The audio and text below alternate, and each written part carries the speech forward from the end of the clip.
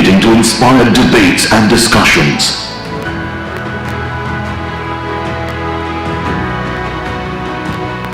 Bringing forth the perspectives of the industry leaders,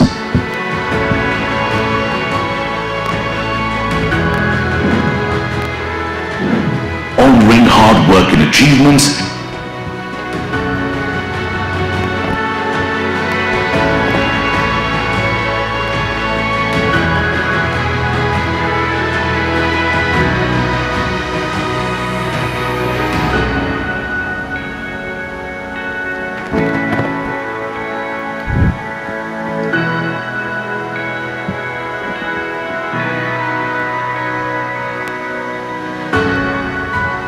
keeping the industry connected.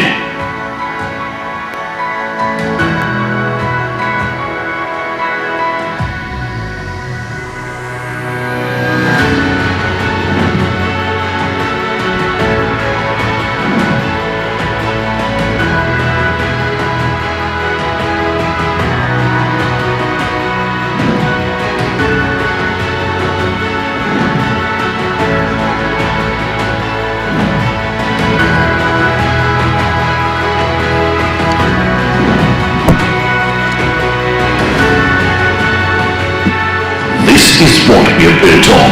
This is what we are building.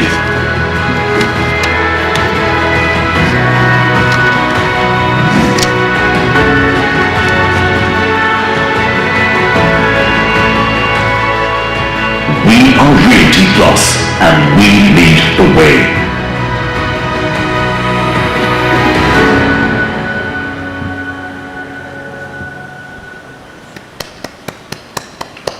Thank you very much, everyone. Well, that was the brief of what exactly Realty Plus does and our latest initiatives as well. Well, ladies and gentlemen, of course, to have a better understanding, if you want to get in touch with somebody from our team, we have Ms. Trupti Kedia. She is the publisher and business head, Realty Plus. You can absolutely get in touch with her. Well, of course, we are here in Hyderabad, India, and we have a beautiful culture and tradition. To start to initiate any evening, we have to take God's name. And on that note, now let's proceed with the formal proceedings. And to do the honors, may I please request and call upon stage our very own. Ladies and gentlemen, please give it up for none other than Dr. Anurag Batra, Chairman and Editor-in-Chief, BW Business World Media Group, Founder Exchange for Media Group. A big round of applause, ladies and gentlemen. Welcome, sir.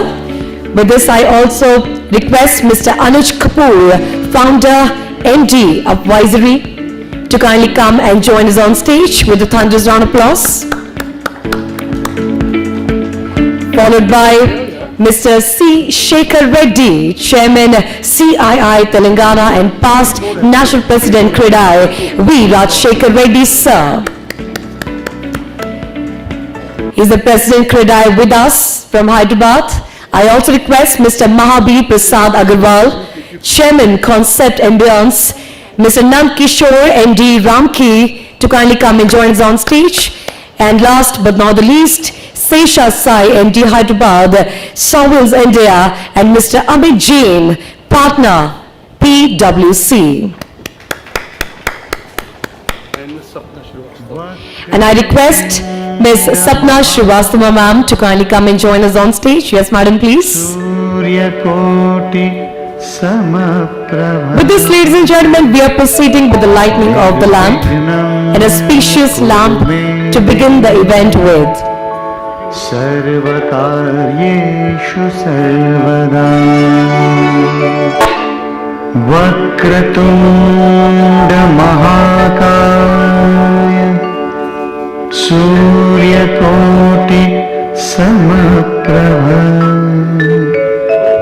निर्विघ्नं कुरु मे देव सर्वकार्येषु सर्वदा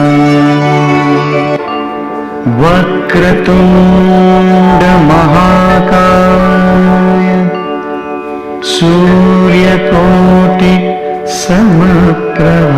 Thank you very much. With this, I request all our leaders to kindly stay back with us on stage for a good picture. to cherish every single moment we are spending out here. Yes, please. All of you, yes. Come in the middle. Yes, sir. Please.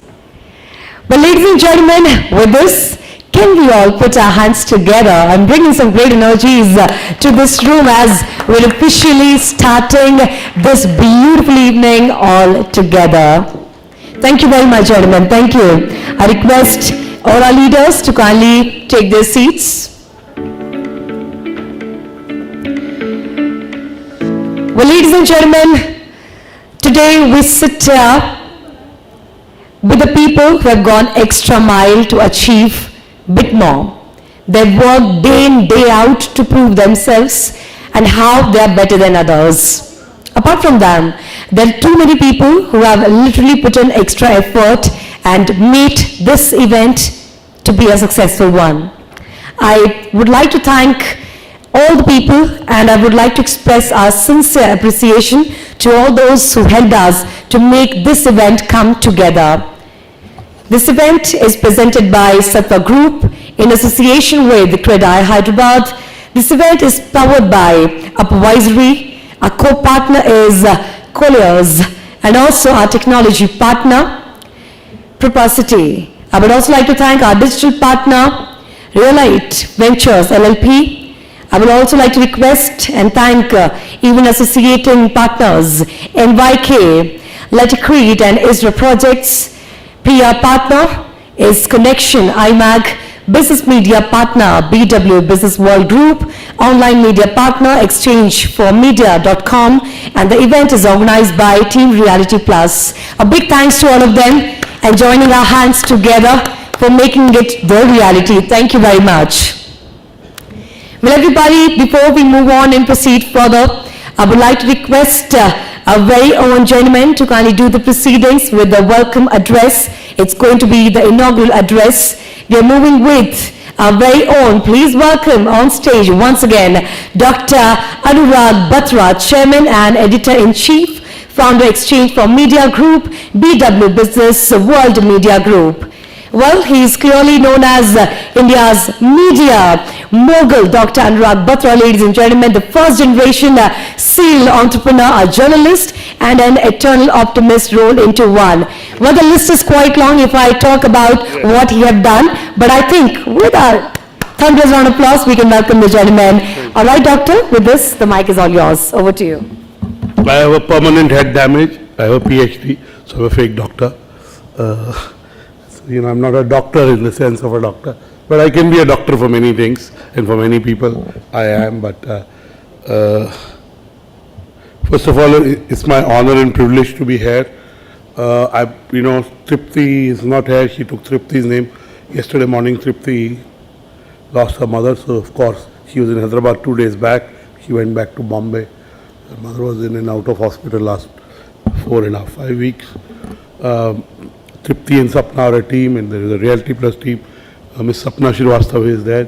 It's the one and the same thing whether you talk to Tripti or Sapna, they're absolutely on the same page. They work like a team.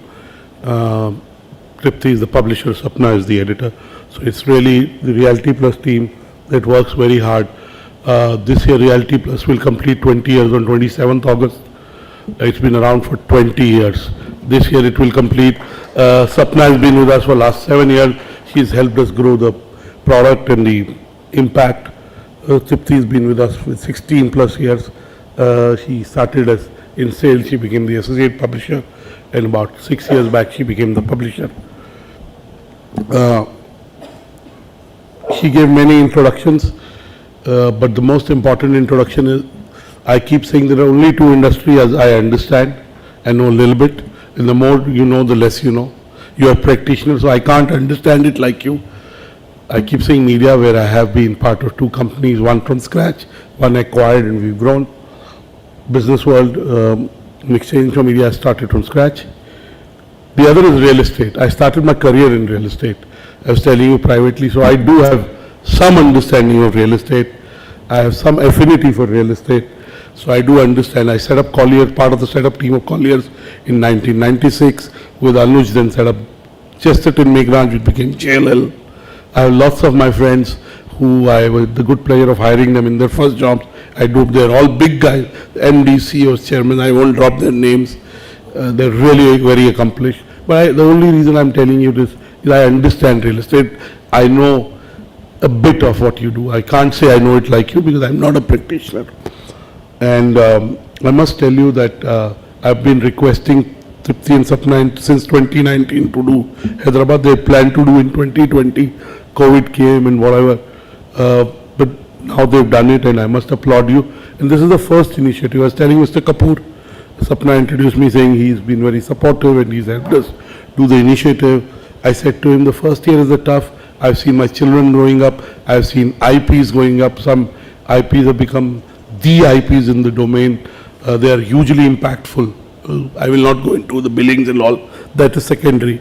Once you make impact, the billings automatically happen. When we are doing this conclave in Hyderabad, I come to Hyderabad very often. I have very important relationships there, friends, business people. I have some entrepreneurs that I mentor and I'm involved with them. So I end up coming for some reason or the other. And every time I talk to my friends and I know about Hyderabad is a city which is grown in the last decade. I've been coming here for 10 years. I've seen the growth and I can only tell you, like in every product and service category I was telling you, sir, there is premiumization. If you take automobiles, the entry-level cars of the number one player are not growing as much as the luxury SUVs of that company. You can, right? You can take it for day before yesterday in Delhi. We had Business World at its auto event. Mr. Gadkari was there. In India, in most categories, and real estate included, though he gave me a different perspective, and I respect that because you're doing things on the ground, it's not an either-or country. It's an and company. So what means is, let's take mobile phones. A 7,000 rupee mobile phone sells, and a 1,50,000 rupee mobile phone also sells well. Huge numbers for both.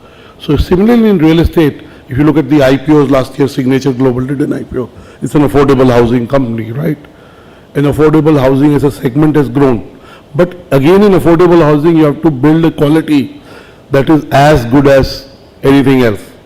The location may be a little far, which makes it affordable. The units may be relatively smaller. But in terms of quality of construction and facilities, even affordable housing is second to none. I got to know that in Hyderabad, residential is doing very well. There is premiumization in the residential segment. There are residential flats that are 12 to 15,000 square feet. That's a lot of space. 6,000 square feet is large, I think. In Bombay, large is 3,000 square feet. Okay. So just to give you context, 12,000, 15,000 is huge. Traditionally, we call them penthouses, right? But I was shared just now that, and I was trying to know what is the number of residential dwelling units being built, how much is under construction, and I'm sure I'll get the data. We'll start doing that data. But the fact is Hyderabad is growing. Real estate is growing. This is the one sector. There are two sectors that people had become very skeptical of during COVID. Any contact sector, which means hospitality, travel, and the other was real estate, that people will not need office spaces, which was good because people saved money and they realized the value of their home. Everyone needed a single room for their Zoom, and generally people spend more time at home, so the value for home went up. And hence, immediately after COVID and during COVID, you saw that the offtake of residential in every city. You take the three cities that are driving the growth of real estate is Pune, Hyderabad and Bangalore. And again, they have a lot of influx of outside people. Hyderabad relatively less, but Pune and Bangalore huge. Of course, Delhi, Bombay, you even take state capitals, the residential is booming. You take Bhopal. I know developers personally who are building absolutely fantastic quality in Bhopal, and if I told you per square feet, you say really? But the fact that people have aspirations have grown up. So property is a sector that is growing. It is a real sector. Wealth is created in property. Property is aspirational for anybody who moves. As you know, the number of millionaires in India is growing. Where will they invest? In a bigger house? If you become wealthy or rich, there's a difference between being rich and wealthy. The first thing you want to build is a house. I have a friend, I won't take his name, big family in Hyderabad. His father-in-law is a big guy. He recently in October I was there. He's built his own home. I went to his home. A beautiful home. I mean, it has the names of him and his wife that you enter. It's next to a liquor store, so if you know him, there's a huge liquor store on the main road. So if you become wealthy or rich, the first thing you do is to invest in real estate. So as India becomes more and more affluent, this sector is going to be that sector. And as you know, this sector currently, whichever number you take, it does contribute almost 10% to the GDP. More than 7%. You take anyone's figure, in my view it does about 10%, but some figures say 7-8%. This contribution is going to grow up. Also, I remember taking my daughter to Bombay 2 years back. She got through Narsim Monji, and she went to Narsim Monji. She asked me, "But Papa, where is the university?" I said, "This is the university." She said, "But Papa, this is a building. This is not a university." So I said, in cities like Bombay, New York, beta, all the universities are vertical. They are not horizontal. She chose to go to another university in the US that completed 190 years on 3rd Feb and has 600 acres. She keeps sending me photos from her room. It looks like she's in a resort. But the fact is, there is paucity of space. While the cities are expanding, people still want to live in the center of the cities for various reasons. And I live in South Delhi, and a lot of people from South Delhi have moved to Gurgaon. I am from Gurgaon, I moved to South Delhi. But there's charm of living in the center of the city. So there will be a lot of redevelopment where that will happen. Of course, without doing away with the heritage. I mean, Hyderabad's old city has its own heritage. But there is, so point I'm trying to make is that whether it's the residential segment, whether it's the commercial segment, whether it's retail, whether it's office spaces, real estate is growing. And it is likely to grow for the next 3 to 6 years. In the near short term, there is not going to be any slowdown. Anything you build anyway, it takes between 18 to 24 months to build, in certain cases 36. So really, it's a great time for real estate. However, what has also been noticed, and also there are real estate IPOs happening, also the boys have been separated from the men, so to say. People who follow, Rustamji did an IPO 2 years back, Signature is done, and they have both very good reputations, and their customers are happy. This business has become customer centric. Earlier you would build anything and it would sell or not sell, right? There's a lot of stuff you build which won't sell also. But I think for the first time when I talk to the promoter of the real estate company, I talk to real estate developers, they're talking customer centricity. What does the customer need? What are the things you can do extra? Again, in real estate, service apartments are becoming big. Also, what is happening is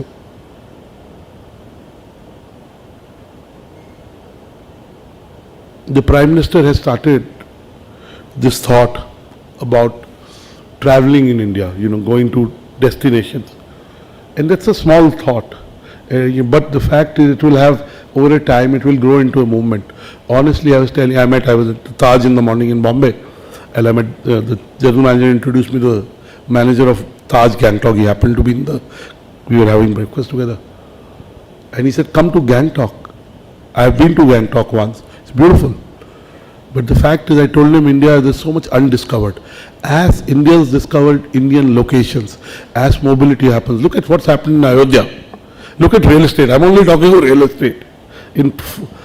Some people bought land immediately after the verdict. Look at what has happened to them. People are buying homes.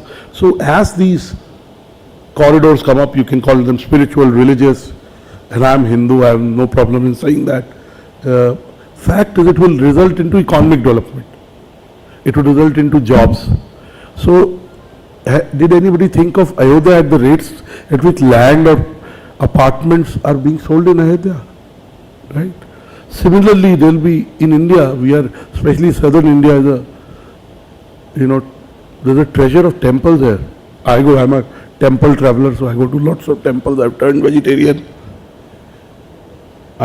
India will see new destinations emerge that we are not even thinking of. I mean, Mathura will be big, Khyalmapi will be big, and if India wants to get to the foreign exchange that other European countries earn, the only way is tourism.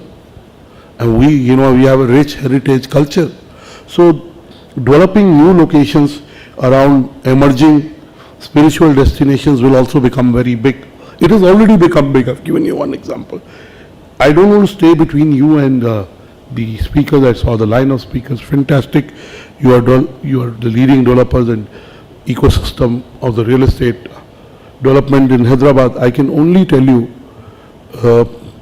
that Hyderabad, Pune, these are two cities that will really drive consumption. The third city is Ahmedabad. Of course, we bid for Olympics. Ahmedabad will get the Olympics. You only bid when you're invited and there is a good chance. And there are other people, you can imagine who all are buying lands around Ahmedabad. I don't have, you can guess. Okay. The name starts with A, if you are, right? My name also starts with A, but I'm not buying. So, point is there will be new centers that are being developed. You will develop it. Indians are very wealthy. What is most important is customer centricity, premiumness, and last but not the least is building structures which are more sustainable. Green buildings was a fad 30 years back when I started my career in real estate. I remember my boss my boss was Australian, unfortunately he died. Last year, he took me to Parpur Business Center in Delhi. Mr. Kamal Mittal was explaining to me the particulate matter is the lowest air Anurag. And so we have to build sustainable buildings. We have to build better buildings because the good days are gone when you can build shabby buildings. The reputation gets, it reflects in the price you get, in the brand you build. Advertising doesn't build the brand, the product and experience. For the first time, people are talking of experience in real estate like we talk in any service sector. So it is great times for real estate. Hyderabad will lead the way. We're grateful to you for your time, presence. We've started the first initiative in Hyderabad. Next year it will be a mega initiative because I'm sure the team will get full year to work on it. Next year, which means April to March, that's how we look at our year. This year we did Dubai. On 24th November we did the India property show in Dubai. Next year we'll again do, I don't know the dates, Sapna and Tripti will be able to give you dates, but hopefully in September or August, not in November, we'll do it before Diwali. Whenever it is auspicious to buy property. We're also adding Lucknow and Goa because again real estate is very local. This is what I have to say. I want to end by saying that while you're here for real estate, I want to talk to you about three things which are very, very important for me and I've been talking about it. One is sleep. How many of you sleep more than 8 hours in the night? I'm assuming no one sleeps in the day, right? How many sleep more than 8 hours? Anyone who sleeps more than 8 hours? Not even one. Anybody who sleeps more than 7 hours? For 35-40% of you. Anybody who sleeps more than 6 hours? So, and who sleep less than 6 hours? That's not good stuff now. That's not good. The one thing that I don't compromise in spite of is my sleep. So India is by and large a sleep deprived country. Most people sleep less than 7 hours or 6 hours. The least amount of sleep you need for a healthy body is 8 hours. I can do a lot of things right on my nutrition and movement, but on sleep, I sleep 8-9 hours every night. Sometimes twice a month, thrice a month, I get stuck and I'm at an event or I'm at a social get together where I'm forced to stay long, but I'm not a late night person. And I read this book called Why We Sleep 10 years back. I reread it last week. Sleep is people are dying of heart attack at 40. I knew this guy who died 10 years back. His name was Mr. Das. He was the MD, Ranjan Das. He was the MD of SAP. You can Google him. And he used to go to the gym, really muscular body. But he used to sleep less than 4 hours in the night. So it creates damage. So read the book. Second is kindness. How many of you know of this guy called Nadav Ben Yehuda? Does anybody know Nadav Ben Yehuda? You can Google him. He's an Israeli, as his name gives away. It is about kindness. If you sleep well, you'll be kind to yourself. When I don't sleep, yesterday I was biting into food because I slept very late the night before. You eat more, you're not into conversations. You're not good to yourself. You don't think well. your breath is not at ease. So Nedab Ben Yehuda in 2012, can you show his photo? This is the guy. In 2012, he set out to become the youngest Israeli to climb the Mount Everest. And he was somewhere between the base camp of Mount Everest and Mount Everest. He saw two of his friends, one almost dead, the other about to die. And eventually one of his friends passed away. So he had a choice to do two things, either to continue his journey and become the youngest in 2012, 12 years back, to become the youngest Israeli to climb the Mount Everest, or to save his friend's life. Guess what did he do? Guess what did he do? Saved a life, otherwise I wouldn't be talking about him. Right? In a world where we all want to make an impact, we want to be wealthy, we want to be well known, we want to be respected, help other people. And then eventually he's done well in his life. And it's a very me world. Even the leaders are becoming very much about themselves. In that world, be kind to others, do things for others. The karma works. If you do good things, it does come back to you. So you do your karma right, you're building affordable housing. I know some developers who would even take shortcuts on that. I won't take primarily Delhi developers. I know Noida, Delhi well. So whatever you do it well. Sleep well. I keep talking about sleep because we're doing an India sleep study with 30,000 people. India is a sleep deprived. We'll give you exact numbers in 2 months, but people sleep less. That's not good. Whatever you do, ultimately you're doing for your health, to enjoy it, your children growing up, and the last thing is sustainability. You've been seeing last week, there were wildfires in a particular country, people died. There have been wildfires in Europe, in Australia, in America, in MENA.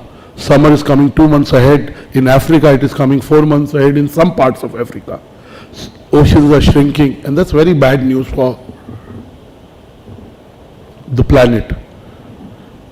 And Donald Trump is wrong about a lot of things. He's also wrong about climate change. Climate change is a reality. So in your leaders, your promoters of businesses, CEOs, CXOs, in whatever you do, raise climate consciousness. Because what is the planet we'll leave for our children? We've lived our lives, but our children have 50, 60 years. And also the lifespans are growing. With advances in stem cell research, you can live till 120 if you don't get hit by a car. You can. So I just want to say, keep doing the great work that you do in Hyderabad, building the icons you build, providing the homes that you provide. Office spaces, I was told that it is stable, it is not growing. But I'm sure even office space. In Delhi, the office space rentals are going crazy. In Bombay, they're going crazy. A-grade office space is at super premium, not even premium. AeroCity is now releasing GMR's AeroCity. They told me the rates last week. We do the GMR magazine, AeroCity magazine. And I said, really? That's the rental in 6 months at AeroCity? I don't want to tell you, but the fact is office spaces will come back. It's just that they don't have to look like office spaces. They have to look like, I met a gentleman from office. When I was coming from the airport, I saw the office AWFIS building, and all co-working spaces have done well. I know office has fantastic quality of spaces. We've used it in the past. So I can just say that the office spaces have to look like a co-working space, like smart spaces. They have to look like lounges. They can't look like offices anymore. People don't want. And hybrid is a way of life. Maybe out of 5 days, 3 days physical, 2 days hybrid. So this is what is happening. I just want to say that, again, I was in Dubai whole of last week, and Shobha in the last decade has done a lot of development in Dubai. I looked at the real estate rates of Dubai. Emaar has just launched a property called Nakheel. Nakheel developer called, it's in the CBD near the Business Bay, and it has 1,600 units. It's got, last week it had got 24 applications, 2,400 checks. Not just the application, people have to put a check with it, right? I'm sure today is the draw. I'm sure it's 3,000. It's not cheap, I can tell you. So property everywhere is doing well, and people are having multiple homes. People are having a home in the city, they live in a home, they sit in a city where they travel for work, and then they have one leisure home, at least, right, the affluent segment. So really, people are getting to 3-4 homes. Typically, you'd find one home and one holiday home, but it's becoming 3-4 homes. So really, the real estate residential sector, through the strong domestic consumption and actual users buying real estate, is seeing a great revival. You are an example of that. I wish you luck, and I'm sure we at Realty Plus will be able to be a catalyst in your quest to provide housing and real estate, products, if I may use the word, to the customers, which make a huge impact in their life. God bless you. Thank you.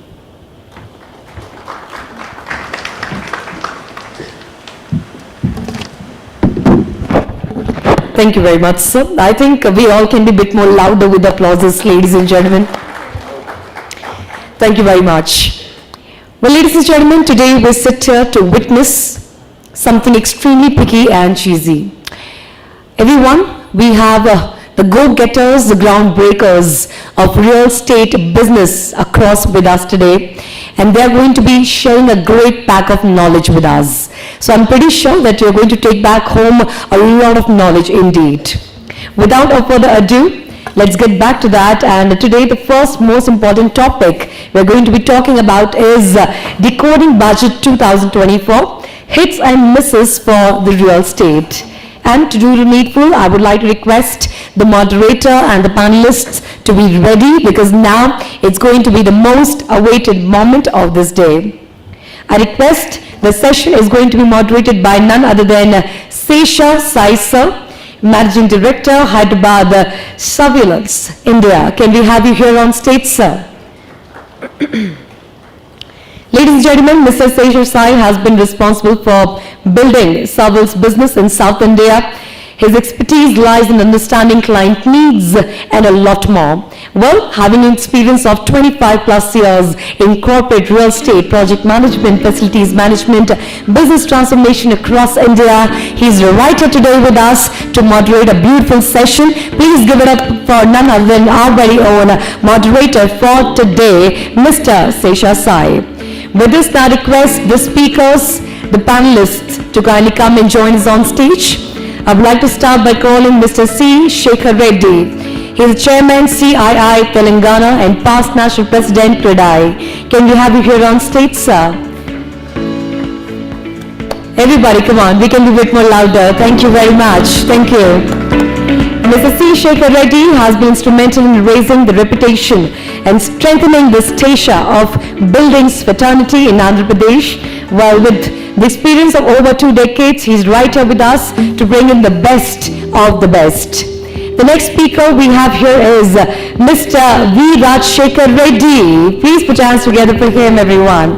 President, CREDAI, Hyderabad. Mr. Reddy, managing a partner, Gayatri Group, as a president of CREDAI Hyderabad, he represents the whole sector. The industry association under his leadership is making efforts and bringing the problem-faced construction sector into attention as well. Well, next up, I request Mr. Mahabir Prasad Agarwal to kindly come and join us on stage. He's the chairman, Concept Ambience. People, we can be a bit more louder, please. Come on, come on. Thank you. The veteran of the industry, Mahabir Agarwal, has been a driving force behind the company's growth so far. He believes in many of the valuable things that, of course, the customer is the king, but apart from that, what to bring the best of the best, to give most affordable, at the same time, the exceptional form of work to the clients, to the customers. Next up, I request Mr. Nand Kishore to kindly come and join us on stage. He is the Managing Director, Ramki Estates. Welcome, sir. Ms. Nand Kishore is a seasoned professional for over 30 years of experience. Ladies and gentlemen, higher level management roles spanning across both public and private sectors. With nearly 15 years of experience in real estate industry, he's right here with us to share his great pack of knowledge with us. Welcome, sir. With this, I request Mr. Amit Jain, partner, Price Waterhouse and Co. LLP, to kindly come and join us on stage. Welcome, sir. Well, a true professional, Mr. Amit Jain aims to work relentlessly in every client engagement with passion, commitment and consideration. Ladies and gentlemen, he specializes in digital payments, and also if we talk about the fintech, banking, anti-money laundering and a lot more in his pockets today. So yes, we have so many people around us today to share an extreme pack of knowledge with us. Can we all start this session with a thunderous round of applause? Thank you very, very much. And on that note, now the stage, the mic, the audience is absolutely all yours. To the moderator, over to you, sir.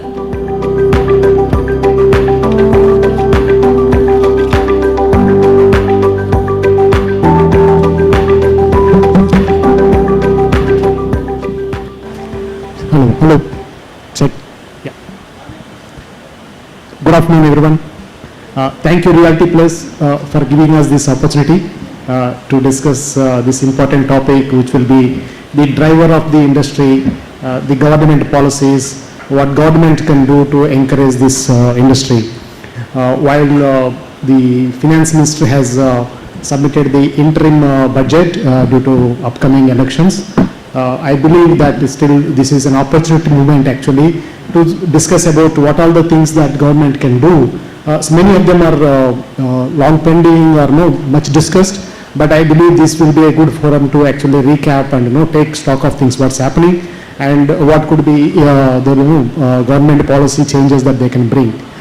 Just to give a context, like Mr. Anurag Batra also mentioned, while real estate contributes about 10% of the GDP, more than that, this is the largest employer of the country after the agriculture. We are slowly moving away from the agriculture and becoming more and more urbanization. Today, based on any calculations, it would be between 30 to 35% of the urbanization happen.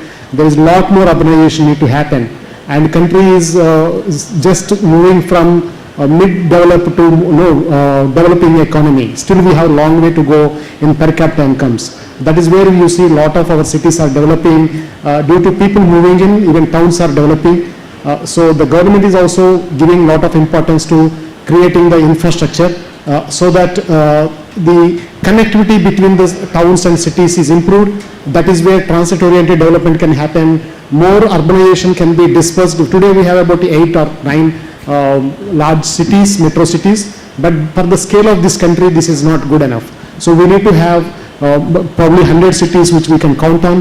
That is where the faster trains and highways and airports, other infrastructure what government is. So since last 4-5 year budgets, in fact previous year budget, the capital allocation has gone up by 30%. This year also we expected, but it has been only 10%, marginally they have done. So given the kind of push that the government is giving on the capital spending, which is infrastructure and associated facilities, may I ask Mr. Agarwal first, like how the infrastructure development is going to impact, support the overall industry, real estate and construction industry?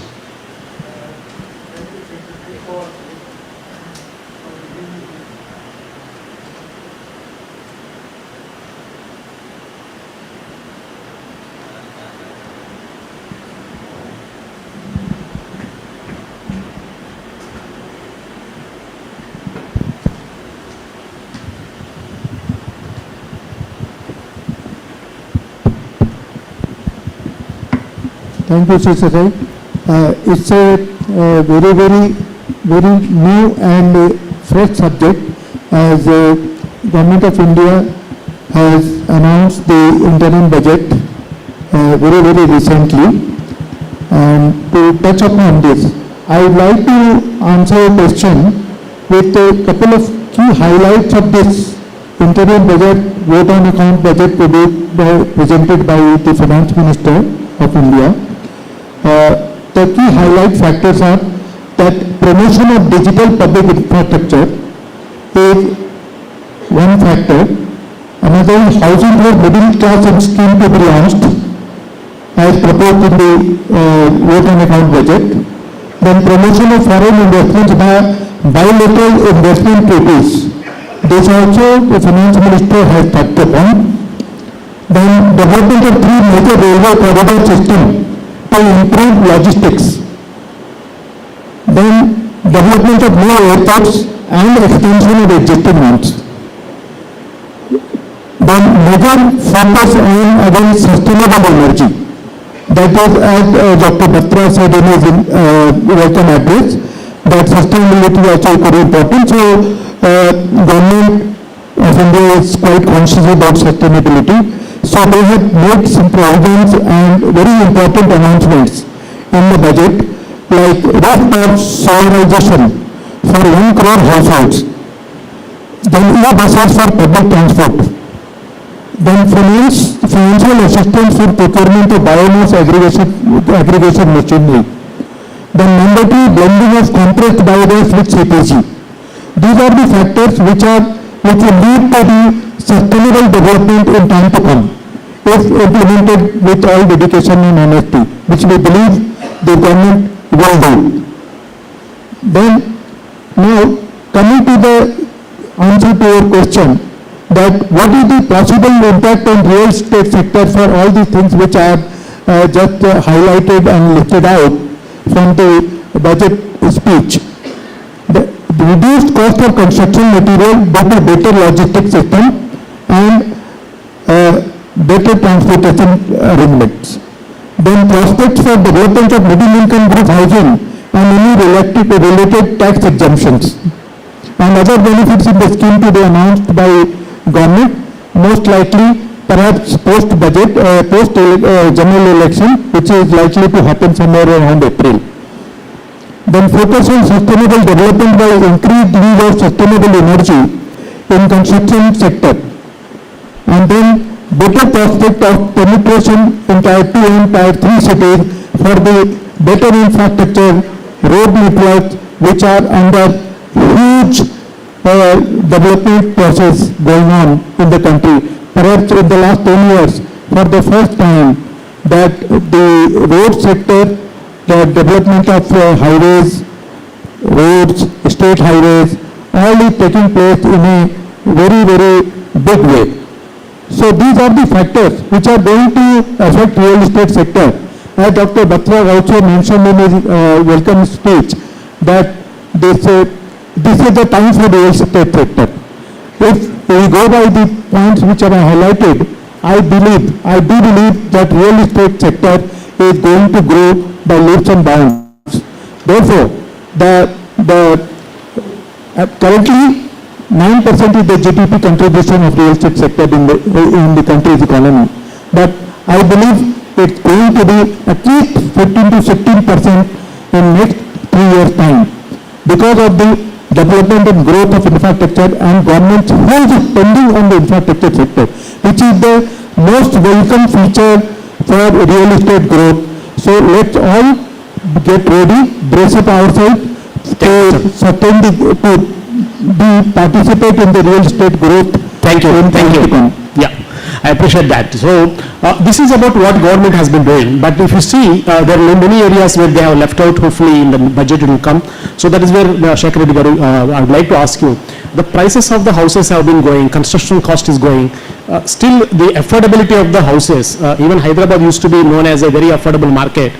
For various reasons, the cost of the housing has gone up. Even the size of the houses also are going up. So the affordable housing, in a way that government envisages, seems to be taking a backseat. The number of units getting sold, developed is reducing. And you have been one of the proponent and advocate for this on the CREDAI platform along with other leaders. So to get the affordable housing, one of the support areas for the government looking. What do you believe in the upcoming budget and policy decisions government should do to promote, make housing more affordable for the mid-segment through the private developments?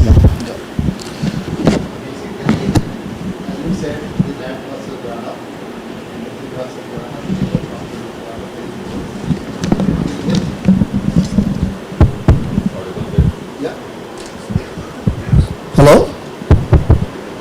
Yeah, as you said, the prices have gone up, land prices, because nowadays all the state governments also greedy to what they want to make money, they are selling in open auction. That effect is there. The market, private lands also, and the material cost has gone up. GST is as if it's the luxury goods, all the products, the higher side GST is there. Fees have gone up. So the only thing what is left over is the loan. On that loan component, if the government gives maximum, the subsidy, that is the only way out. Now I am seeing that we were actually expecting this budget, MIG 1, MIG 2, CLSS scheme. They will continue with a lot of other incentives. Yeah. That was a big disappointment. They are not extended, but they said, as Agarwalji said, they are going to launch a scheme for the ownership and also rentals. So we have to see what extent this interest subvention they are going to extend. Like affordable housing, the GST is 1%. Maybe they should extend that. And frankly, I feel, because as a developer, as a leader, I openly tell, Government of India says one nation, one tax. But real estate is n number of taxes are there. I think they should keep away real estate. Government of India should keep away from real estate. See, there cannot be two types of taxes on the same product. They should let them leave it to, redefine it and leave it to the state government, charge the registration charges. If you want, you take part of the registration charges. You can demand from the state, you also give me, like GST, you also give me from state taxes also some share. But you cannot charge so many, there is no ITC, input tax credit is not there. It all coming to more than 1/3, the tax portion itself. And how can you ask the affordable housing? Yeah. So there is no differentiation between affordable housing and the luxury housing. Taxation difference is not there. In even the registration charges, it is not there. In the income tax also. When Vajpayee came first, up to 1 acre and above, land, if you construct a particular size of apartments, smaller apartments, your income tax was exemption. So that was taken away. So around here they are adding some more new taxes or making more complicated. In my feeling is, in fact I made it clear earlier also, with the Government of India, state government, local body, any department for that matter, they should not increase 1 naya paisa of tax on real estate without the consent of the regulatory authority. Unless we do that, unless we benchmark it first on real estate, this is a tax. What is whether it is a luxury good or a non-luxury good, whether it should be 10% or 5%, now it is 1/3. 1/3 is too high.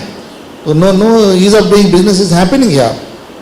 So fortunately there is a 2 crores, the PM Awas Yojana is earmarked in the new budget. That is the one thing I can see. Last year we had a jump of about 30% on infrastructure allocation. This year only 11%. Though it's the interim budget, I expect in the full budget, I think they may increase the infra fund. Maybe this time they may be giving towards more to the middle class people because of the elections. So I feel the Government of India and the state government, they should relook into this. Instead of selling of the lands in open auction and making the land non-viable for the affordable housing, they should go in a barter mode or a revenue sharing or a PPP model. And not only this state, I'm saying to every state. I've been advocating this for the last 15-20 years. Unless they stop it, so otherwise they have to, put extend the metro to far off places and create all the social infrastructure and create a zone of affordable zone, so that the people, the LIG, MIG, they can come to the city. Within maybe 20 minutes travel, something like that, half an hour travel, they should be able to come. But they need huge infrastructure there, schooling, hospitals, security, everything. So we need a new models of development and promoting the either land pooling, giving some kind of new models of development is required. Maybe government has to give that land also free or subsidized rates or something like that. Otherwise, everywhere if everybody is increasing the land component, which is almost 40 to 50% of the total value of the apartment, from where do we get it? Yeah. See, government was supposed to give roti kapda makan. They have forgotten. The makan they have forgotten almost, except this Awas Yojana, state governments have almost closed down their housing board and housing corporations. Correct. Thank you. Yeah. In fact, these estimates are, we don't have those many scientific estimates, but generally if you see about 10 million houses are shortfall in and it is growing only every year, and they expect in the next 10 years the housing shortage will reach about 30 million. So going by different estimates. So the number of houses getting especially constructed in the mid segment. So he touched upon some of the tax incentives and double taxation and different things happening. So that is where, Amitji, what do you see, if you can tell about, in a bullet points or in some simple way, what are the areas inefficiencies, double taxation is happening, and what should be government doing about the area of this to make it both on the supply side and demand side of it? I will divide this into two parts. One, first of the direct taxes side. In direct taxes, because the interest rates are increasing, and the interest deduction is still restricted to 1 to 2 lakh rupees, and there is a demand that it should increase to 5 lakh rupees for the deduction of interest. The second, the sir has talked about ETIBA exemption, which was there for the affordable housing, which has been withdrawn now, and even in that, if you look at those exemption which was there, the limit of 45 lakhs for a 90-meter house, considering the high land prices in the city, and can you make a building at 45 lakhs? So there is a need that this should be increased, this limit of, if they bring back the exemption and increase the limit to some, they say 70, 80 lakhs. In the cities like Bombay, nothing is available for 45 lakhs. Yeah, in fact, cost of construction, if you put the inflation itself, it was set in 2017, if I remember correctly, 45 lakhs. 45 lakhs, yes. Over the period of last 7-8 years, the inflation itself has increased the prices by more than double. Correct. Yeah. Thank you. So that is direct tax. From indirect tax side, if you see, GST is charged without input tax credit, and all the inputs which is getting into the construction, like cement, steel, everything is charged at 18%. Which is adding up to the cost because it's not available as an input tax credit, and therefore it is increasing the cost of the construction for the developers, and that is also very difficult for making an affordable housing, because if your 18% of the input cost is getting into your cost cycle, and further you are paying 5% GST on the output, that's a 23% delta which is going into your cost, and therefore there needs to be rationalization of GST for the real estate sector, which is required for going forward. Also in the commercial, actually, you get further, even the rental is taxed when it is Rental done, is taxed. when it is constructed. So there are many areas where these things happening. Yes, sir. But there, if you see, Nandakishore, if I want to come to you, there has been a demand from the industry that it should be given industry status and more affordable funding opportunities, and more opportunities to get the fractional ownership, and more way that how industry can mobilize the resources. So what is your take on why this is pending, this status, request for industry status, and what government can do to make the financial resources availability for the industry more competitive compared to more organized, the so-called organized developer sectors? Yeah, hello.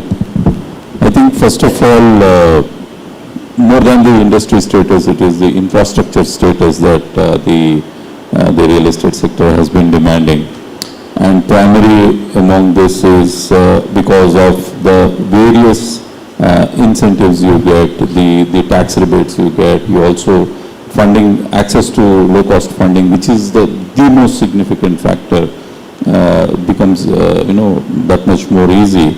I think only for the purpose of ECB, this has been included as an infrastructure, but other than that, real estate still awaits the infrastructure status.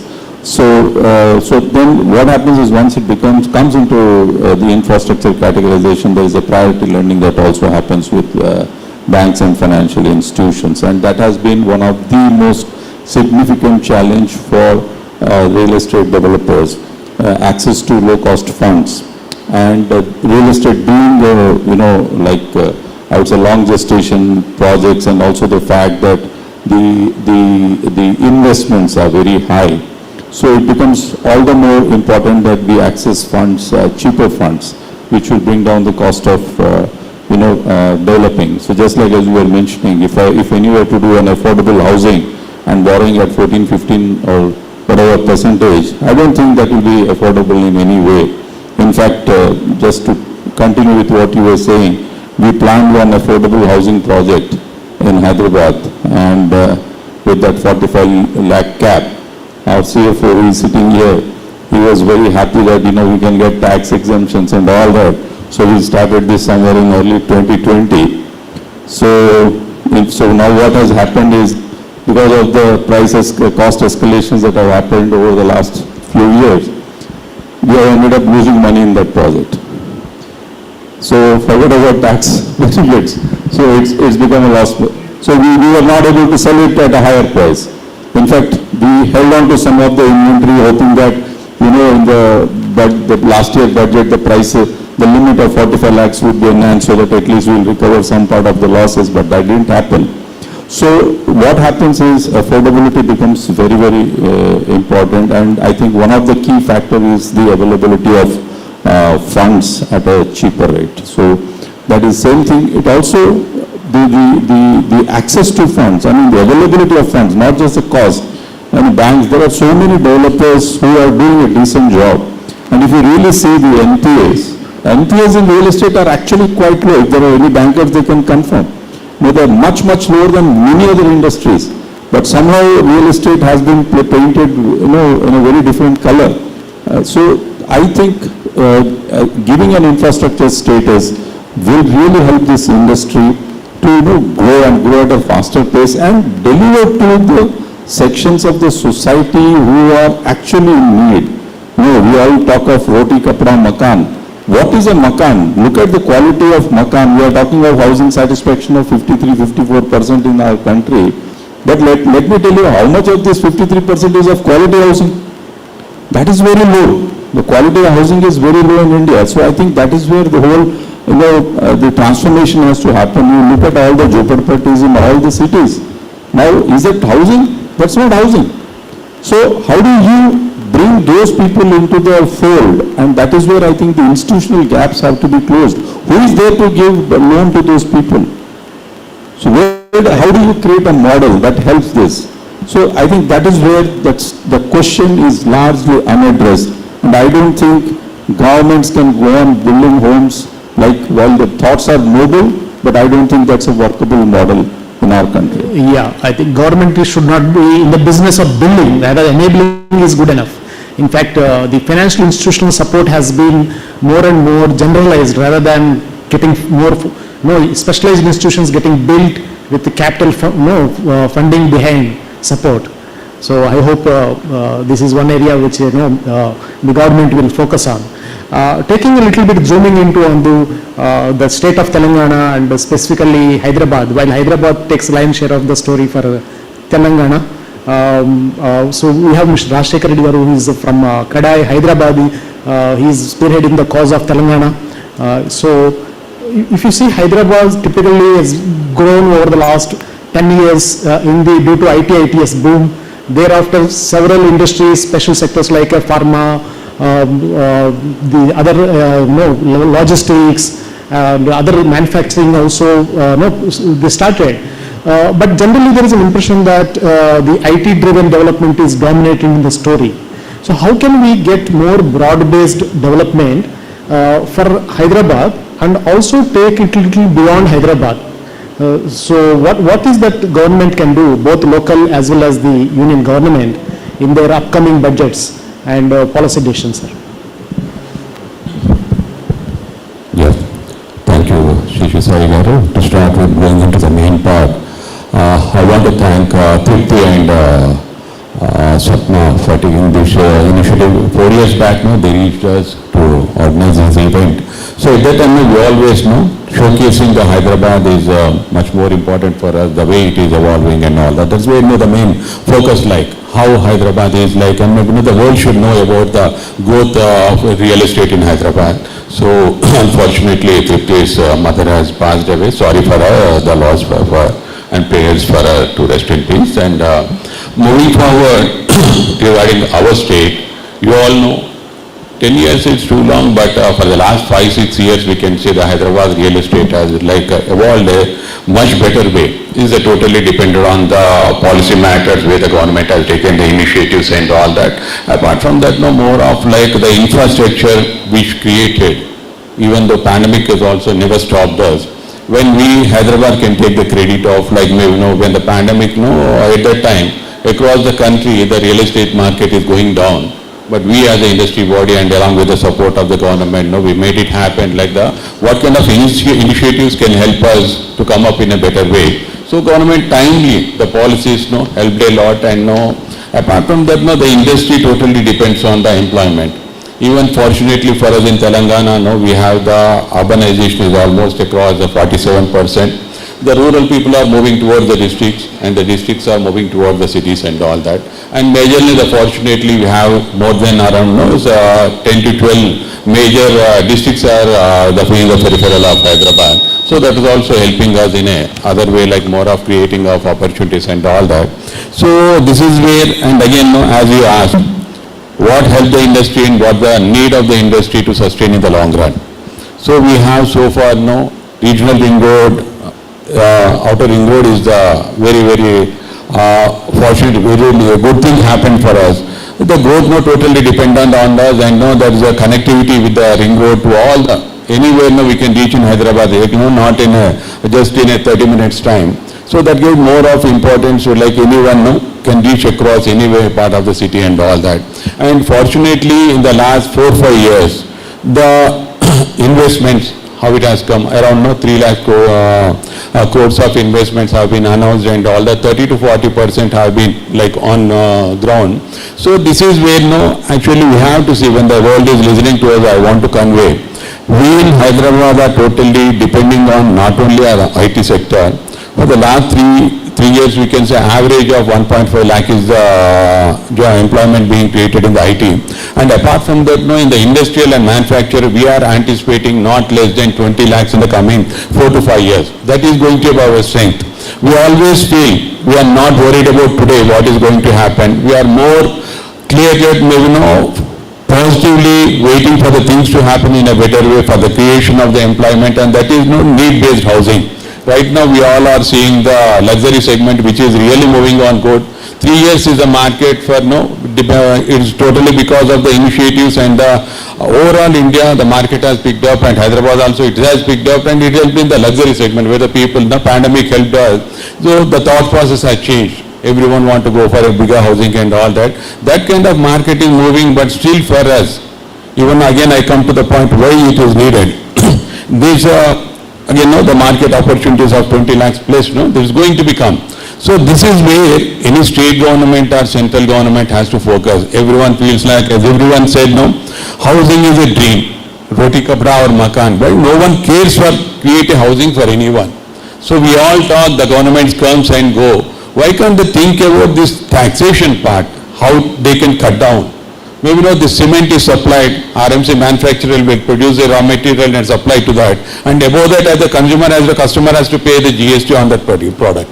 So this kind of taxation, who they are making it impactful, like any common man, how they can buy a house. Even a builder, always they can sell it, and maybe again overheads and all that we calculate. In another way we try to keep margin, sometimes fortunate enough we may come out of that with little bit of profit. But imagine a common man, anywhere how we can fulfill a dream of housing. So government has to come out with the policies and all that. This affordable housing, earlier it was like 60 square meters in Tier 2 cities and 90 square meters in the metros and all that. But that has to be increased. Now the dependents, the families have increased, and everyone want to go for a bigger house. And the cap of 45 lakhs is also not going to help it out. So this is where central government has to look into. And state government, we need actually this supporting of the system and all that, where land availability is the much need of us. affordable housing or any requirement can be fulfilled. We have the ring road around 160 kilometers. There they can identify some land bank. We can provide with subsidy rates, not because of the free also. They can provide land for us, and entire industry is ready to, maybe not to some extent, maybe not viable to some extent, but still to make it happen, we may come out with affordable housing and all that. That is going to the future, coming years, 70% of the requirement is the need-based of mid-segment. This is I want to Yeah, I think it is a very important point. Already, fortunately for the city of Hyderabad, we have a nice ring road. Now, how do we exploit the transit-oriented development around that with sufficient land around being there? The arterial road connection is there. That is one of the very low-hanging fruit, in fact, for the government also to tap upon. While we are speaking about the development and urbanization and so much construction is happening around, unfortunately, the cement, steel, and overall the built environment is having a huge impact on the environment. While we are at the end of the queue in creating this trouble, but the countries like us are having more impact. While still we have not reached our home, we are already getting wet. So that is where we are having this middle income countries, what you call, we are facing. So we need to balance development, but at the same time see something to do with environmental impact, what we create. And Shekhar Reddy garu, you have been associated with green movement for long. Of course, each one of you have been doing projects where these are certified. But if you see something, there seems to be a certain kind of a minimum, awareness and measures being taken. But many times it looks like we are not moving from that minimum required thing, some innovation, some new things coming. Other day I was speaking to someone, they told it's a solar-based air conditioning they have developed. So maybe some people are not at all getting any water from anywhere, they are recycling within that. Small areas here and there pockets happening. But what do you see that where is this, the movement at a scale, the impact at a scale is, can happen, where the carbon footprint under development process can become sustainable as well. In 2-3 minutes, please. Yeah, I am proud to say that now India stands in second position as per the global green footprint is registered. Now 12 billion square foot is registered with 11 billion square foot is registered with IGBC is the recent the data. We are the second largest, consisting of 12,000 odd projects across the country, and maybe in near future we will be the global leaders. And we have developed about 32 ratings in India. Many countries have only few ratings, and 20 years back we had no green product. Today we have certified, IGBC has certified about 8,000 products as a green products. It's called Green Pro in collaboration with the international certifying agencies. About 95% of the products, building material are available in green now today. At Hyderabad, Telangana, we have about 800 projects, about 1.13 billion square foot registered with us, and we are doing extremely well. And all the state government buildings are also, they are taking up the ratings, and they have MOU with them. And recently our constructed our secretariat building got a rating, our command control, a prestigious project got a rating, IT towers in tier 2 towns also got IT rating. Many of the IT companies, they have taken rating, and large developers in Hyderabad. But if I may interrupt you there, what government can do when they come up with, because generally still in India we see budget as one of the big policy, everything they consolidate. If government were to be working on the budget proposals, what could be one or two things that will encourage more people to jump the wagon of sustainability? Is there any policy? Some of the state governments are giving huge incentives in terms of FSI. Suppose Calcutta is giving additional FSI. So they are almost many of the people who are going for the rating, and some other states also giving. Some people are giving. Some states are giving by way of the building permission charges, concessions, property tax concession. But overall, I can say, in a healthy competition, the developers have to do this. Maybe If they do, if they continue, if all the states come forward and give the incentive to developer, is good. Or at least they should encourage the prospective purchaser by giving incentive like a property tax exemption or a water tariff exemption, some concession or power concession, and also the interest concession in the home loans. If they can extend, really it will tilt entire thing. And in fact, we have been talking to our own Kredai, the office bearers. In fact, I have put forth the proposal. There has to be some differentiation between a Kredai member and non-member. We have four certifications level: platinum, gold, silver, and certification. Let all the members of Kredai take certification level, mandatory. And similarly, we discussed with the state government at a certification level, at a certain level of projects, above 50,000 square foot or above 1 lakh square foot projects, make it mandatory.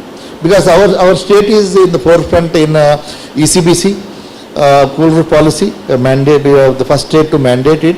And many of our green features are incorporated in the building bylaws.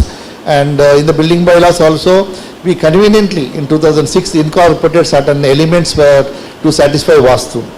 And when you are satisfying Vastu, it also we are satisfying the norms of your green building, that is called daylight in every room, and also the free air circulation.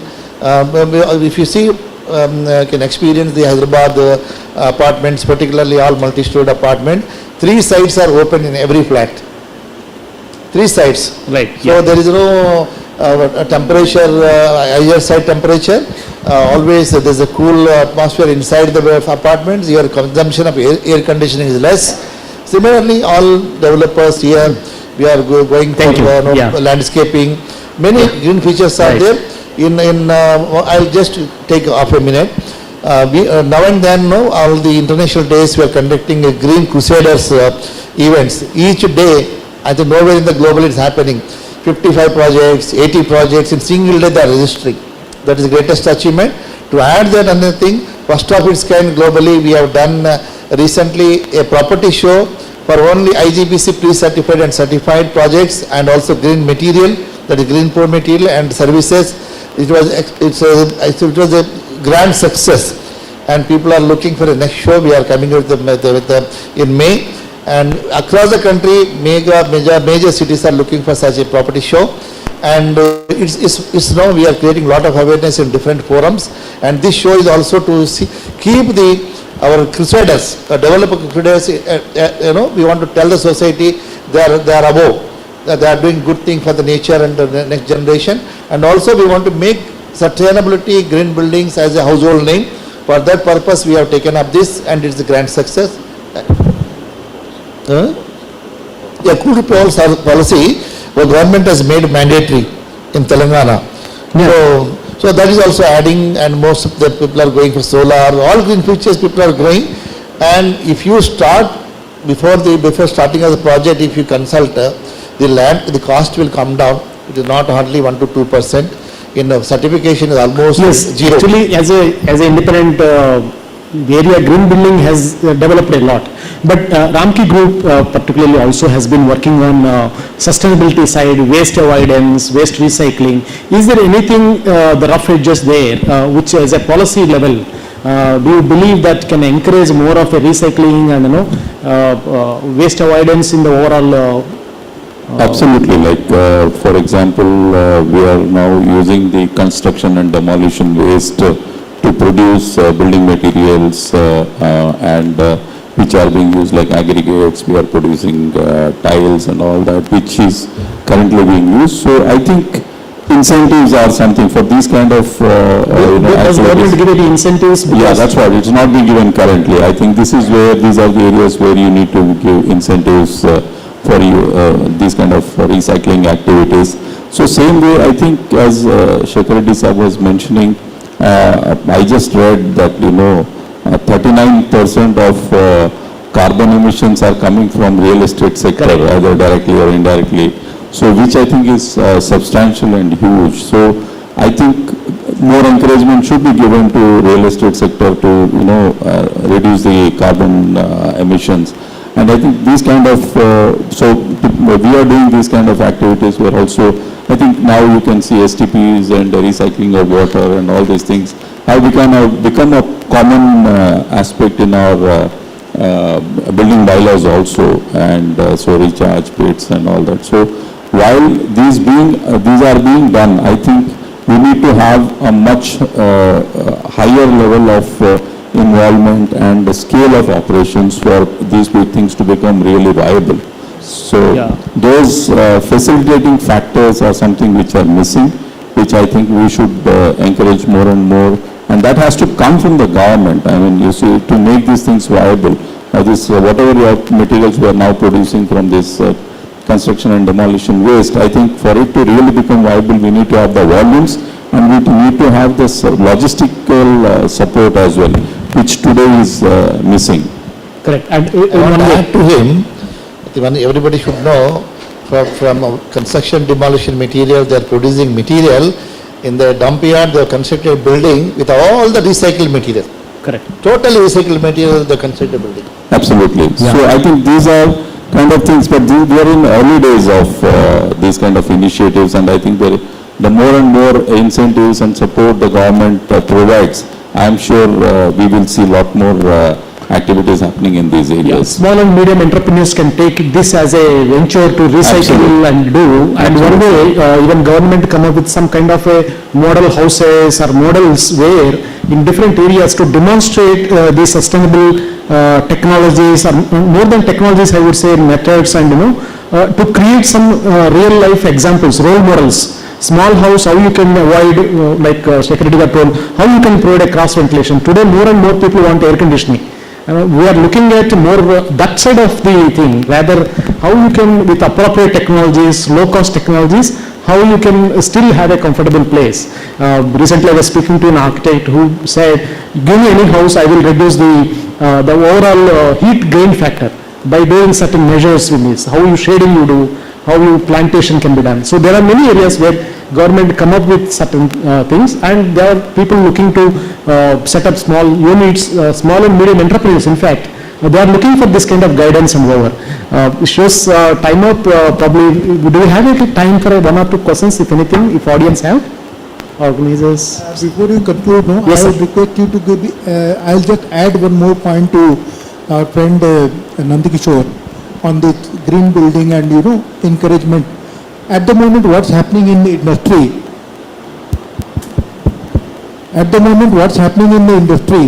that it's either the real estate developers or the consumer are taking the brunt of increase in the cost of doing sustainable building. It is a beyond doubt that if we really want to do sustainable building, it will not be cost effective. It has to be more costly, which is known to every one of us. And government is absolutely overlooking the whole thing. If government of India is serious about the climate change issues, which our leaders are vocal on the making statements, but in real terms, they must come forward to give direct incentives to the sector, and that incentive should be absolutely visible, and they should help in reducing the cost in direct manner. Then only there can be a momentum and sustainability can be a movement, not otherwise. Absolutely, yeah. Thank you for that. That's very important point, in fact. As such, we are a cost-conscious society. Are there any questions? One or two, please, yeah. Can someone give the mic there?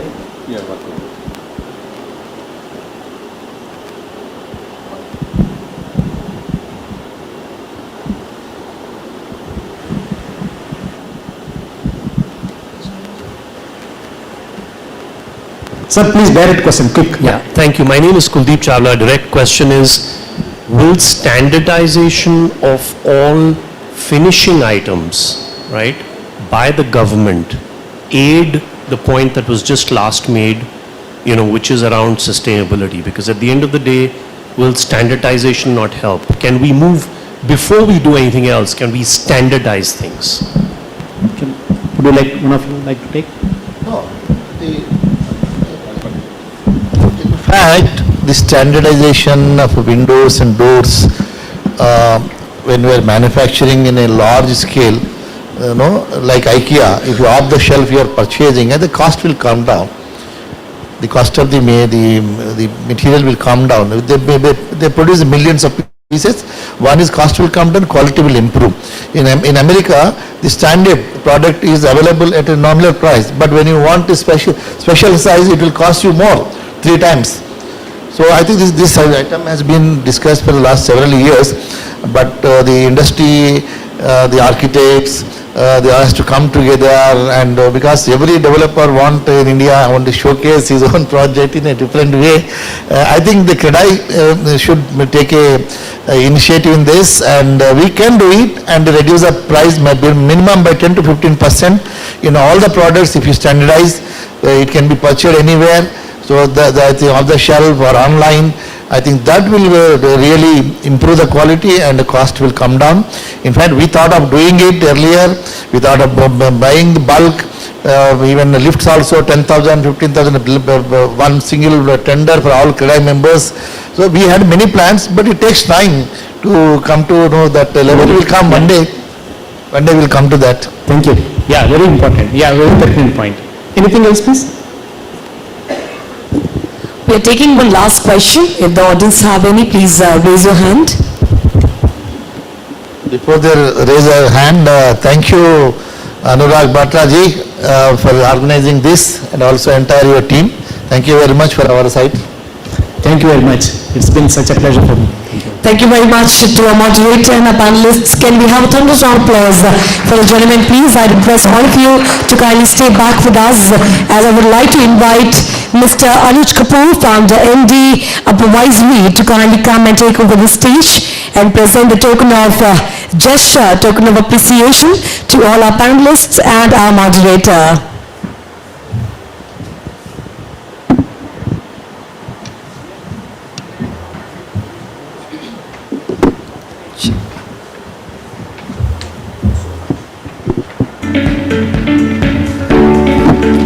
Come on, ladies and gentlemen, we can be a bit more louder with the applauses.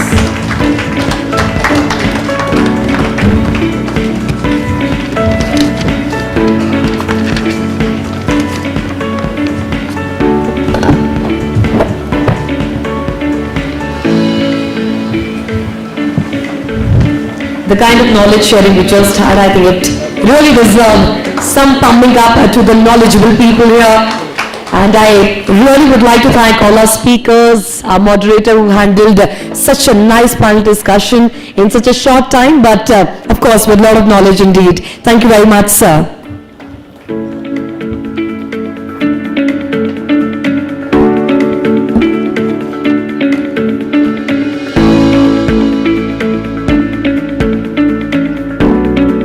And I also request a moderator, speaker, to kindly stay back with us for a group picture so that we can actually cherish every single moment we are spreading out. Yes, please, a quick group picture.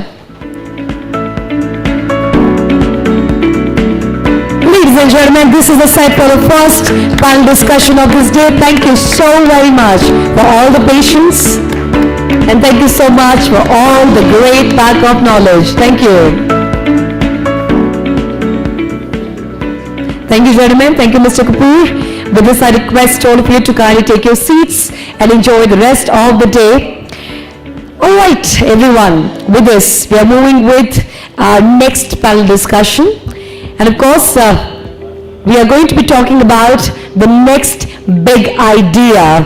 That is disruptive real estate tech interventions. Well, to move forward with this, may I please call upon the speakers onto the forum site, and leading this talk will be Mr. Abhishek Prasad. A big round of applause. Ladies and gentlemen, Mr. Prasad, lead Idea Labs JLL. Mr. Prasad is a digital transformation professional. His focus is on real estate transformation at JLL, working on profits, people and transformation to drive the change. And when it talk about the capacity, he always hired the best ones.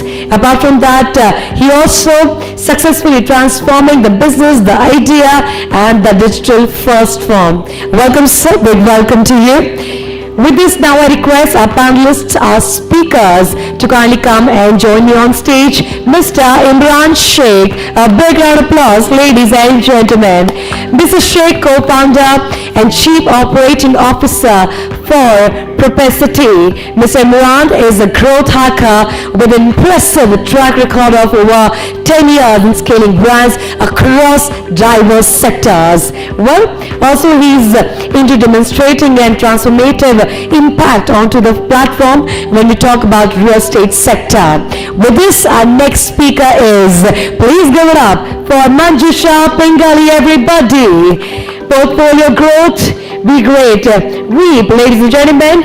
Manjusha leads the portfolio growth efforts at a very, very high scale where she excels the splicing and of course the strategic partnerships across various industries, including the work of startups and aiming them to be the fundraising endeavors. She's right here with us. A big round of applause for the lady, please. With this, I request Mr.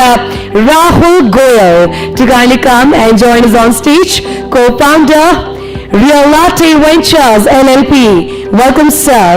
Mr. Rahul is a high-performing, strategic thinking, marketing professional with more than 8 years of experience. And of course, in managing marketing campaigns across all digital platforms.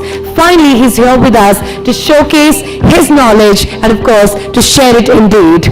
With this, may I please call upon stage our next speaker, Mr. Sudhanshu Kejriwal. Ladies and gentlemen, he is a managing director, Key Demand. Can we all pump up with some energies, please, everybody? Thank you. Mr. Sudhanshu is an experienced investment banker with over a decade of experience in debt, and also, as well as his experience include research in hospitality advisory. His new venture, Key Demand, is a first of its own kind online B2B PropTech and non-residential real estate. Welcome, sir. And now with this, may I please call upon stage Mr. Uttam Reddy, founder of PropCheck, please. Mr. Reddy has over 2 decades of rich experience in real estate sector before becoming a successful real estate developer under the brand name North Star Homes, having delivered over 12 projects. He is right here with us, everyone, who will be talking about something very picky and choosy topic that is going to be the thunderous of this evening.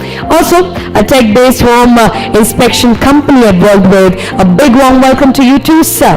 Well, with this, everyone, I think we are absolutely good to go.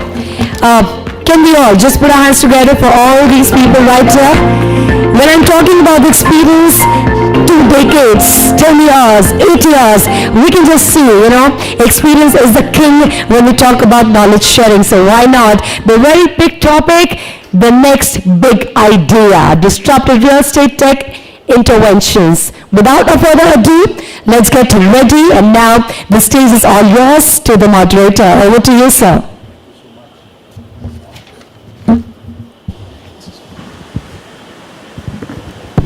Thank you so much for that, and thank you Realty Plus for this and all the attendees here. Hyderabad is known not just for its real estate growth. It kind of taught what IT and growth for us is back in the years. It's also known for its biryani as well, and I'm just coming back after experiencing a sumptuous meal. So thank you so much Hyderabad and Realty Plus for this. And it was very interesting. Before I start, I want to take this. It was very interesting. I was in the flight from Bangalore in the morning, and the younger generation next to me were talking about generative AI.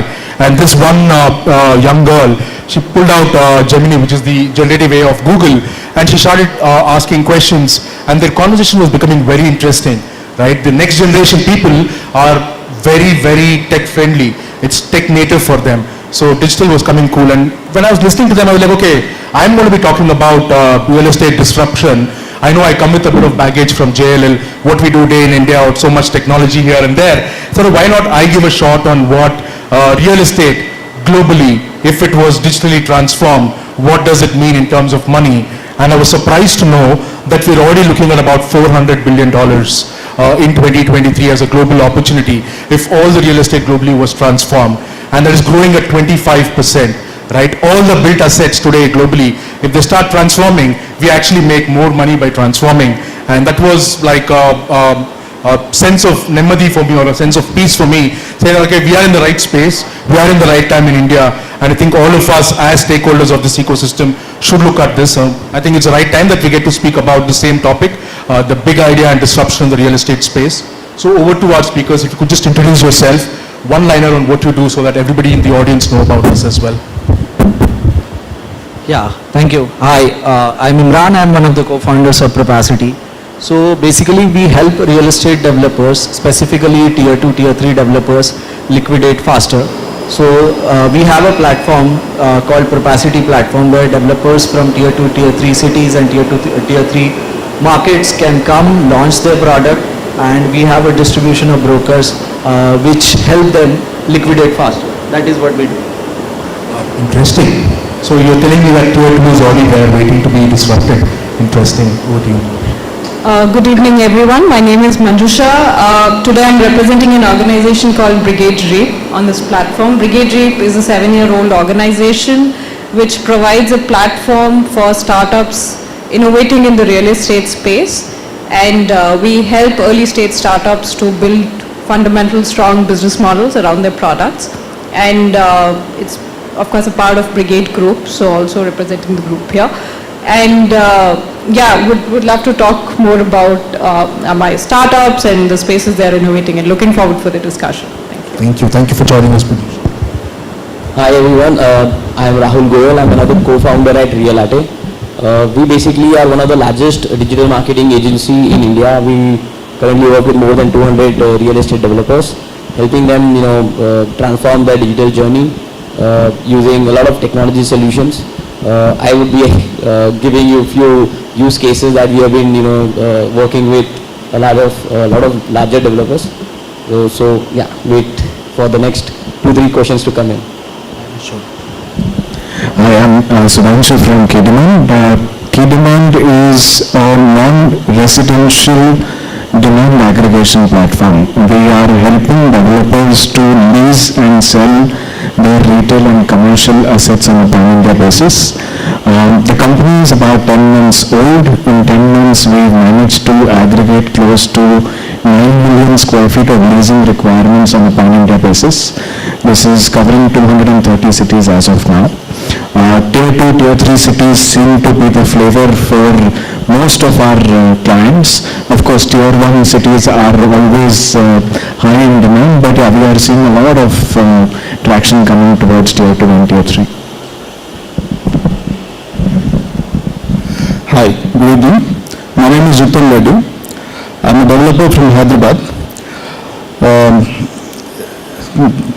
About 4 years ago, I have ventured into prop tech, and one of our solutions is a software and technology app which helps in home inspection. So any builder or a consumer who has purchased or sold a house would like to know the quality of the house which is being delivered. So we have developed a system where you can check that, and that will help in rating the house and or to rectify the defects. The company name is PropCheck, and our offices is from Delhi. I'm representing PropCheck as the co-founder here. Thank you. Wow, that's an interesting mix on the panel here. I'd like to go first with Uttam. You were a builder yourself, right? And this transformation to be a technology person now, what inspired you to get into this change? And if you could throw a use case of how what happened that PropCheck happened for you, and how is it solving your problem as a builder also? Maybe because we have quite a few in the audience as well. Right. Thanks, Abhishek, for asking this question. It's a very important question. I think every builder or every real estate person should ask himself. I, as a CEO of one of our companies, CyberCity, I sold about 2,000 apartments in the span of about 5 years. And in this course, I met around 10,000 people. See, what I felt is that whenever you buy something, you bought a biryani and you're happy today, you bought a good dress and you feel happy. So whenever you buy a product or a service, you end up with some happiness. Real estate is the only product, when you buy it, you end up in a fear of getting it either delivered, not delivered, or in anticipation of what would go wrong with it. So it's a very harsh fear that harsh reality that we are living in. And somehow it has to be addressed.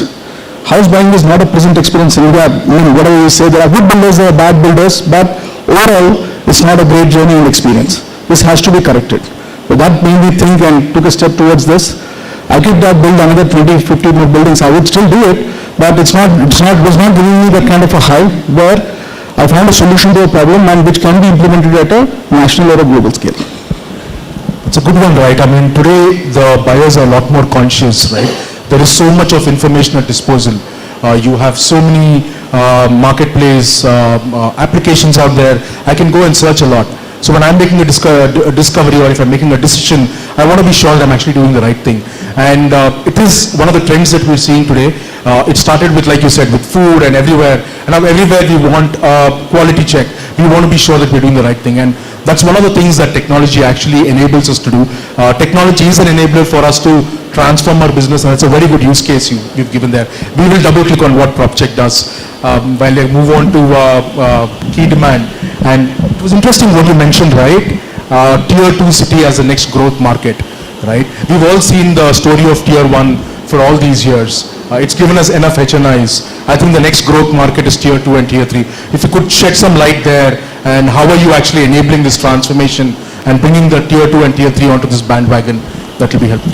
So, I've been in the real estate industry for about 16 years. Hyderabad was actually was the market where I started my investment banking career in 2005. So happy memories of this place. But coming to Tier 2 cities, right, today when we are talking about any brand, Tier 1 cities, they always want to be in Tier 1 cities, but they struggle with Tier 2, Tier 3. Logistics is a huge problem. Okay, getting inventory from developers is a problem because there is, I would say, an entry barrier. Today when we talk to developers in say Tier 3, Tier 4 city, let me give Almora or Siliguri as an example, right? We've got site visits done in Siliguri, we've got a term sheet issued in Almora while I'm sitting in Bombay, right? And the brand is sitting in Bangalore. What we did was we allowed people to discover each other. And not just discover each other, but also in a manner where, without any disrespect to any PropTech platform of the early 2000s, it's not a listing platform. Right? It's a platform where it's an RFP. I require a ceiling height of 14 feet. I require a frontage of 20 feet. We've gone into the details of the prints. We met developers who are coming for exhibitions to Bombay and Bangalore once a year with the hope that they will meet a couple of brands and manage to lease something which they have built. We just said, why you should still come to these conferences. You should now meet your partners and at these conferences, but let's do one thing. Let me make you reach out to these brands through the year. And as we are talking to more brands, and today we tell a brand that, listen, we've got a mall in Almora where we've got 3 of your competitors placed, it's immediately of interest because for them discovery as well as verification has already happened. So our idea about Tier 2, Tier 3 city was very simple. Bharat is growing to Tier 2, Tier 3. Okay, if India has to grow, become a 6 trillion, 7 trillion economy, it is not going to be pulled by 7 cities. It has to be a lot beyond that. And it became a natural progression, actually. It's interesting because this is a lot relevance to what happened with Phone Pay and the Google Pay, right? The banks were very happy thinking I've got a set of customers, but when Phone Pay and Google Pay happened, even a Panwala became the customer, and now he's taking loans as well. So you're actually increasing your consumer base. In fact, UPI has helped this grow to the Tier 3, 4 so easily for brands because for them now maintenance of MIS is just happening automatically. On a app. So that's the power of, that's the disruption which is happening right now. And we've seen 2 examples now. So I'll move on to Rahul to share his story and his experience of what did technology do to you, or what did you do to technology? I would say I have seen a lot of phases of technology. I mean, we were doing marketing in the days when there was no CRM, and I would say there are still a lot of brands who are very new to CRMs. But we have seen the phases where leads were actually managed over an Excel. Now there are systems in place to ensure that there is complete transparency. Brands are able to evaluate from where the leads are coming in. So I would now like to bring you the phase that a lot of disruption is already happening in other industries and other categories, and real estate is also adapting it. Larger players like Piramal and Rustam G's of Bombay, even Brigade from South, Purvankaras. So what we have started noticing is that you would have seen AI creatives nowadays, right? There is a platform called Midjourney. You give prompts to that tool and it will produce a very appealing creative which even a designer from the best agencies cannot produce those kind of a creative. And this creatives completely transforms your presence online, right? So they are able to attract better customers. You are able to save cost in designing. You are able to get results which are much far better than what you used to generally achieve. Very simple example, using AI that you can deliver. We are also seeing in other categories that there are tools in video creation where you customize your user experience. So now when you get a lead and inquiry, you reach out to them via your emails and SMS. The best next thing probably would be a chatbot that you have already done. But brands have moved away and going beyond chatbot. Create one simple video through an influencer or an MD, and that exact video can now be used to be customized to thousands of customers. So he says, "Hello Rahul," and that "Hello Rahul word can be replaced with thousands of names using AI. So you are able to use one content piece and reach out to everybody with a very personalized message. So very standard, very simple tools to give a very better customer experiences. This is another growth we are seeing, that technology is changing in the real estate space. I'm sure most of you have seen influencers also getting a part in the digital journey now. So they come at your site, shoot a video, and then the content is shown to the customer, their follower base. Now if you pick up a real estate influencer, then you are able to reach out to a very large audiences with a very small cost. So this awareness pieces is also really helping brands to take advantage of the technology solution. Everybody has moved to Instagram now. Hardly anybody, in the age group of even 35 and 45, you would see most of them are on Instagram and spending a lot of time in watching reels.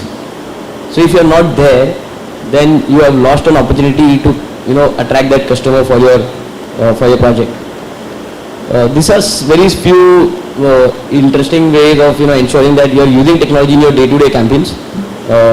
There are very core concepts like cookies. Now, if you've been hearing that Google would very soon wrap up the cookie tracking. So once that is done, you probably would not have access to the remarketing base that you generally do. So we as a technology partner also bring some ideas and insights, track these customers on the server levels, help you do offline conversion tracking using CAPI, and also I don't want to complicate a lot of things here, just telling you that technology can change your ROI drastically. Don't just depend on the standard stuff. I'm sure Hyderabad has a lot of potential now. I've met a lot of brands. They are very aggressive on their campaigns. Unless you merge technology, you will not be able to survive and achieve the ROI that you are reaching, right? So everybody is on digital now. You'll have to create that differentiator, and technology is helping brands to bring that differentiator. That's an interesting one, and I will relate to it again from the airport experience. When I was coming down, there were I think 3 or 4 billboards of the MDs or the promoters of the firms talking about themselves, their name written there and saying, I give you trust. My name shows trust, right?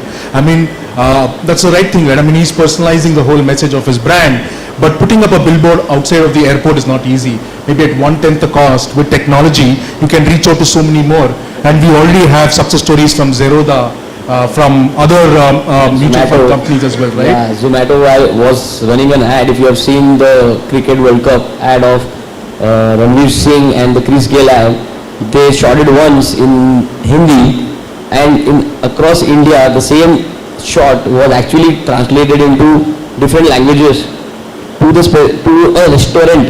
So they actually used a name in the ad, and everybody was able to customize it to their restaurant name using deepfake and AI. So this is the level that you can actually leverage technology for your campaigns. Yeah, pretty interesting, and that's what technology can do to us.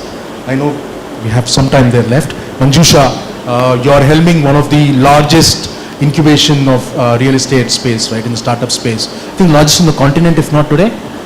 Yeah, in the Asian continent.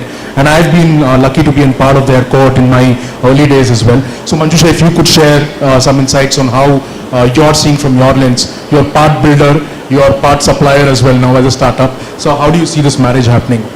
Right, so quickly talking about startups a little and just trends in the prop tech over the last few years, right? So Uttam mentioned there were just online listing platforms few years back, and that's when prop tech started with like online listings of properties. So since then we've seen an evolution, and it has been in phases. So the online folks are now trying to extract the most from their customers, because they are acquiring these customers after spending a cost, and they want to offer more and more to these customers so that the customers stay with them. So the online guys are now moving into interiors, the online guys are now moving into package services, the online guys are now moving into vastu services or things like that. So it's basically offering more to the customers that they're already acquiring on the platform, and how to create that stickiness on the platform. So that's how the online listing has evolved now. Of course, then came your co-living and co-workings of the world, and we saw a boom happening there. It's still going on, but I think during COVID was a peak of that. But we are seeing a gradual shift from a pure consumer-based SaaS products to B2B products. So your marketplaces to procure material is something that's, fairly new. People want to serve businesses and not just go to the end customers. They are realizing there are a lot of inefficiencies when it comes to construction tech itself, in the way buildings are built and operated. And there's a huge scope for startups to service this segment of the market. So we are seeing a gradual shift from, like I said, from a pure B2C models to a more B2B sort of service models. I can talk about few startups later, maybe. And but yeah, that's pretty much the life cycle of the prop tech trend that we've seen. Coming to the builder part of it, of course, I mean, yeah, you're right, I've seen both sides. And what I would say is the startups really need to evaluate the risk and the reward that they're providing to their customers, right? There are low risky products. Retrofitting something is easier for me. A sales platform, again, integrating with my software is easier for me, rather than saying I change my composition of cement tomorrow, right? So there are different kinds of startups. You have to try to see what audience you're catering to, how much of a risk is it in it for them, and then position your product accordingly. So you need to be very clear in terms of what you're providing to your stakeholders, what is the price they're paying for it, and what they're getting in return. So that's what, I mean, if the customer is convinced by the startup, if they're able to position this better, I'm sure the good products sell. And it's always true with real estate, right? It's always per square feet kya hai? Yes. Per square feet kitna hai? I think the unit economics becomes very strong for us. Yes. Yeah. Now, my friend here, if you could just throw some light on your experience as well. Yeah, sure. So, as you were mentioning the generative AI story in the flight, you were there. So, I'd like to tell about what we are building in Probacity platform.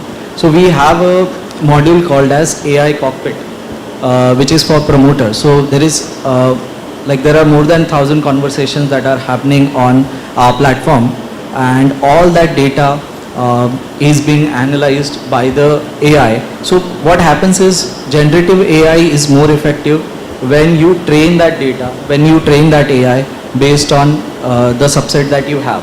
So when you use such general AI tools, you will get more generalized options or generalized results. But what we are doing is we are training this AI in our platform with more context of real estate. So as Rahul was also mentioning, the creatives. So whatever insights that we are generating from the platform, like whatever customer profiling is happening through brokers, so we understand what kind of buyers are there and what they want to see, what are they searching for, and based on that the strategy is decided. So basically the AI is helping promoter make smart decisions in terms of project planning, like I should launch a 2 BHK in this market at this carpet at this price, is something that the AI can predict. If I'm doing a campaign, this is the kind of creative that should go, this is the kind of communication that should go. So we are using tech inside our platform for the promoter to make smart decisions and increase their ROI, whatever they are spending. That is what we are doing with tech. Interesting, right? I mean, from a discovery phase to your construction phase and through your operations phase as well. I think I'll pick up something from our previous panel as well. The experienced folks were talking about a lot of change is essential in the market, right? Could be from achieving your sustainability goals or keeping it under control, the cost under control. And I'll just share something from my experience at JLL. These are the same questions that my clients ask me. Could be a builder, could be an investor, or could be an occupant. And there have been time and again that, we have surprised our clients. One of it is we've picked up the startup which is into retrofit energy efficiency, and we're able to drive about 8 to 9 crore per annum saving for this occupant across their portfolio. And because when we started the conversation, it was always like, okay, this is a tall claim you're making, Abhishek, can we actually achieve it? And today it has become a reality. And even one of this client of ours, where they had to make their sustainability reporting, so they had to make a lot of changes into how they were operating their business itself, or how they were making their new designs. That's when the entire startup pool actually came handy, right? I mean, they were able to save a lot from their materiality carbon footprint itself, because now these startups have a new way of looking at life. They have a new business model in mind. It could be a service that they can offer. It could be a product at a much lesser cost, which is actually solving our real estate problems across as well. And that is something which is very interesting for us. And I think that's where I see the whole industry heading into. And Hyderabad has also been a pioneer in this. It could be the T-Hub or the associated stakeholders here who've been actively investing into real estate specific focus funds. I mean, I'm talking, we're seeing somebody who's doing dry air cooling, cooling as well. So I don't need to invest into heavy chillers now. I could run the building at maybe 1/10 the cost of energy of cooling the entire building, and that could be passed on to the occupant, and that could mean per square feet value is going higher for the builder as well, right, or the developer as well. This is interesting. So I know we only have 10 more minutes, so I thought I could run this way now. Tell us one use case that the audience from here can pick up from Propacity now, so they could see how they could use you. Yeah, so I am in Hyderabad from last 2 days, and I've seen that there is lot of inventory that is still unsold there. There are all ready to move in apartments. So everyone here can use our platform to list that inventory, and we can use our distribution. We can help developers liquidate their inventory faster. Wow, that's an interesting takeaway. I'm sure a lot of us will be excited about that. Manjusha, you want to share a few startups? I think that's a gold mine sitting there. Yeah, sure. So I work with a lot of startups, as I mentioned, they range from right from your land selection to the way you build your building to the way you operate and the way you sell. Few examples, I have a startup which is using geospatial analytics and a bunch of other technology to tell developers their underground water situation.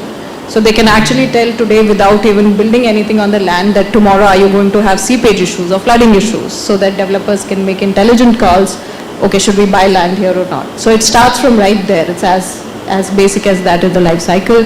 Coming to your design, where another software is telling you, okay, if you use these materials, this is the carbon emission you're going to produce once you build a building. These are the components you can change to reduce the carbon emission, right? So that's another startup which comes into design stage. There are a lot of startups operating on the operational side of the buildings, right, from your energy efficient lighting to your EV charging stations to your air quality monitoring.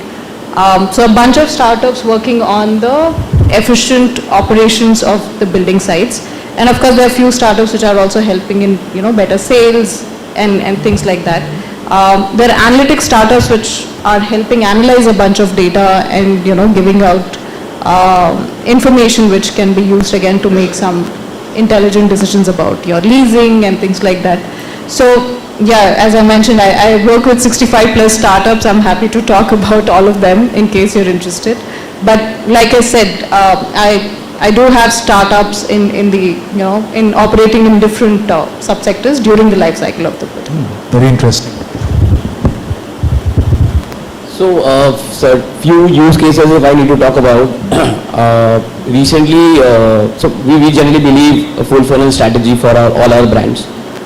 Full funnel is basically creating, awareness in the first funnel and then creating consideration in the second funnel and driving actions in the last funnel. Across these three funnels, initially each funnel had a unique set of platform, content buckets, communication packs. And what we have started observing is that everything is moving towards video. In all three funnels, you will see a video content playing a role.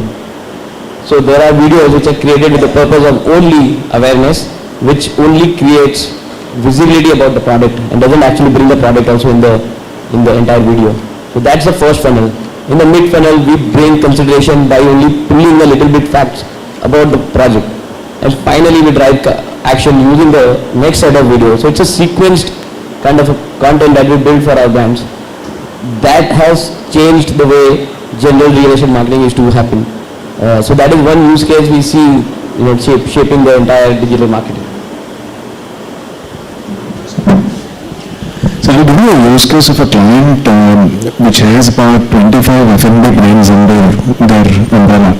So they joined our platform about 6 months back, and they said, we want to expand rapidly in the southern and western part of the country.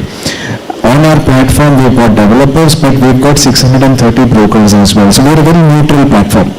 We do not give preference to the tier of the developer or a broker, right? If you have the inventory and the brand wants it, please meet each other and transact. In a matter of about 3 months, this brand has now issued LOIs of about 2 lakh square feet across the country. Last week they signed an exclusivity for Ketamine for all the southern estates with the 25 brands. So this was basically just creating awareness and making a neutral platform that, we've got an RFP platform, we've got requirement for leasing. If you have the supply, please use the platform and please transact. We are now adding sales to the platform, again for non-residential only, where we are enabling now developers to even expand their sales of commercial, whether it is retail pre-leased or commercial strata, with channel partners also. So we are just expanding that neutral reach across the market. So anybody now with developers, they are now approaching us saying that, listen, I've got 1 lakh square feet of retail coming up. We started with retail, we added commercial only in December, where they are now coming up to us saying, what should be the product mix, what kind of anchor should we have, and what kind of F&B mix can we have. And today, online, offline, we are in conversation with 300 brands. So now they're coming up to saying, why don't you just handle my retail? While we will continue offline, we are very sure that offline channels shall continue, but we are giving them the online experience now.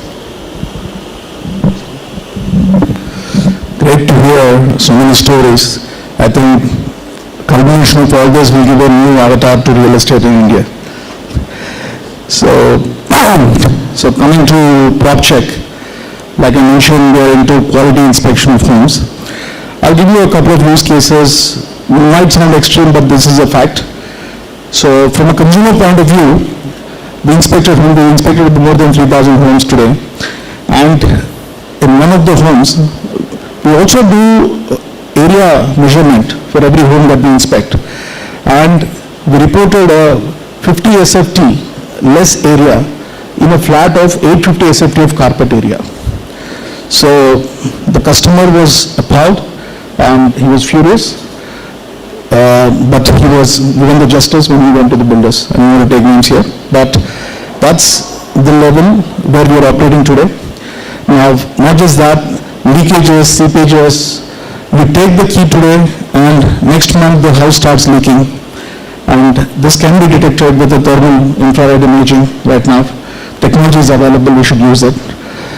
We are not trying to antagonize the customer to the builder or the builder, but we're just trying to make them more responsible and conscious of what they're doing.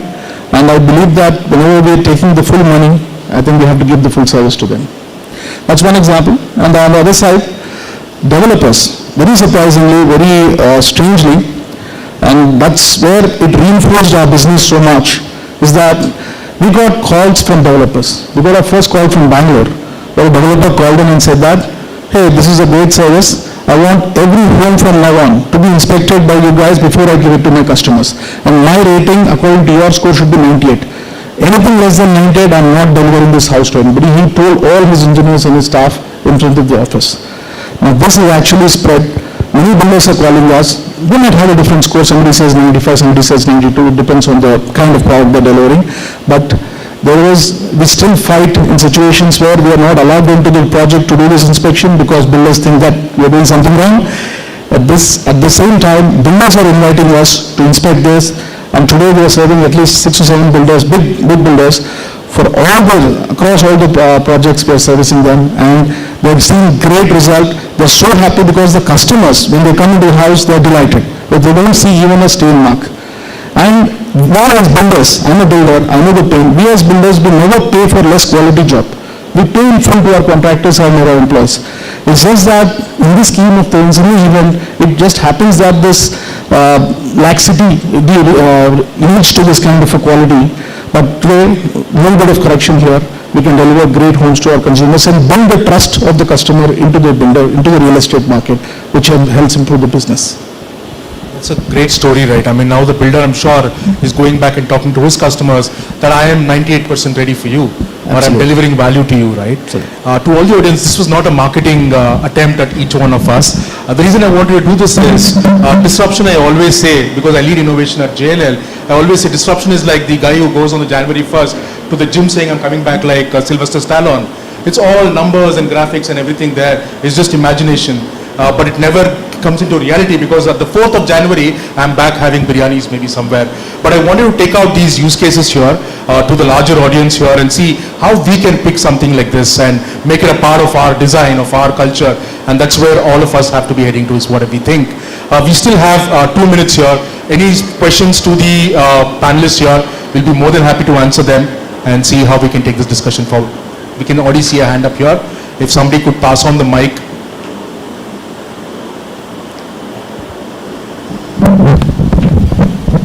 Actually, I'm loud enough. That's the power of startup. We go to our customers first. So I have a slightly fundamental question, which is around PropTech. And this is for you, Manjula, and anybody else who wants to answer.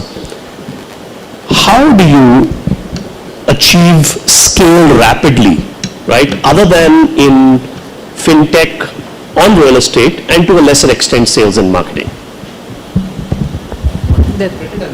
Yeah, sure. I think that's a very good question, and I was just talking to the panel before we came here that that's one of the things we are helping startups with, because scaling up is a big issue. It's easier to build for one building. The moment you have to build for 100, it becomes a challenge, right? And that is where I think, I mean, of course, I'm not taking credit, but organizations like REAP come into picture where we help startups navigate through the complex ecosystem of real estate, because sometimes the startup is going and selling to a person who's not the decision maker. You know, you need to understand developer is the face of it, but the person who actually is the decision maker or working on it is someone else.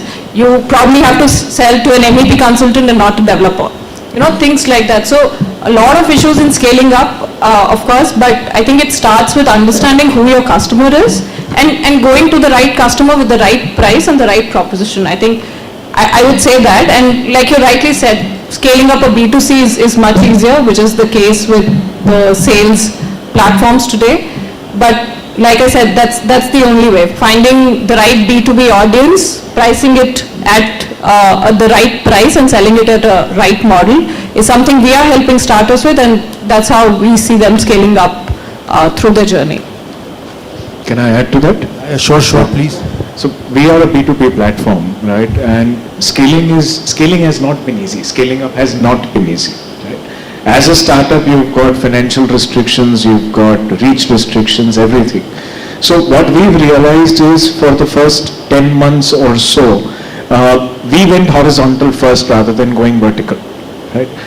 We managed to reach people, we've reached a certain set of developers. Now we are trying to reach more developers because we've got success stories. Like what Manjusha was saying, that it takes time to reach your this thing. But scaling up for startups, right? Startups remain a startup till their Series C funded also, right? Early stage scaling up remains a challenge. You have to reach certain amount of success before you can say that, I'm here to scale up, I'm here to reach everybody. B2C, like you said, is a lot easier because you are throwing a quiver full of arrows and there's a very good chance it's going to hit someone or the other. B2B is a very different story. You have to be very, very specific. You have to be patient, build some success stories and then reach out to more. That's interesting. I'll just share last 2 cents of this experience, right? When we were doing innovation, or in my past life in the startup space where I used to sell products to the builders, the developers and the occupants, it was always a 1-year cycle. I would sell in January, December happens, the next January, my customer is looking for the next product. And it was never ending story then, right? You never achieve scale with that. So what we did internally in our Idea Labs today is, we don't approach a problem top down alone. We take it bottom up as well. We just don't, so I keep telling my startup founders as well, it is very easy to sell in a boardroom. It doesn't stop there. You need to go right from your managing directors to the lower hierarchies to the ground. And if everybody in that organization is going to accept your technology, that's when you actually achieve your product market fit. And that's allowing us to replicate a lot as well. So if that question is coming from a startup perspective, I think the founding team has to spend a lot more time going beyond the boardroom, going to the entire hierarchy of every organization, of every client of there, and understanding why should somebody at the manager level or the ground level should use my technology. Solve their problem first, they will start accepting PropTech and the new disruption that we bring on board, and that's when we will actually build long-lasting companies like what the fintechs or the SaaS companies have built in the past. That's 2 cents that I wanted to share. Yeah, that question is coming from an investor who's kind of struggling to find companies where we can invest and achieve scale rapidly. That's the perspective. So thank you. Yeah. No, so and we should meet outside maybe. Sorry, to investors, I think one small message, please be patient with the startups because it's not a short-term journey. They take a little longer to pilot their products, prove what they can do, and then, conversion happens into a successful contract. So if you're an investor, my sincere request to please be patient with the startups till they perform. So yeah, thank you so much. I know you're waiting for the next panel. So thank you so much everybody here and Realty Plus for giving us this opportunity, and to all the panelists for taking time out. Thank you so much. Thank you very much, sir. Can we all just, bring some great energy for all the panelists and the moderator? I request all of you to kindly stay back with us. And may I please request Mr. C. Shekhar Reddy, sir, Chairman, CII Telangana, to kindly come and join us on stage to do the honors by presenting a token of gratitude from our side.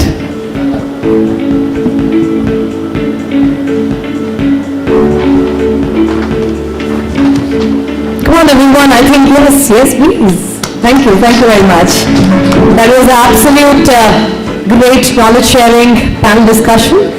Thank you very much to all the speakers, the panelists and the moderator for organizing it so beautifully and gracefully. Thank you.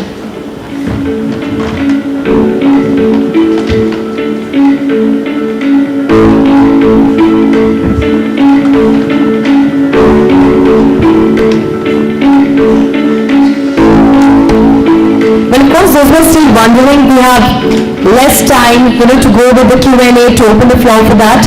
But of course, our people are around you. So if you have any questions, queries, I think you can absolutely feel free to ask. And with this, I request all of you to kindly join us for a group picture.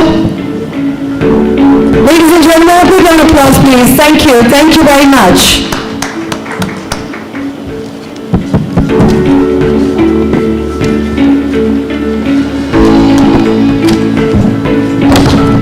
Thank you, ladies and gentlemen. And now with this, we request all of you to stay tuned as we're moving on with our next panel discussion for the day. The topic is, again, a very beautiful discussion going to take place on commercial reality, that's occupier demands and market dynamics. I first request the moderator to kindly come and join us on stage. Please give it up for Mr. Kishore Veeragatam, sir. He's the Senior Executive Director of Services Hyderabad, Colliers. Come on everyone, we can be a bit more louder please. With an experience of over 19 years, Mr. Kishore, we joined in this particular fraternity in 2018 to drive and grow a business for office services in Hyderabad. In his career, he has handled diverse assignments including lease, sale, acquisition and a lot more.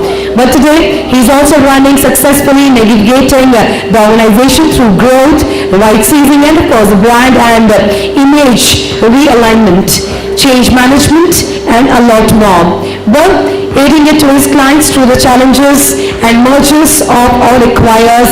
And today we are very delighted to have you all here. Thank you so much, sir. With this now I would like to introduce you all to our speakers, in short our panelists for this sessions. Ladies and gentlemen, a big round of applause as we welcome on stage Mr. Abhijit Banerjee, co-founder and partner Advisory. Mr. Abhijit is a co-founder and partner at Advisory, a multidisciplinary professional advisory and financial services firm with $1 billion fundraise across various asset classes which is related to real estate. With the experience of over 20 years, right now today he's here with us to share his experience. Also with this I call upon stage Mr. Anuj Munot, CEO and founder of Urban Work. Can we increase the volume of the mic please, team?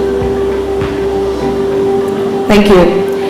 Ladies and gentlemen, Mr. Anuj comes with an extensive work experience of 19 plus years as a director at Kalapatru Limited, has spearheaded operations, design contracts, procurement, budgeting, technology. Our list is quite longer, but I must say this gentleman holds a lot of experience and today he is all set to share it with you all.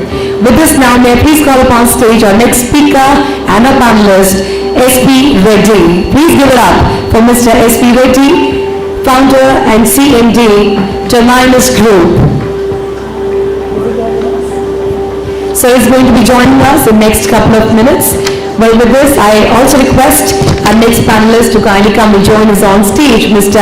Venkat Neelakantam, Global Head, Corporate Real Estate Services, to kindly come and join us on stage with a thunderous round of applause. Yes, people. From Capgemini, right here, Mr. Venkat is a group head of corporate real estate and sustainability office transformation, manages a range of responsibilities that span real estate realizations and of course the strategy across the globe for the group altogether. The capacity management and planning, transactions and facility management, asset management, transformations and workplace digitalization, which is all together is going to be a very critical business to look after, but he is absolutely doing a great job with that. Ladies and gentlemen, with over experience of 25 plus years, he's building and operating the global delivery centers, and today he is absolutely here with us to again share the knowledge and his experience. With this, I also request Vinitha Kannambot to kindly come and join us on stage from IFM Head South Region and Bessie Services Private Limited. A big round of applause for Madam, please. With more than a decade of experience in customer engagement strategy, design, development, execution, currently she heads a team of 500 plus managing facilities and property maintenance of luxury property of Embassy Group. And she has a deep understanding, connects with the needs of customers and a lot more when we talk about the customer loyalty. And of course, as we're here with us, our gentleman writer, Mr. S.P. Reddy, he is a successful entrepreneur and investor across US and India in domains as diverse as IT, life sciences, hospitality, education, healthcare, social, real estate, with the experience of 25 plus years. And of course, he started his journey long back in 2007. Ladies and gentlemen, well, when we talk about the project, real states and of course retail, corporate, commercial, office space, mixed use of spaces and a lot more, this gentleman holds a lot of gorgeous experience. Without further ado, I think it's time to look forward to a very, very exceptional panel discussion. So with this, can we all put our hands together and get ready and set the tone for the panel discussion number 3. With this, over to the moderator, please. Over to you, sir. Thank you. Thank you. Thanks for that welcome note and a very good evening and warm welcome to all the esteemed partners and the panelists who are sitting here. So, to start on the topic, let me just take you to last year. In 2023, Hyderabad has seen a surge in office leasing activity. So the net absorption was 8 million square feet. The India absorption was 58 million square feet. Hyderabad has seen a 15% share in the net absorption. We have already crossed 3-digit marks in terms of supply. The supply in Hyderabad is at 103 million square feet. This is a grade A stock. And we are anticipating another 30-35 million square feet of grade A stock being added to this in next 2 to 3 years. Thanks to the expansion of global corporations, especially in the technology sector, in driving demand for office space in Hyderabad. The outlook for Hyderabad real estate market remains positive, with ongoing infrastructure development and thriving IT sector. The expansion of metro rail and other infrastructure projects further boost prospects for the city's real estate sector. With this, let us start our panel discussion today. So Abhijit, my first question to you is, with the surge in demand for office spaces and new completion in Hyderabad, what factors do you believe are driving institutional investors, PE funds confidence in the city, and what investment strategies would you recommend for maximizing returns in the commercial office segment? Thank you. As you just said in your opening note that India is seeing close to 60-62 million square feet and Hyderabad has done about 8.6 million square feet. Of course, that's the gross absorption, but the net absorption has been a little lower than that. And also Hyderabad has seen a little higher peak earlier. We have seen about 12 million square feet. Coming now, the problem is less on there is obviously a challenge on the demand side, but the greater challenge is on the supply side. So by 2025, we are going to see almost 33 million square feet that is getting added. So what this is doing is putting a lot of pressure on the rental yields. Now, how does this factor into the investment cycle? On the investment cycle, the rental yield is putting a lot of pressure on the cap rates, and therefore a lot of REITs which were looking at listing in the short term have deferred their listing time frames. Second, less on the micro market but more on the macro level. A lot of these global investment funds such as the Blackstones or the Brookfields, they are in their home countries, they are seeing a lot of demand supply gaps as well, and this has impacted their ability to borrow and deploy capital. For example, last year in India we have seen about 44% dip in the equity infusion in the country, which was about 3 billion. So the demand ability of these companies to invest in core assets, which is grade A and leased assets, is little reduced. So what are the other two funding options that remain? One is investment in the greenfield assets, but given that the leasing cycle is little weak, we see that investment in greenfield assets in the debt model is also going to be a little weak. So but what is that the market should do going ahead? I think the forward purchase is one of the options that is we are going to see more of that happening. But in the short term though, there is some pain, but I think this is also going to throw up a lot of opportunities because given that there is a rent mismatch, we are rent arbitrage Hyderabad versus Bangalore or Bombay. So Hyderabad is of course more attractive. And second, there is a lot of access to close to completed property, and Hyderabad also has more campus facilities compared to Bangalore and other cities. So this is, I believe, is going to lead to a surge in GCCs which can access readily completed properties, and this in turn will again lead to the start in the investment cycle. Thank you, Abhijit. Especially my next question to you is, you have been in US for more than 2 decades and you came to India in 2007 and almost you have experience and you are a very well-known personality in Hyderabad in the developers community, and you have experience in IT, healthcare sector, life sciences, education, you name it, you are there, and real estate is, again, it's very close to your heart. So my next question to you is, as per college, sir, as I told you, we have 35 to 38 million square feet of office supply likely to enter in the market in next 2 to 3 years. How do you expect the demand supply dynamics in Hyderabad office real estate sector to evolve over the coming years? Oh, thank you. Hello, can you hear me? Okay, so the reality, sometimes I feel as developers we live in the world of illusion. We feel that we build something, somebody takes it. Okay, we build something, somebody will buy it. And in that process, we overdo it. Recently I have written a small blog on herd mentality.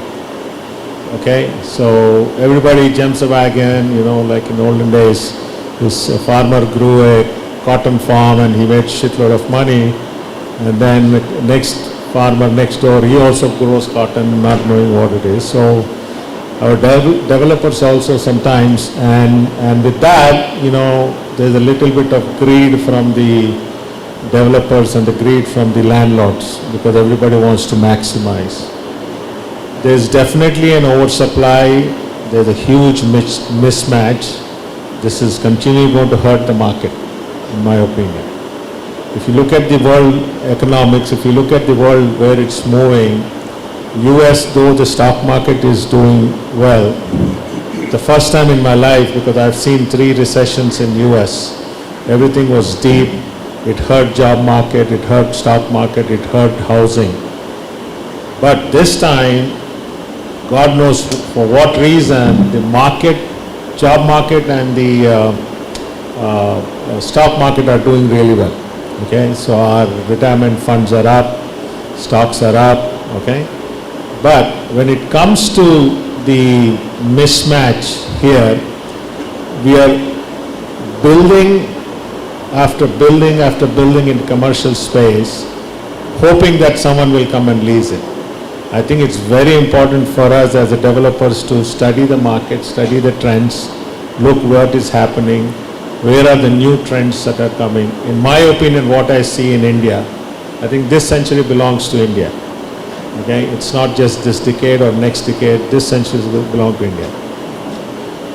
We as developers, we have to change our thought process, we have to look at other verticals, what is coming up. I feel senior living, warehousing, rented factories, just like how Regis or WeWorks, those are the sectors that we need to look at it and think out of the box, and also sacrifice a little bit of the greed from our side and also greed from the owner's side. We can build a better product and a better sustainability product in this world. I think that's the most important. Hyderabad in this market, it's going to start putting pressure on the rentals. Okay, people will start negotiating 40 rupees, 30 rupees, 40. So whatever the inventory is coming in, I don't see a light at this time. Probably it's a 5 years down the road, unless the internal absorption that comes from the Indian companies which are expanding here and there. But whereas the MNCs, I feel, they are not going to expand as much as they are supposed to expand, in my opinion. Thank you, sir. So taking the note from here, Venkat, my next question to you is, so hybrid culture. So hybrid culture in India is really doing well. 3 days back, there was an article wherein TCS, the largest firm, they said that they have given a final call to their employees to come back to the office.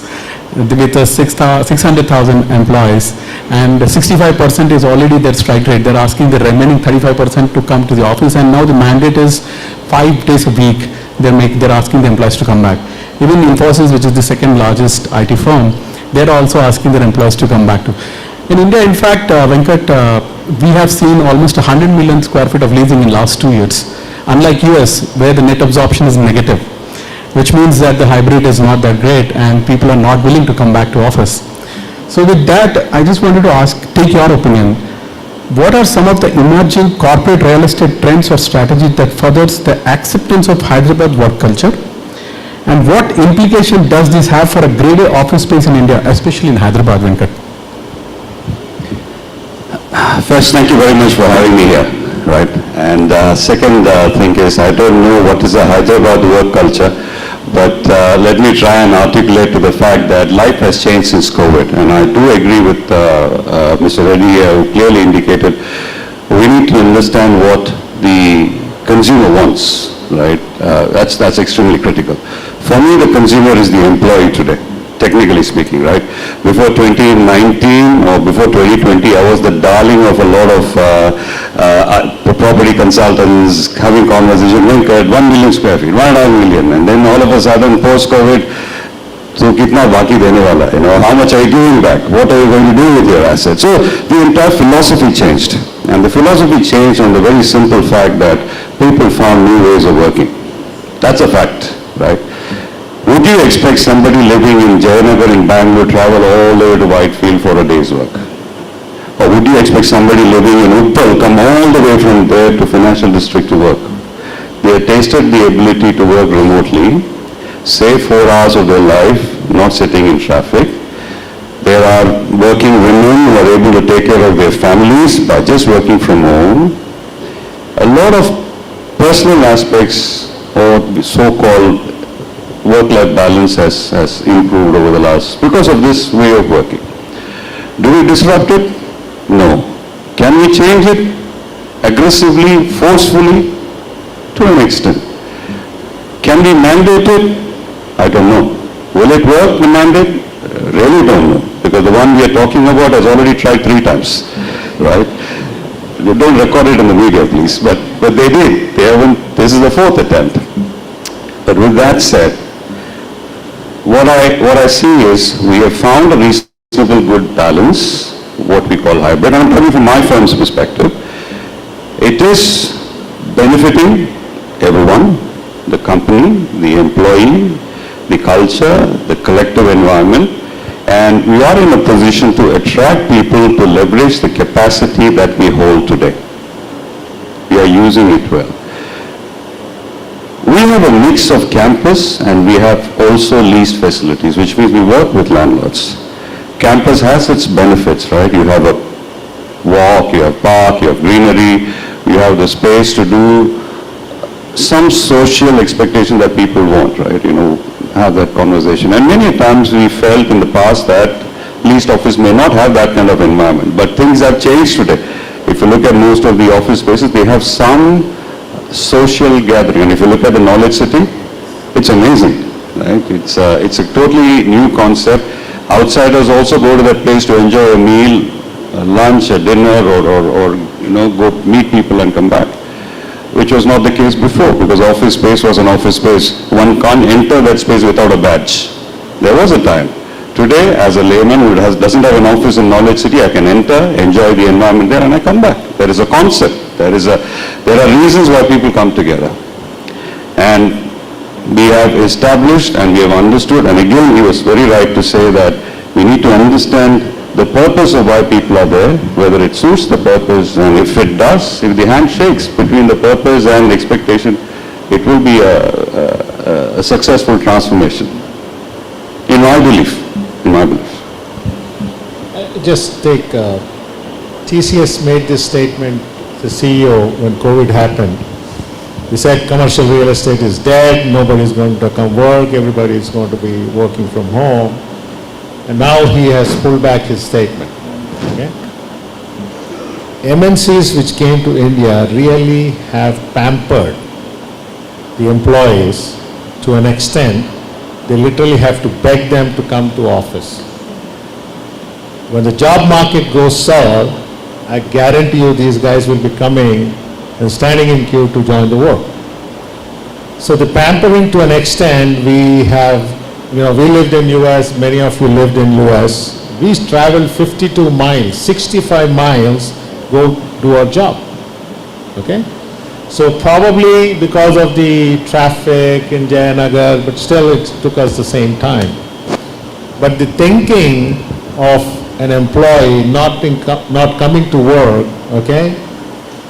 There were so many cases during COVID of husband and wife not getting along, filing police complaints, okay? I have literally seen complaints where the wife complained to the police saying that my husband, I hit him because he was sitting in his morning this thing and did not even wash his teeth. So there were so many psychological problems that got created over a period of time. So I feel that is, as he said, there will be a hybrid model, but I'm telling you, the best minds, the best innovation happens in the office, not at home. People have to realize that they have to come to office, do in a collaborative environment, pick up brains. They will also grow socially, they'll be healthy mentally and physically. Okay? And that's a must.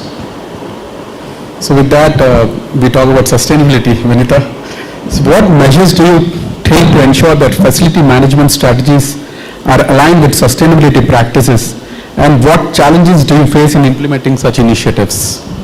Okay, sustainability as a topic is very close to my heart, so I'm very glad to talk about it. So we at Embassy Services, we've prioritized sustainability across our facility management strategies. That is a conscious, mindset change and a shift in culture that we brought in mostly in the last decade, especially post-COVID, I would say.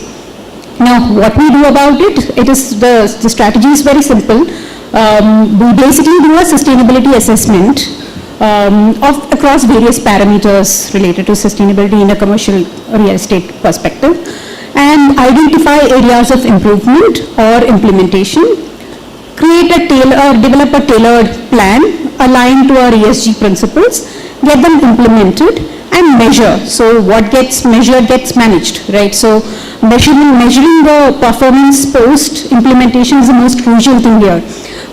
So once that is done, so another important aspect is our initiatives usually encompasses these days, integration of smart technology, AI, etc., be it in energy management systems or water conservation methods. It could be waste management strategies, or it could be even community engagement programs.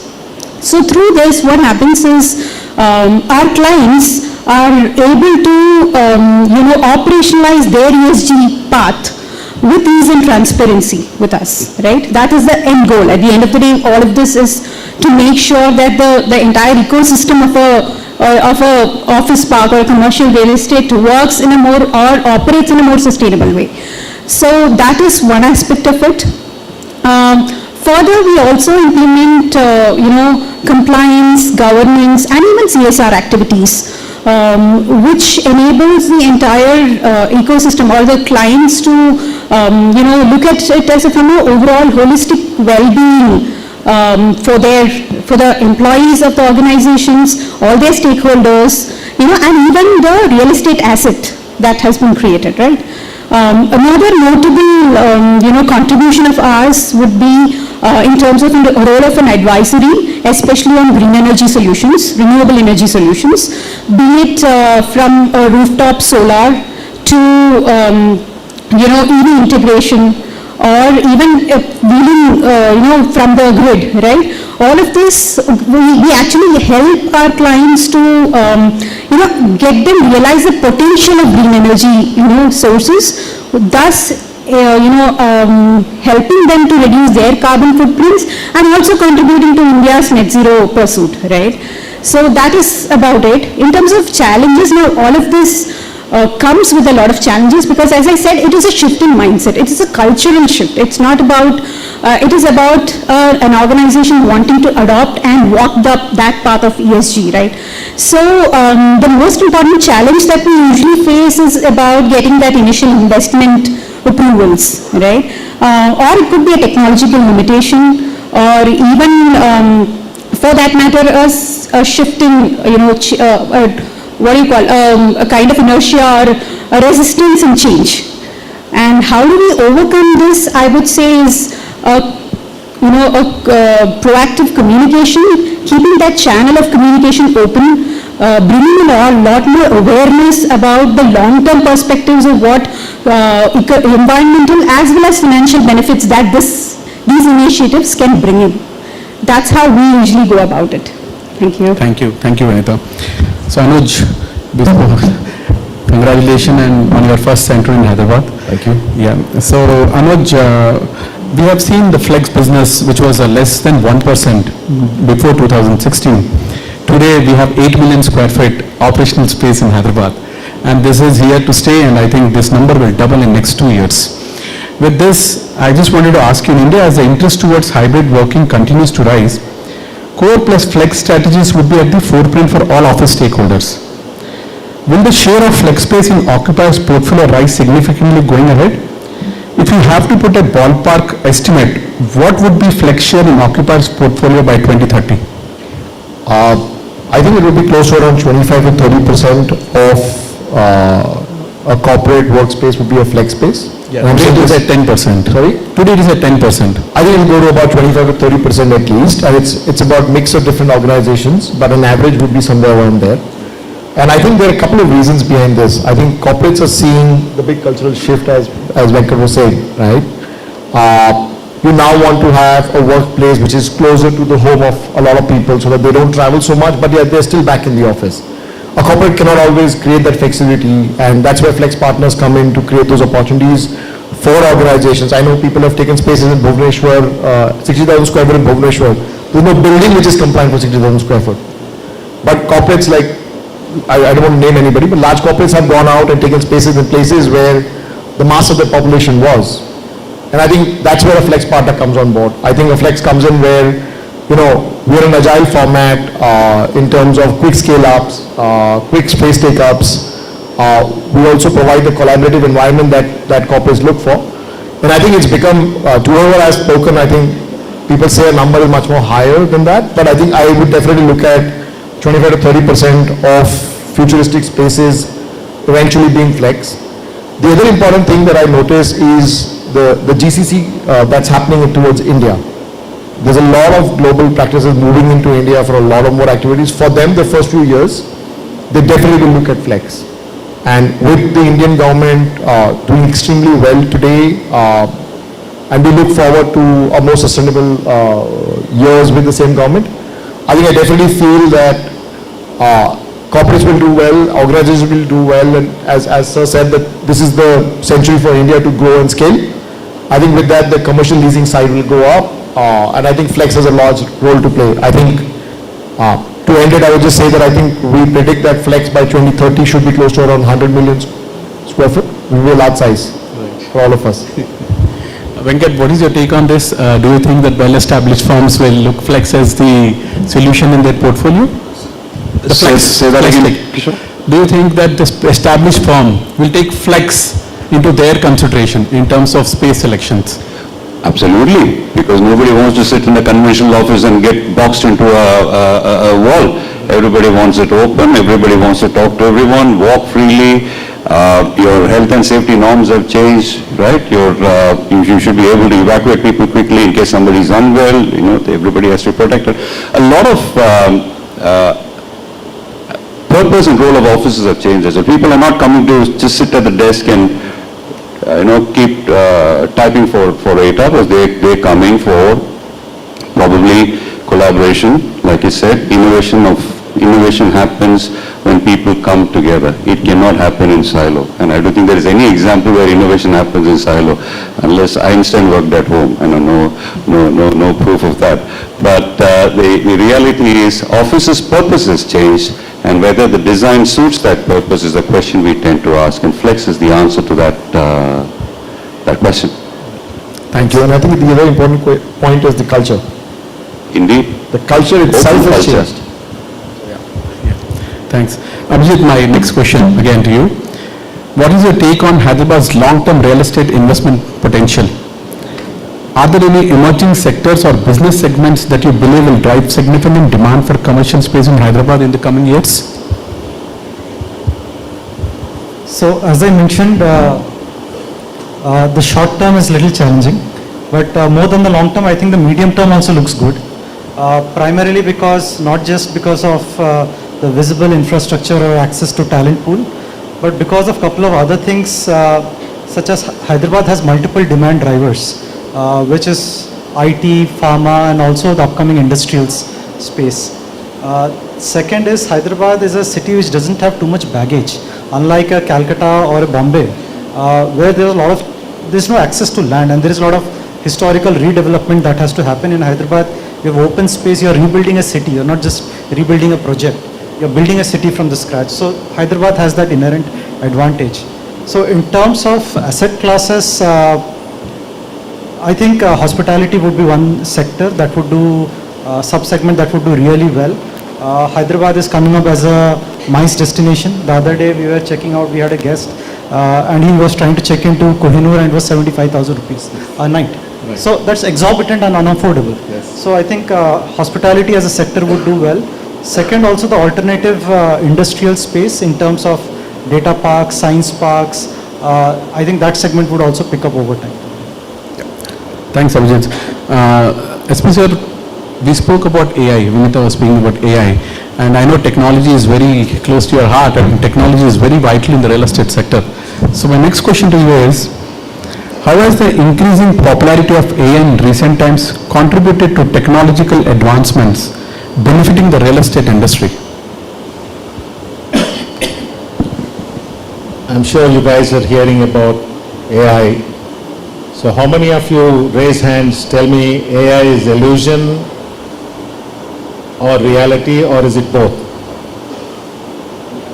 Huh? It's a reality. It's not an illusion anymore. Is that what everybody is saying? Yes. He is wrong. Okay? AI is still an illusion and it's also reality. If you parse AI, has three components in AI. First is the inner layer is machine learning. Then you have deep learning. Then you have generative AI. I'm sure you guys are hearing this generative AI everywhere you go. The machine learning part is nothing but it's a probability and statistics. It parses the statistics data that you have and it says probably this candidate may win because of these factors. If you feed the ML saying that in 1995 2 BHK in Gachibowli was this, in 1998 it was this, in 2000 it was this, and in 2022, then you say what it's going to predict in 2030, it takes that data and then puts it out. Then the next evolution that what happened in world is that's called deep learning. In the ML part of it, there is a structure, there is a known entity, and there's an unknown entity. In the deep learning part, what happened is the system takes lot of data across many platforms, okay? It tries to understand, and deep learning involves neural networks. Anybody who is in tech world or lived in US, neural networks is a bunch of dots, 4 dots, then 15 dots, then 16 dots, then it comes 1 dot. So that's a result. In deep learning, what happened is people started feeding data into it, it went through the neural network, algorithms, it gave a result. If the result was not a predictive result, it gave back the wrong answer, the expectation gave back to the deep learning machine, and the deep learning machine runs another algorithm looking at different options, and then comes back and gives the data. Then came generative AI. Generative AI is basically, it generates the content in a sequence. GP chat, simple example. You feed GP chat and say, look, I want to make a movie with humor, mystery, murder plot or something, it sequences out. If you've seen latest technologies in AI and artificial intelligences, in the generative AI, when an anchor reads that Sachin Tendulkar has made a century in Kanpur, as he is reading the text, generative AI creates the images and videos of Sachin Tendulkar and puts it on. Earlier it was a different thing. So in real estate, this is how the AI, generative AI works. Not everything that is there's a lot of illusion, okay? Because it's still trying to understand the data and tries the more the data that you feed into it, the right data, the more accurate it comes. In the medical, in AIG, we are working with a company on certain segments of AI in healthcare, predictive. So you have certain disease, your father had certain things, your grandfather had, what could you have, what could you do? In real estate, I seriously think AI is going to disrupt. If developers like us do not think of AI or a generative AI, we will be left behind, and those who adopt AI and generate AI, because we generate lot of data. If you can imagine, we have our Pitama, real estate guru, Mr. Ambience, Concept Ambience, Mahavir Saab. We generate so much data, but we don't use it. I have Uttam here, who's a builder here, but we don't use it. But if you take that data, put a layer of AI and generative AI, you'll be amazed to see what results you get. So today, I experimented, I said, Mickey Mouse skiing in Alps. It created the image of Mickey Mouse, images with Alps. Now where does it get? It just does it on its own. It understands. Okay? Same thing I asked, okay, what is the cheapest shipping? So it's UPS, FedEx, then it suddenly says cheapest $10 UPS. When I say fastest, cheapest, then it gives me a different answer. Same thing in the customer service levels, in particularly in real estate, because we interact with a lot of customers and interface. This AI, if we don't implement as early as possible, I think we will disrupt our own companies. So I strongly feel, though it's in the infancy stage, AI, in my opinion, but we are evolving. And AI has been there for a long time. In Google, they implemented. So what happened is, earlier, the machine learning, and then when I say machine learning, it says, what is my name? My name is SP Reddy. All it picked up was SP, Reddy, and name. It understood that. Now Google, what happened is, invented a product called Transformer. It read the whole sentence and gave me every possible answer I can get. It picks up from Wikipedia also. So in real estate, it's going to be a disruptive thing. There are people, architects, who are generating elevations using AI. I just got from one of my architects, I challenged him, come on, use AI and give me some elevations. He gave it. Okay, picked up. It takes the requirement from you and develops it. But it's I think it's important for every one of us to understand what AI is going to do, okay, and you reskill yourself in that segment. Thank you. Thank you, sir. Thank you. Venkat, I think I'll take the last question because we'll open the Q&A session after this. Thank you. So at 71% of Grade A office stock, Hyderabad boasts the second highest green penetration in India. How do you incorporate ESG considerations into your real estate strategy, and what long-term benefits do you anticipate from such initiatives? So to answer your question very quickly, I will give three statements. We are 100% green in India. Wow. 100%. So I'm very proud to say that. That's point number one. That's on the energy. Second statement, we have reduced our emissions by 30% purely by transforming our assets and making it more modern and procuring new assets. The third element is we've transformed our car fleet to electric. Although there might be a debate saying whether electric is the future or not, that's a different conversation, but we transformed the car fleet to electric. Nearly 30% of our car fleet is electric today.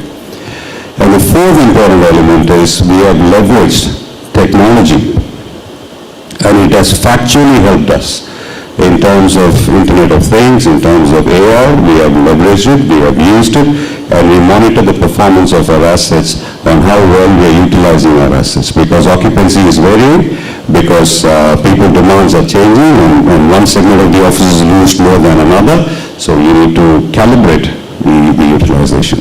So a combination of all of this, one, as she mentioned, human behavior and sustainability; two, leveraging technology; three, actions have helped us create a sustainable office, which I firmly believe, and I'm extremely confident and proud to say, we are creating an office that will survive the tides of time and be ready for the future as well. It will be there. Thank you, Venkat. So in the essence of time, I'll just open this session now for a quick Q&A. Any questions from the audience? Anuj? So, in fact, I was about to ask you only the question. I think I'm in. Hello. I wanted to in fact ask question to SP sir only. Considering what's happening on the commercial office space side, everybody keeps talking only commercial from that aspect. But if you see the opportunity on the commercial hospitality, warehousing and some of those sectors, I personally see there's a lot of opportunity in that space, and I believe you are very active on the hospitality side. You recently bought over the Marriott also on the other side of the city. So what's your take in terms of what is the opportunity in these segments within commercial? See, in the hospitality, particularly in hospitality, Hyderabad still has a demand for hotels. Hyderabad can easily had about close to, in my opinion, about 400 rooms we can still add in the next 3-4 years. So we already signed up with W Hotels and Branded Residency. That's another one which is going to be a super hit in this country. So we're doing a hotel and a branded residencies together. On 13th this month, I'm signing up Westin and Westin Branded Residency in Trivandrum. So the hospitality sector is going to grow leaps and boundaries. We did a study in terms of where the investment opportunity of what we need to do. One of the interesting things we found, I had one of the big fours do a research for me in strategy. All the temple towns and religious towns are going to boom in hospitality. Okay, if you build any hotels in any of these religion towns, so we are doing a hotel in Tirupati now. So Madurai, you go to any of these small temple towns, you will not believe we are actually put an expression of interest in UP, Ayodhya. Okay, UP Urban Development Housing there's an auction on 22nd. The floor price per acre is about 33 crores. Can you believe it? In UP. So suddenly in Rishikesh, a friend of mine is building a Hyatt. So if you look at the tourism resorts in temple towns, this sector is going to boom. It's going to boom leaps and bounces. In fact, last year when Modi met the Marriott CEO, he told Varanasi had more visitors than Goa. And this is going to boom. Now, if you look at the other sector, life sciences is a huge opportunity in India. You look at Hyderabad, we are doing close to 10 million square foot there, Bombay, Bangalore, okay, and warehousing. A lot of landlords are scared if I build, nobody is going to buy it or nobody is going to get it or do a pre-lease. So we all look for safer side. But I think if you have some private equity guys backing you up, I think we should build spaces like warehousing. There's a huge potential. Every private equity company, including BlackRock, Blackstone, is betting on India in real estate in 5 or 6 segments. And healthcare, hospitals, I was deeply involved in 3 big corporate hospitals in the city which I exited comfortably. But hospitals is another thing. But again, hospitals, in Hyderabad, they've gone for most of the private equity guys were taken for a ride. So people are afraid to invest in hospitals. Okay? Hope I answered your question. Any more questions? Okay, I think all the gentlemen and ladies have made it pretty clear. Thank you very much. Can we have a thunderous round of applause for an amazing panel discussion? And this I request Mr. V. Rajshekar Reddy, sir, President Hyderabad, to kindly come and join us on stage and present a token of gratitude and honor to all our panelists and our moderator.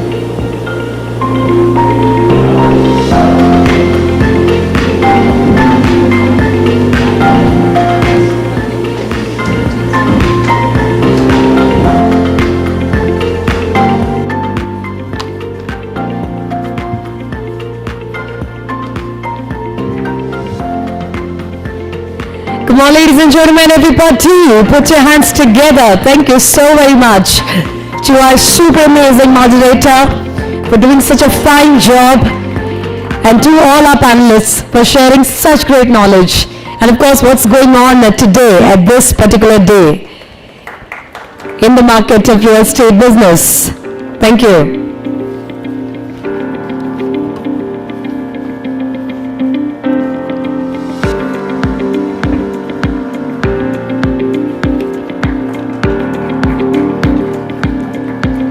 Thank you so very much, and I also request all of you to kindly stay back with us for a moment for a quick group picture.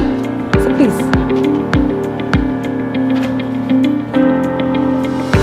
Yes, please. I request our moderator, all our panelists to kindly join us. Yes, a quick group picture. Thank you.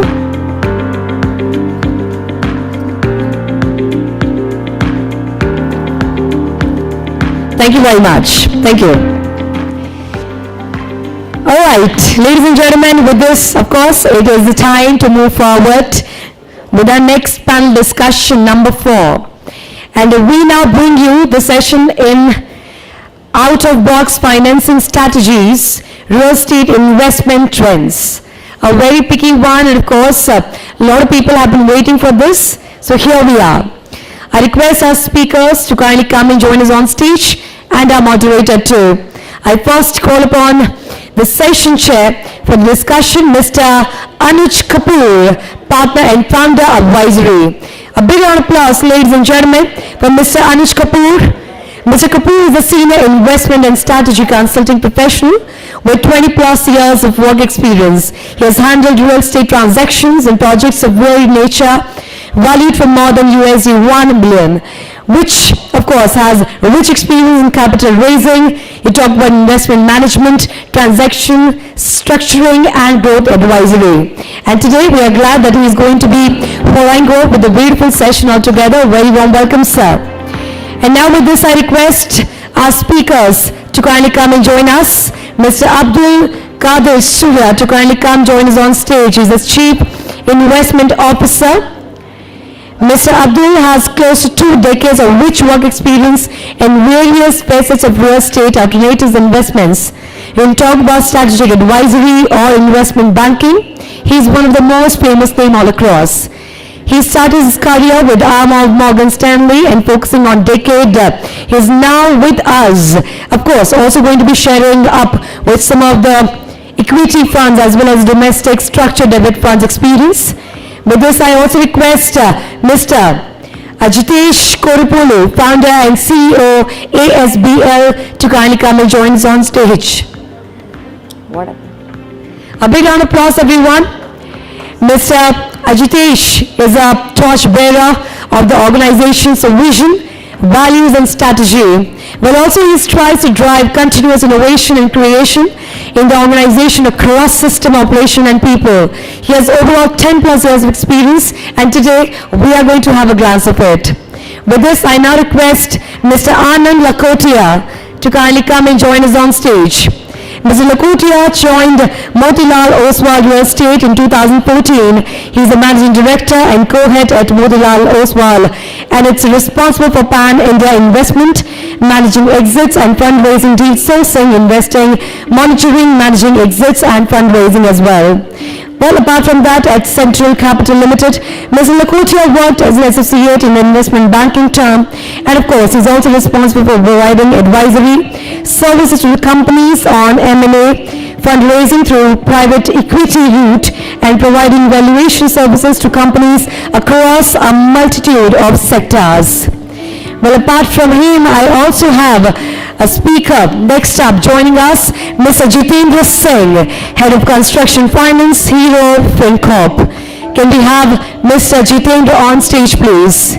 Mr. Jitendra Singh is a banker with a passion for real estate. He's currently leading to real estate developers, working with a large financial group, Hero FinCorp. He has been a banker for close to more than 2 decades, serving on key positions with renowned financial institutions such as HSBC, IFFL, and ICICI Bank. With whom I request Mr. Parvesh Sharma to kindly come and join us on stage. Country Head India, Pushpam Spider Private Limited, a seasonal real estate professional with more than 29 years of experience in all aspects of real estate value chain, including land equity and of course at the same time project development, property management and leasing. Mr. Sharma is currently responsible for developing and driving the business growth strategy in India. Mr. Sharma have overall responsibility of all across in India for working towards building a track record for world-class developments in India through investment in business parks and a lot more. And now with this, ladies and gentlemen, let's get ready to move on to our last and final panel discussion of this evening. A big round of applause for all the panelists, speakers and our moderator. On that note, the floor is absolutely all yours, gentlemen. Over to you.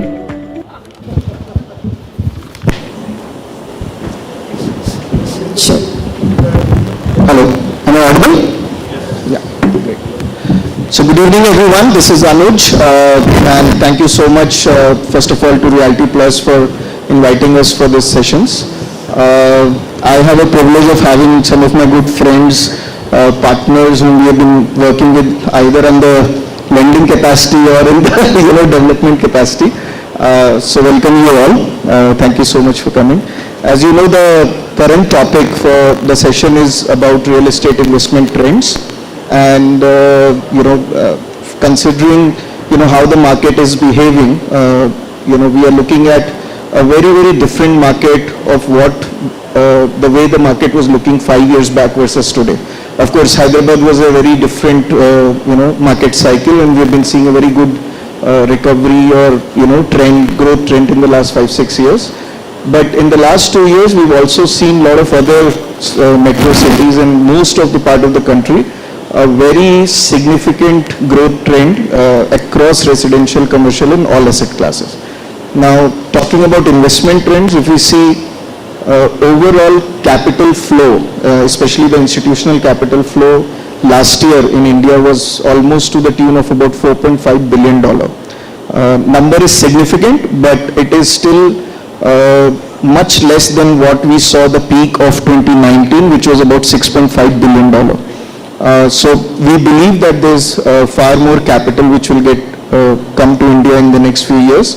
This dip what we have seen last year is largely because the commercial, the large institutional investors globally are very cautious in terms of looking at investments in the country today because of the global economic disorder or a lot of challenges at the global level. So we believe that there's a lot of capital which is flowing in, waiting from global markets to come to India. But surprisingly, what has happened is the Indian domestic capital has really picked up over the last, especially last few years. In fact, if you see the overall share on the institutional lending side, capital flow side, the share of global institutions have come down from 80% back in 2022 to 65% just in 1 year. And we are also seeing a lot more HNI interest and family office interest coming into the domestic capital. So keeping these trends, I would like to possibly first open the floor for all my panelists and possibly start with the developer's perspective, because you are the one who are always looking for a capital for starting this thing. So my first question goes to Ajitesh. You've been one of those young developers who's doing exceptionally well in the market, and you have largely adopted a strategy of working with institutional developers from the very start. Like, what has been your experience and how are you stitching up your financing side of it for all the large projects which you're executing today?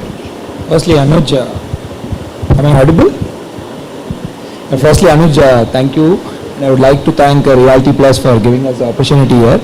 See, with respect to the banking, you are one of the early movers into taking funds from institutional players.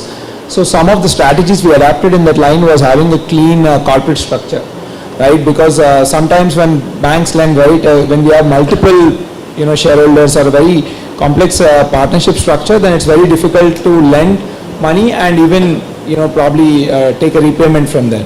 So one is have a very clean corporate structure, That was one of the thing what we did. And second thing was we realized, see, when banks lend money, they do the Excel modeling and all. They do a financial model and then they lend. So what we realized is through that, probably the project commercials or the project viability gets communicated, but not the promoter intent. So that was another key thing what we looked at. So how do we communicate the intent part, which is more subjective and which cannot be done through an Excel model, right? So that's where we realized that you take money from someone and pay them back ahead of time. That shows your intent, and then they come back with 2x the check. So these were some of the strategies what we adopted, and it greatly enabled us in scaling.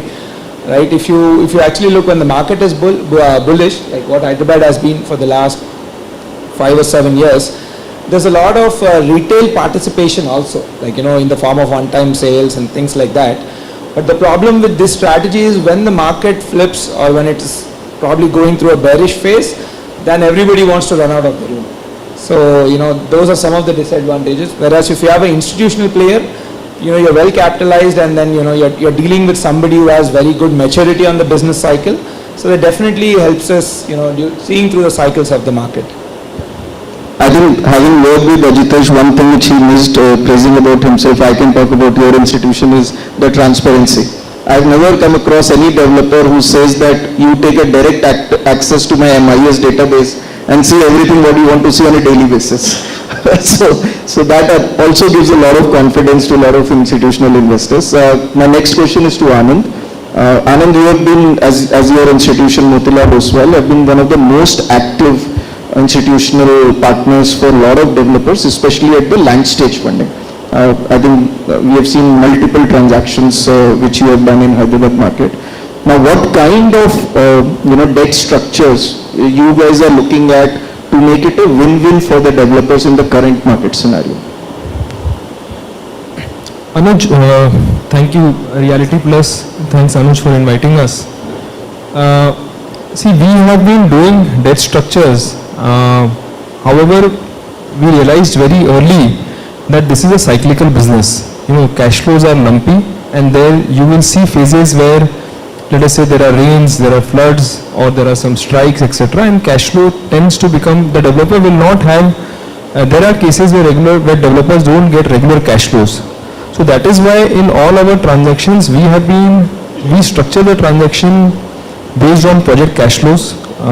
We give sufficient, because we are coming at land stage, pre-approval stage, we give sufficient time, for developer to start repaying. In terms of, we give 9 to 12 months of moratorium to the developer, so that we don't want the corporate cash flows to suffer, or corporate getting into stress for our repayment.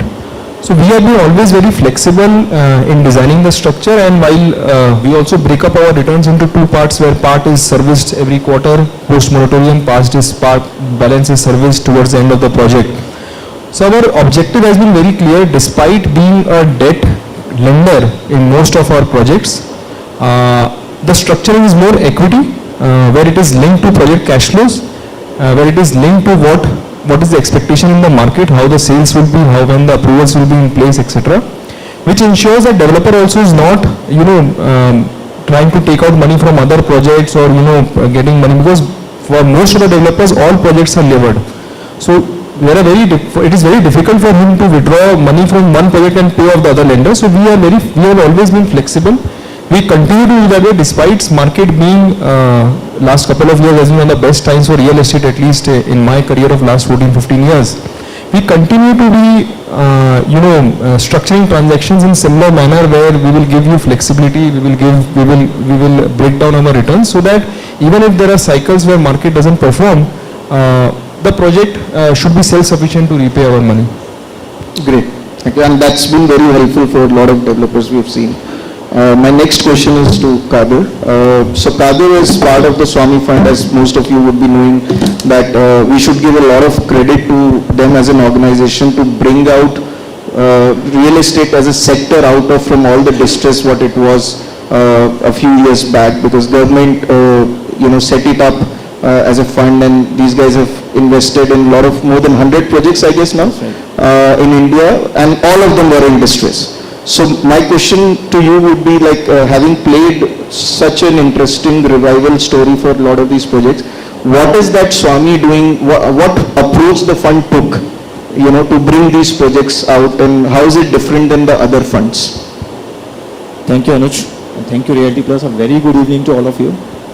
I think well said. The times were a bit different when we started 4 years back, our journey back in 2019, late 2019, when the government of India actually realized that the sector was seeing a visible stress with more than 5 lakh units in different projects being either stalled or stressed. And that's why, with a very noble intent, this fund was formulated. Now at Swami Fund, our approach is not only about investing, it's about transforming distress into an opportunity. And let me explain how. So, when the fund was set up, the objective was very clear that we have to bail out certain stalled and stressed projects, but that was not the only criteria. The criteria was also to actually recover money that goes into the project with a nominal 12% IRR, which may not be completely priced in for the risk that we carry, but since it was a government-sponsored scheme, it had to carry that concessional rate of return as well. Now, not only that, the mandate was massive, as in the fund had to be city agnostic, which means that I need not focus on only 7-8 cities, which most other funds do, but actually had to be pan-India. So today we operate in more than 20-21 cities pan-India across 110 sites which are operating in various cities pan-India. It had to be developer agnostic, which means that we have to fund developers who have not delivered anything, for whom the project may be the first project in their portfolio. And it had to be size agnostic, which means that we do deals starting from 8-10 crores and go all the way up to 400 crores. Now this massive mandate had to have some approach which was very different from the ones prevailing in the market. So we sat down, we discussed, and we had, formulated a strategy which would be very unique. So what we did is, there are 3 distinct features to our approach, basically. The first is the combination of social impact versus commercial acumen. So while I have a keen eye on social impact and the approach is home buyer centric, but since it's not a grant, it had to come back with the nominal returns that the fund gives. The approach has to also be a little commercial in nature. So the combination of both of these is something that we keep grappling with every proposal that we analyze. So today we have we are sitting on a proposal of 1400, 1500 plus pan India, but out of those only 110 could go through. So that was the first, distinctive feature of our approach. The second is, when you're doing something like this, the due diligence, the screening and the asset management has to be really, really tight. So the underwritings have to be robust enough to be resilient in all times, and the cost structures that have gone haywire in particularly last 2-3 years is a testimony of that. So when we underwrite residential projects at Swami Fund, we don't underwrite them as residential, we underwrite actually them as commercial, which means that we don't rely on any inflows or any internal approvals during the construction phase. We give a line to the developer such that come what may, the project goes through. Because only when the project goes through, project gets completed, home buyers get their deliveries back, will the fund make its principal. So you will finance them for the entire construction cost, not just the 30%? We try to, depending on the phase of each project, we do phasing, and we ensure that at least during the construction phase, the dependency on the receivables, both sold and unsold, is minimal. So a line is extended to the developer. Obviously the drawal could be a little less depending on the construction stage and the cash flows generated in the interim. And third and most importantly, most important part rather, is the asset management. So once, it's easier to invest, but it's very difficult to actually asset manage and exit a project. So we have a very, very involved and tight asset monitoring approach at Swami. We have our eyes and ears on the ground in the form of our project monitoring consultants who actually visit the site. They are there 5 days a week, 7-8 hours a day each, and every payment is directly made to the third-party vendors and consultants. So this kind of model, which I'm happy that the industry is fast. It's becoming a new norm in this industry for last 3-4 years, coupled with the fact that the governance is also improving. But that's something that we do differently as compared to other funds. The size and scale here is really massive. No, I mean, it's very commendable the way the recovery of some of these projects has happened across different parts of the country. Unfortunately, we never got a chance to work with them. I remember he coming to my office about a year back, and I said I have nothing to offer because not a single developer in Hyderabad needs any distress money. So everybody is full of pre-sale and cash flows. So, but I'm sure, the way the market looks like, I hope, some transaction you will do in Hyderabad as well. My next question is to my very dear friend Parvesh. So Parvesh, you represent the international developer community. You represent one of the most renowned and very large global developer in India, who's been present from day one. And you have seen cycles. You are the man behind who has built Wave Rock. You have seen Hyderabad very closely. Now, what we have seen, especially the large developers like you, in India also are now, for financing strategies, they have started setting up their own AIFs, right? And I know that for sure that you also have partnered with Axis and setting up your own fund for commercial real estate. Now, how that strategy is panning out? Like, do you see that that is a model which most developers will adopt going forward? So Anuj, that comes from the global experience that we have realized it working in the various geography, that the best way to have the funding for this project is to have the domestic money there. The foreign money always looks good, but that comes with its own challenges, whether it is the currency risk, whether it is the what is happening in their own countries, how do they perceive it. Then also the same money has to be deployed in various geographies, so you are competing with different geographies when we are trying to get the money from some of these large fund or the fund of funds. That's where you are getting the money. So we realized that the best way is to get the money domestically through a route which we have done it in China very successfully. We have raised a couple of $1 billion which has been deployed successfully in various projects. In India, we partnered with Axis AMC, and that's where we started with this AIA fund. We are probably the first one to get into this route, especially a development fund. There have been funds which are more on the debt side, providing that kind of an opportunities. But educating the retail customer for this kind of product was not easy. It was a challenging assignment. When we are collecting 1 crore rupees check for the AF, the investor base, they typically understand the yield products and they are looking at something which is more liquid in nature. But this product is having a lifespan of 7 years, so your money is locked in for a period of time, and it is a lump back-ended return. It is not that during the period you are getting anything. So selling this product by Axis AMC through their internal and external channel partners, it requires a lot of effort for us also to be part of those discussions when they are sitting with the investors, explaining them how this product actually works, telling them that there is a 20+% IRR which can be generated on the real estate. It is not easy to explain to most of these investors who are the retail investors, but we feel that is the best way to raise the money domestically, and it also addresses a lot of the currency risk and other things, factors. This is the first fund, but we know that there are a lot of other developers who are looking to go down this path, raising the money and deploying it. So we are right now in the deployment phase. So we have raised substantial capital to put up into the projects. These funds are well regulated funds by the SEBI, so the investor doesn't have to worry about from the regulation point of view. There is a diversification norm, there is how the fund is to be managed, how the fees is to be paid. All of that is, I think the SEBI is doing a great job. So maybe the next funds or the next developers who are going down this path, the things will become much easier for them when they go out in the market. Sure. Thank you. Jitendra, I'll come to you. So as your enterprise, Hero has been one of the very active construction financing partner for a lot of, especially the mid-sized to large developers.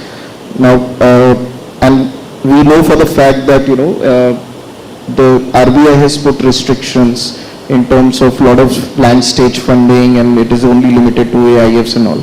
Now, how are NBFCs like you are supporting the developer partners in terms of the structures, what we do, like cash outs, or for helping them to do cash outs or financing them for the next set of equity for the next project? Can you elaborate on some of those structures, what you're following? Sure. Thanks, Anuj. Thanks to the Realty team as well. Being the last panel is quite tough because most people are looking at when we can exit. But it's good and very encouraging to see so many people still sitting patiently and willing to hear us out. So, coming to Anuj's question, I would like to say that yes, people are looking at land purchase primarily these days because there is very limited concept called construction funding now. Because people are looking at growth capital, or if I say opportunity funding, so to say. But yes, RBI has put its clamps on NBFCs, and we cannot lend at least to that project from where we will expect our receivables to come from. So having said that, we still look at avenues to fund. We look at, there are ways to do it. We do in inventory funding. So it can be in the form of a general corporate purpose. It can be in the form of a working capital. Rather, these two concepts are slightly less costly also compared to the gentleman on the left side. so that's a little less costly affair. We've had a little discussion on this yesterday as well, because there was a front page news in Business Standard where two veterans of our industry, Mr. Deepak Parekh and Mr. Khare from SBI, also mooted that banks should be allowed to lend for land funding, because everywhere in the world it is happening, and so be it here. So considering that it has come from very two heavyweights of the industry, we feel that maybe the floodgates can open. If that happens, I think we will also get more direct opportunity instead of going via transaction of inventory funding or this through working capital and so in the form of equity takeout. But having said that, yes, equity takeout cannot be given to each and everyone. You have to see how much the committed receivables are there, the collections or sales have been done, and at least 30% of construction should also have been done for that particular project which we have funded. So in that case, we can do financial closure. If the financial closure is secured, then yes, we can look at some. We can look at that. But yes, for every builder who comes forth where we lend, we don't want to do that and fall into a debt trap, because this is what happened in certain parts of the country. Sure. Probably where I come from, in the north side, where people fell into a trap. They started borrowing, then they lent further. But of course, it has its own rules and regulations of 10-year period also. So those lacunas have now been removed, and we have RERA in place. So with RERA, we are more cautious, and there's a lot of financial discipline being maintained. So that takes care. Sure. I suppose that takes care. Yeah. Thanks, Amit. Thank you so much. Ajitesh, I'll come back to you.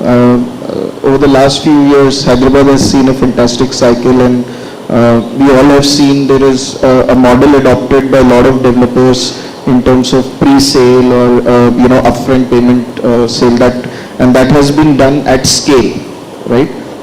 Now, as a developer, what is your view on that approach? Do you think is it sustainable for developers to follow that, especially in the downward market? See, Anuj, with respect to a downward market, no, it's not at all sustainable. In a bullish market, I would say there's a 70-75% chances that it will see the light. But see, the biggest problem with the pre-sale type of structuring is that the exit plan, right? When you borrow money from a bank, let's say you borrow a couple of 100 crores from a bank, you're dealing with one entity and you're working on one exit plan, right? Let's say somebody raised the same equivalent money on a one-time payment scheme, then you're working with 200 different investors and 200 different exit plans, and it's these uncertain exit plan which ends up screwing up a project. Right? You never know when somebody would want to exit, and the logic is simple. Whatever the developer would be selling, it will be minus 500. So essentially there will be one counter and two sales. Either people might not just buy there, or they are buying at the lower price.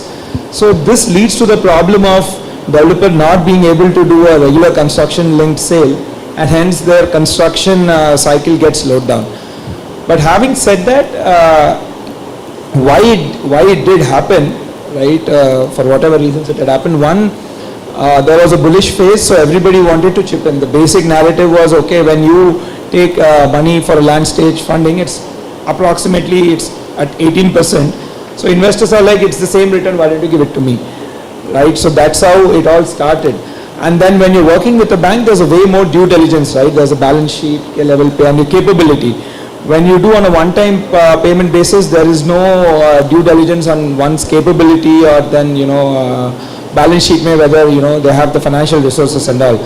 So these are, some of the major, negatives of it. Yeah, but in a bearish market, I think it will be kind of difficult because of the various exit plans. Sure, thank you. I'll come next to you, Kadir. We have seen one of the strategies adopted by a few global institutional investors, where they've gone and done platform deals with very large developers, for either for affordable housing platform or for other approaches. Now, we have not seen many domestic institutions doing that partnerships with prominent and good quality developers or regional developers. Do you see those kind of platform deals a possibility with some regional developers? And if so, what kind of structures do you think would be interesting? I think good question, interesting question. Yes, you're right. More than 4 billion plus worth of platform deals have been announced last year. And I think the similar number, if I'm not wrong, got clocked in the year 2022 as well. So I think a couple of things really stand out in all this. So one is, if you see the guys who are doing platform deals, one is tier 1 credible developers, no doubt about it. But on the other side, we're talking about foreign fund managers handling foreign pools of capital, deep-pocketed and long-term patient capital, which is chasing these kind of platforms. Yes, residential also, there are a couple of them, but these are more for asset classes which are not residential. As Parvesh touched upon, the asset classes which are more predictable in nature, which are more stable in nature, and which are more like an ownership theme. So be it commercial, industrial, retail, even hospitality, that's seeing more interest on that part. Now, does it make sense for domestic institution to do this? Absolutely yes. So as fund managers, if you are okay, if you are comfortable with a particular tier 1 developer, or even an emerging tier 2 developer as well, it makes sense for you to do repeat deals and play on a particular strategy, even if it's affordable housing or commercial or industrial. The challenge really is what kind of capital the domestic institution is handling. If it's an HNI or retail money, the investors like to see a more transactional approach, which is basically, let's say, a 3 or 4 year kind of commitment period, just get in, get out. I'm talking about residential strategy specifically.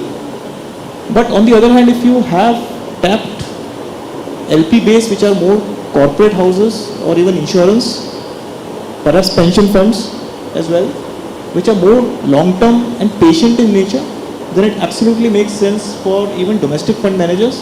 And I think we should see some interest very selectively going forward for this kind of a product.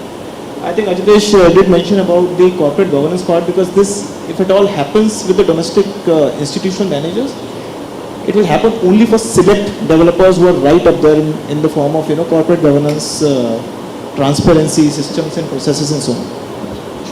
No, very well explained. Thank you so much. I'll come back to Parvesh, primarily because of your exposure and experience on the commercial sector. Now, globally, we've seen a lot of turbulence, with a lot of vacancy in markets, like especially US and all, in commercial office and all.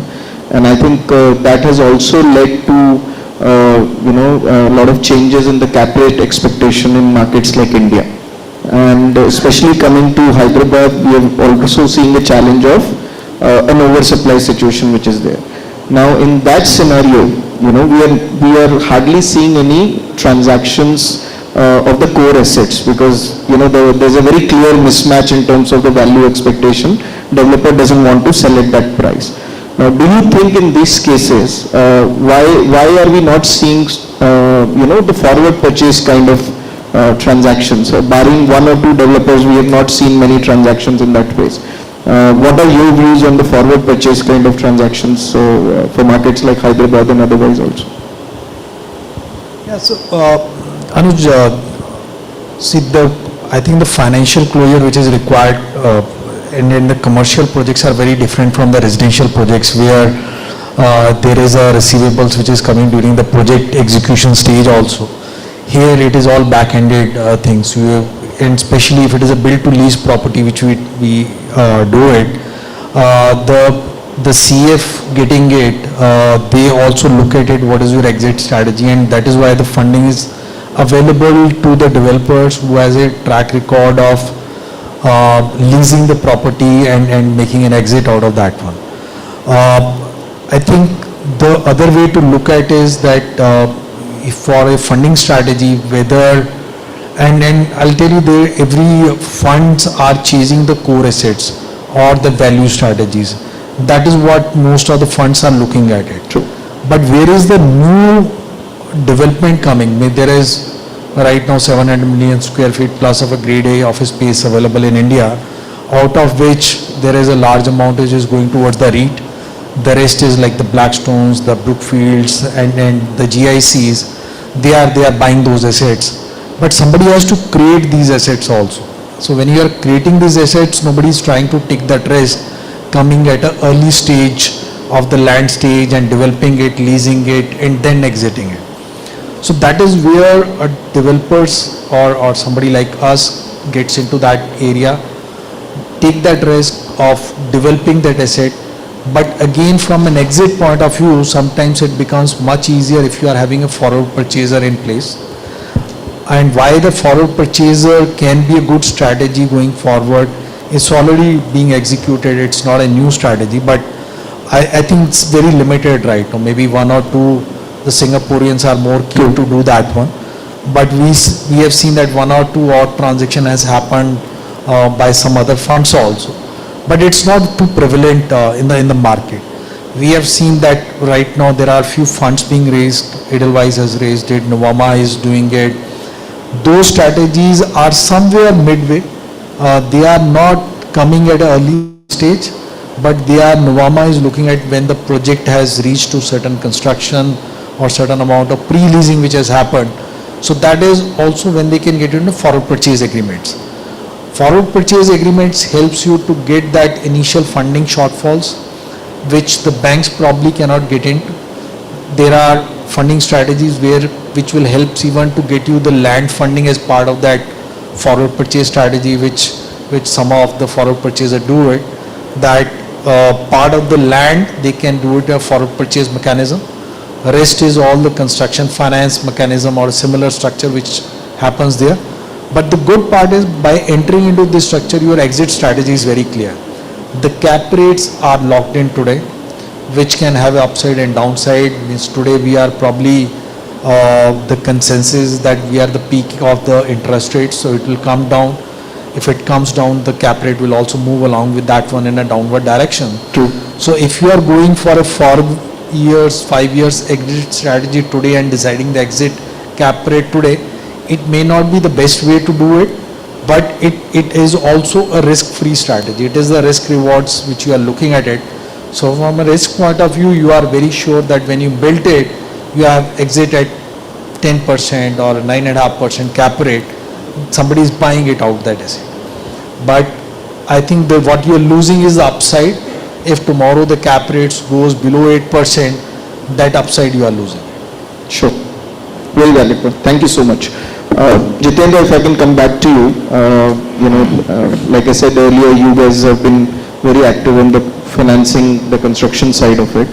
We are seeing a lot of high-rise development in Hyderabad, and one of the trends which we've been noticing is that a lot of construction finance lenders are shying away from financing 45-50 floor structures. Now, what, as an institutional lender, what challenges are you seeing there?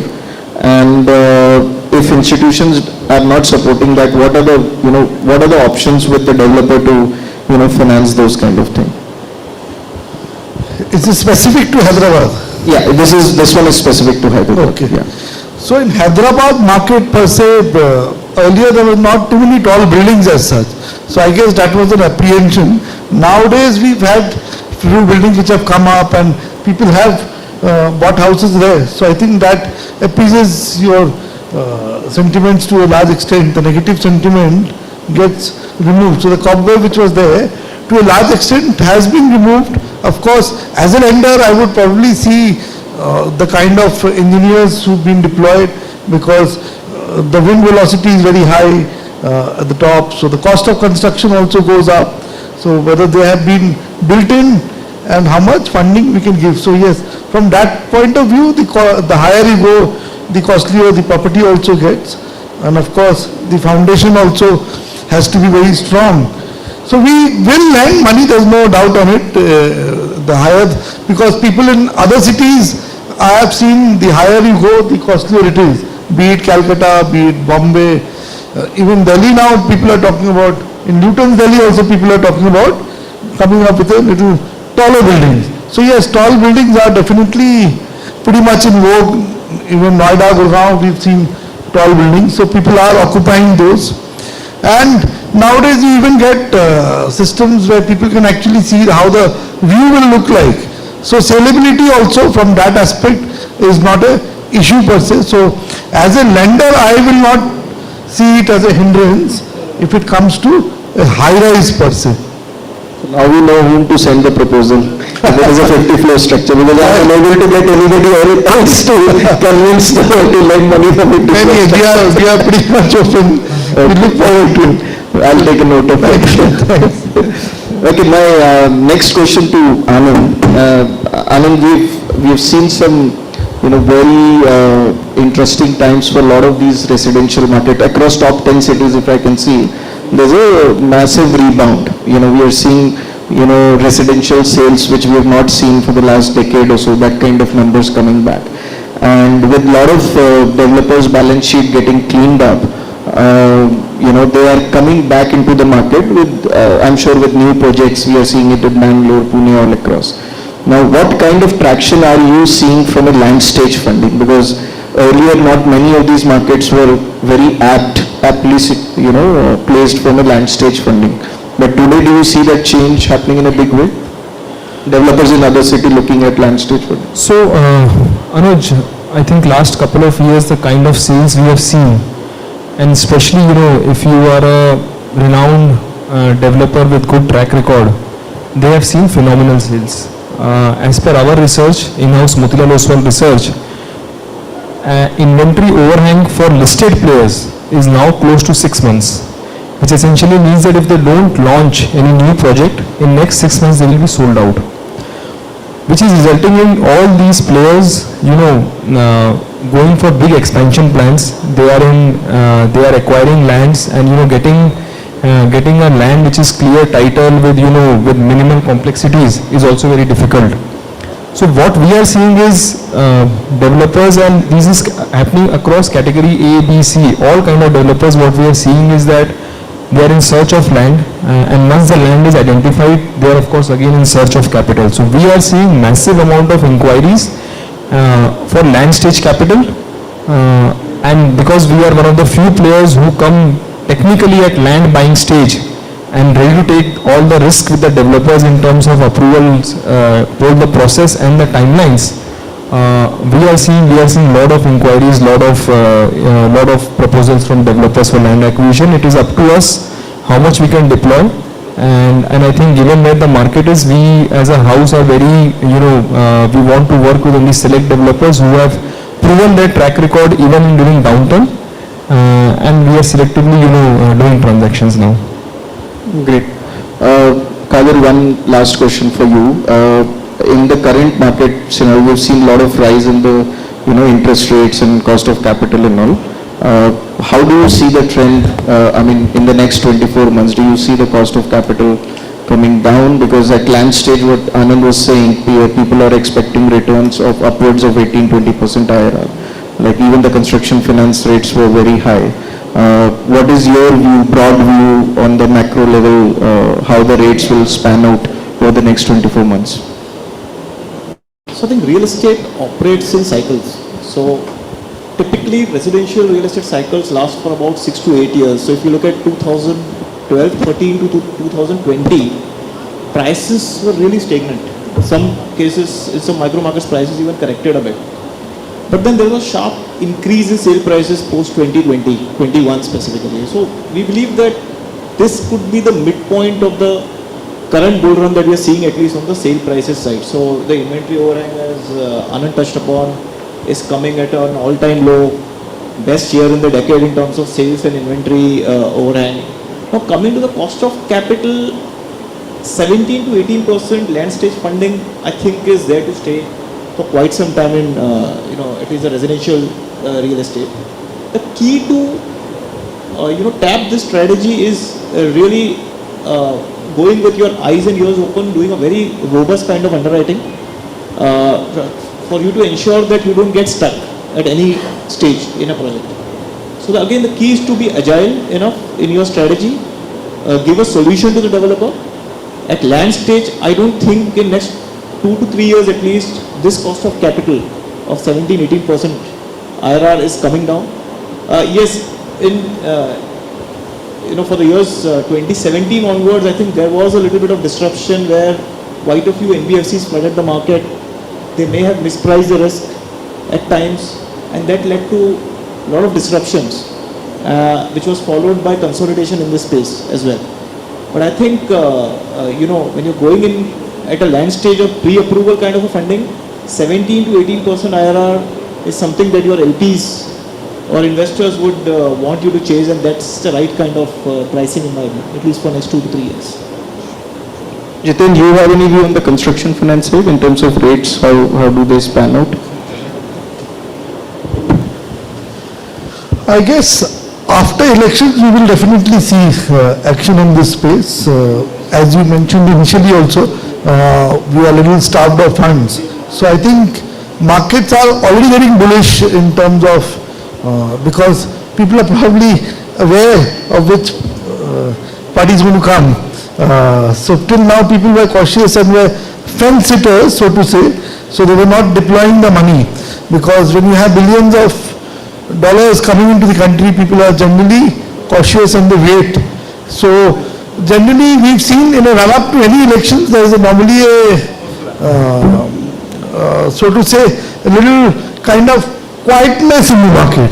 But on the contrary, we've seen even the stock market, which is a barometer of the economy, the markets are going up and up and up. So even PSUs, for that matter, which was always a bench sitter, has done really well. So RBI monetary policy also, Mr. Das said, yes, inflation is probably the only enemy right now, so to say. But we will see the markets coming down on the rate front. Definitely that will happen. I'll just have a quick last 2 questions, one to Parvesh first. Parvesh, you must be in touch with a lot of your fellow global developers. Do you see some of them looking at India, coming to India and partnering with the developers here in the near future, at least in next 2-3 years? See, on the developer side, there are not too many, but on the fund side, there are a lot of people who are looking to enter, and especially I would say the eastern part of the globe now, they are very active. The Japan is very, very active, and they are looking to come to India in a big way. There are already, like Sumitomo has taken up lands in BKC, in Lower Parel at a huge price. And these guys generally comes in clusters, and we have been in touch with most of them, and we find that the next wave of the investors will be from Japan. Okay, fantastic. Okay. My last question of the session goes to Ajitesh. Being a developer, how do you see the financing landscape for developers changing in the future? What kind of things developers can adopt, new approaches, to be more investable, if I can say so? See, Anuj, I think looking forward, technology is going to play a major role in bringing about transparency and efficiency in operations.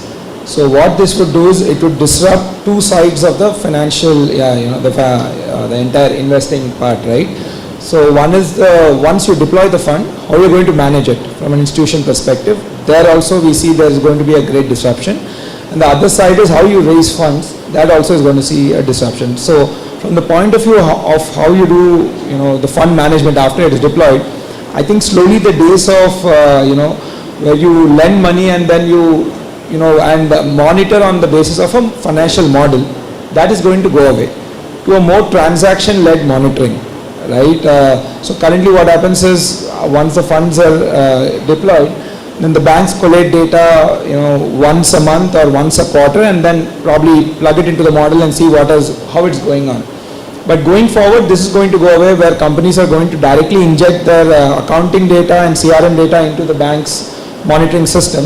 So every transaction is recorded, and pretty soon there will be some algorithms deployed, and probably those would be raising the red flags if at all there's any.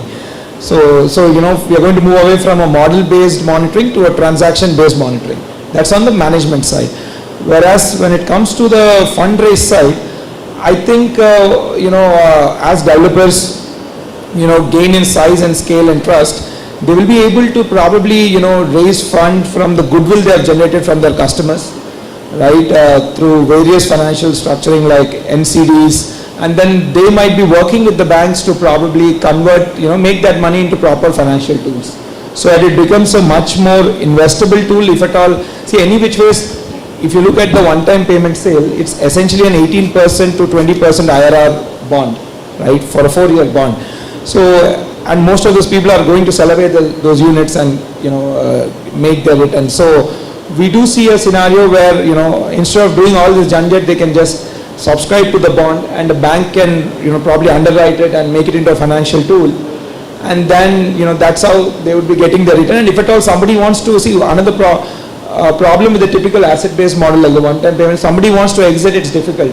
But if you're holding on to a bond, you can forward sell it and then exit. So these two is what we are thinking would be disrupted in the way forward. Very interesting. I think I'll stop any more questions. I have a friend here who has to catch his flight also. So any questions from the audience? Happy to take it. Anuj, I would just like to add, maybe end on a little more positive note. I think the next 3-4 years, like I travel various places in the country, so the next 3-4 years are definitely for real estate. So each one of us here can cash in as much as possible, excepting Swami Fund.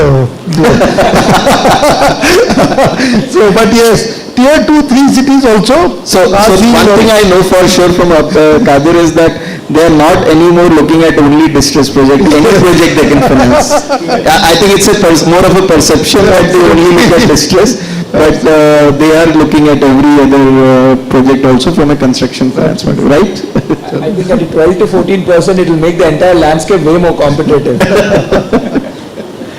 Okay. I saw one hand at the back. Somebody can somebody pass the mic there?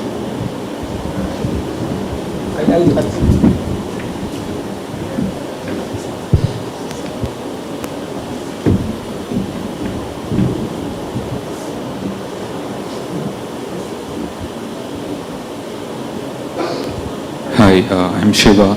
So you've spoken of the bull run. So are you seeing like a gold rush scenario where inexperienced people are getting into the development space to make money? And if that's happening, what is your advice to them? Who is this question addressed to? To the panel in general. All the new developers who are coming in, first time. See, like I mentioned earlier, we had issues, especially in the north side, where every broker or anybody became a developer because you had payment plans for 10 years and so and so. But nowadays, that has been stymied to a large extent. So, to be a developer now, you need fair amount of kitty in your purse. Otherwise, you can't become. You need knowledge. People have also become far more educated after that. So yes, it's so that's not like a gold rush anymore.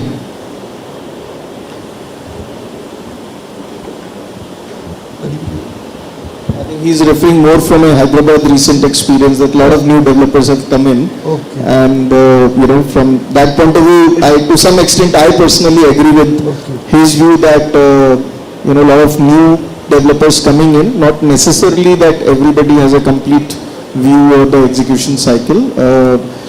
But yeah, that's like, that happens in any industry. Like it's nothing to do with real estate or any individual. Every industry go through this phase of growth and then consolidation, and then you'll see the new set of players coming in. So I think that's a market So to cycle. put it mildly, it is like the penny stocks doing very well in today's times. Just to add to that, see, what I would say is if one is it's always good that new players are coming. It will, sort of challenge the incumbents, and, there'll be a churn, and, the customer is set to win. But I think if somebody is a new developer, one thing they have to look out, most important, at least going forward the next couple of years, is understanding the entire cash flow model and making sure there is sufficient cash in the balance sheet to, see through probably a more steady market. So, I would say that's a very important thing. One last question, if anybody, otherwise we close the panel. I think we are good.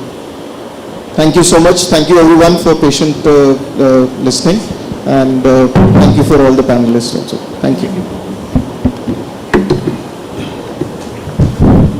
Thank you very much. And with this, I request our panelists and our moderator to kindly stay back with us. May I please invite Sapna Srivastava ma'am to kindly come and join us on stage.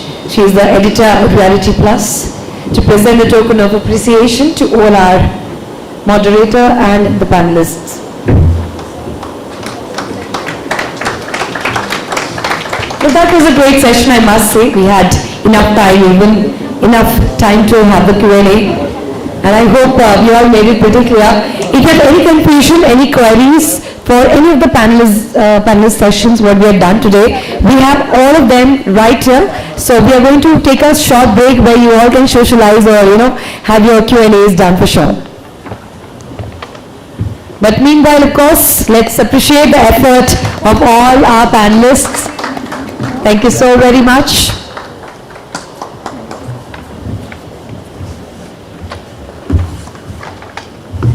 Thank you very much, sir. And last but not the least, the person who made it so obvious to present the whole panel discussion so beautifully and gracefully. Thank you very much to our moderator. I request all of you to kindly stay back for a group picture. Yes, ma'am. Everybody kindly join. And with this, I thank all our speakers of the day as well for making the edition of Realty Plus Conclave 2024 Hyderabad so exciting and throughout provoking. We thank the awesome audience for being with us, of course, today and sharing their queries indeed. As we said that all our panelists are here around us, so if you have any questions and answers, please go ahead for socialization. And now we are going to take a short break and give this hall a makeover for the soon-to-be presented Realty Plus Excellence Awards 2024 Hyderabad. I would like to request our audience to please leave the hall and back right here in next 10 minutes for an amazing evening full of felicitations, awards, rewards, and everything all around. Yes, please. A short break of 10 minutes and we shall meet once again with some more attention, with some more energies for the felicitation and awards. Thank you very much, everybody. See you all in next 10 minutes. Thank you.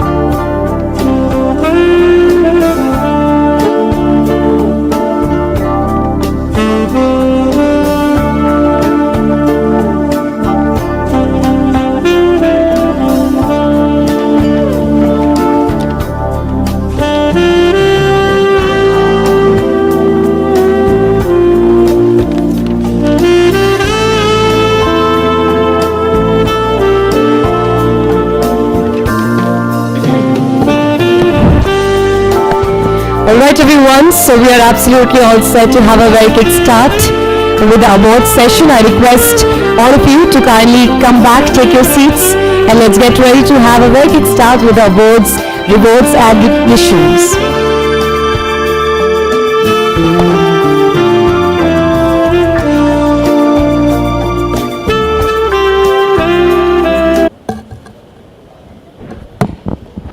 Can you make it a bit more faster? Ladies and gentlemen, everyone, please take your seats. And once again, a very, very hearty and a warm welcome to all of you. Welcome back.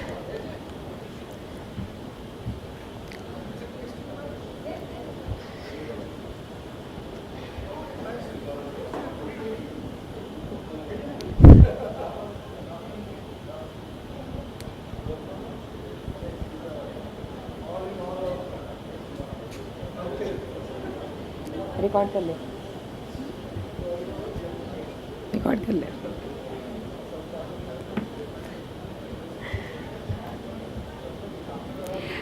All right everyone, so yes, once again a very, very good evening to one and all present out here. Greetings of the occasion, ladies and gentlemen. Welcome to this beautiful evening we all have been gathered here for. Well, this is Neha Argupta, I will be the host for the day, and we are here on the spirit of gifting with something really, really picky right here, right now. I once again welcome to all the winners, to all the achievers, to all the champions who are here with us. So yes, with this, we now begin with the presentation of the first Realty Plus Excellence Awards Hyderabad for the year 2024. Ladies and gentlemen, I request all of you to kindly put your mobile phones in an inaudible mode, as we don't really need any disturbance while the event is going on. Can we make it a bit more faster? Everyone, please put your mobile phones in an inaudible mode. Thank you. Okay everyone, so let's now start with the most and much awaited segment of the day, that is First Realty Plus Excellence Awards Hyderabad 2024. Well, with this, I quickly would like to tell you that we are going live streamed. It's happening on Realty Plus website, that is www.realtyplus.com. rprealityplus.com. So even if your close ones, your family members, your friends would like to watch it, please let them know. Apart from that, we are also here in Realty Plus LinkedIn page as well as Realty Plus Facebook page as @RP Realty Plus. Well, so do remember to tag us, those who are clicking the pictures, photographs, anything, please tag us. We have the social handles name as @RP Reality Plus on Facebook and Twitter and RP_reality on Instagram. With this, let's quickly have an AV before we move on to the rewards, recognition, awards and the night to remember. Can we have the AV please, team? Some people are born to show the world which path to choose in a crisis. Some brands are born to do the same. And during the times of challenge, the stalwarts of the Indian real estate industry have chosen to do just that.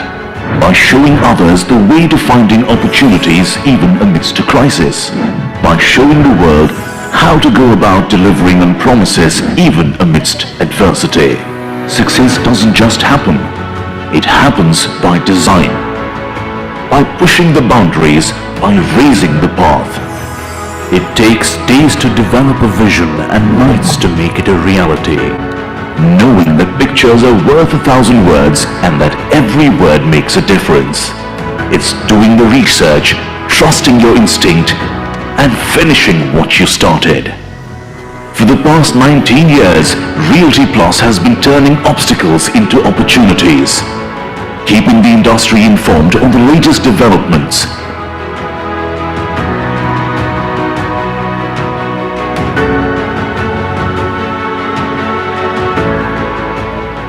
Innovating to inspire debates and discussions.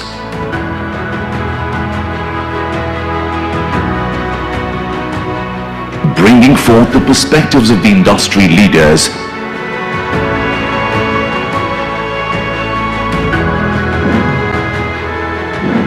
Honoring hard work and achievements.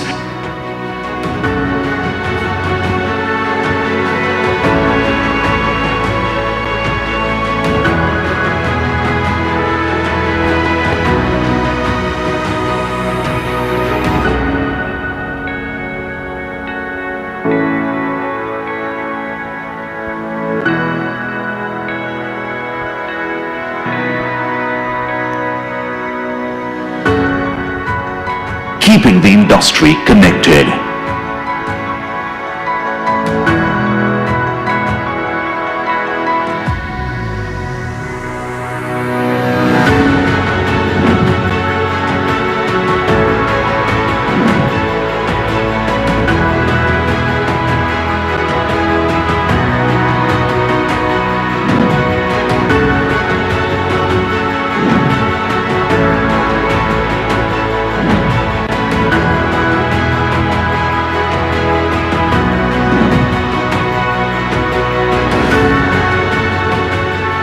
This is what we are built on.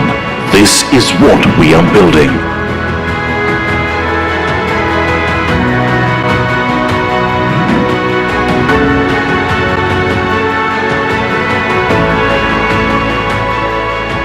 We are Realty Plus, and we lead the way.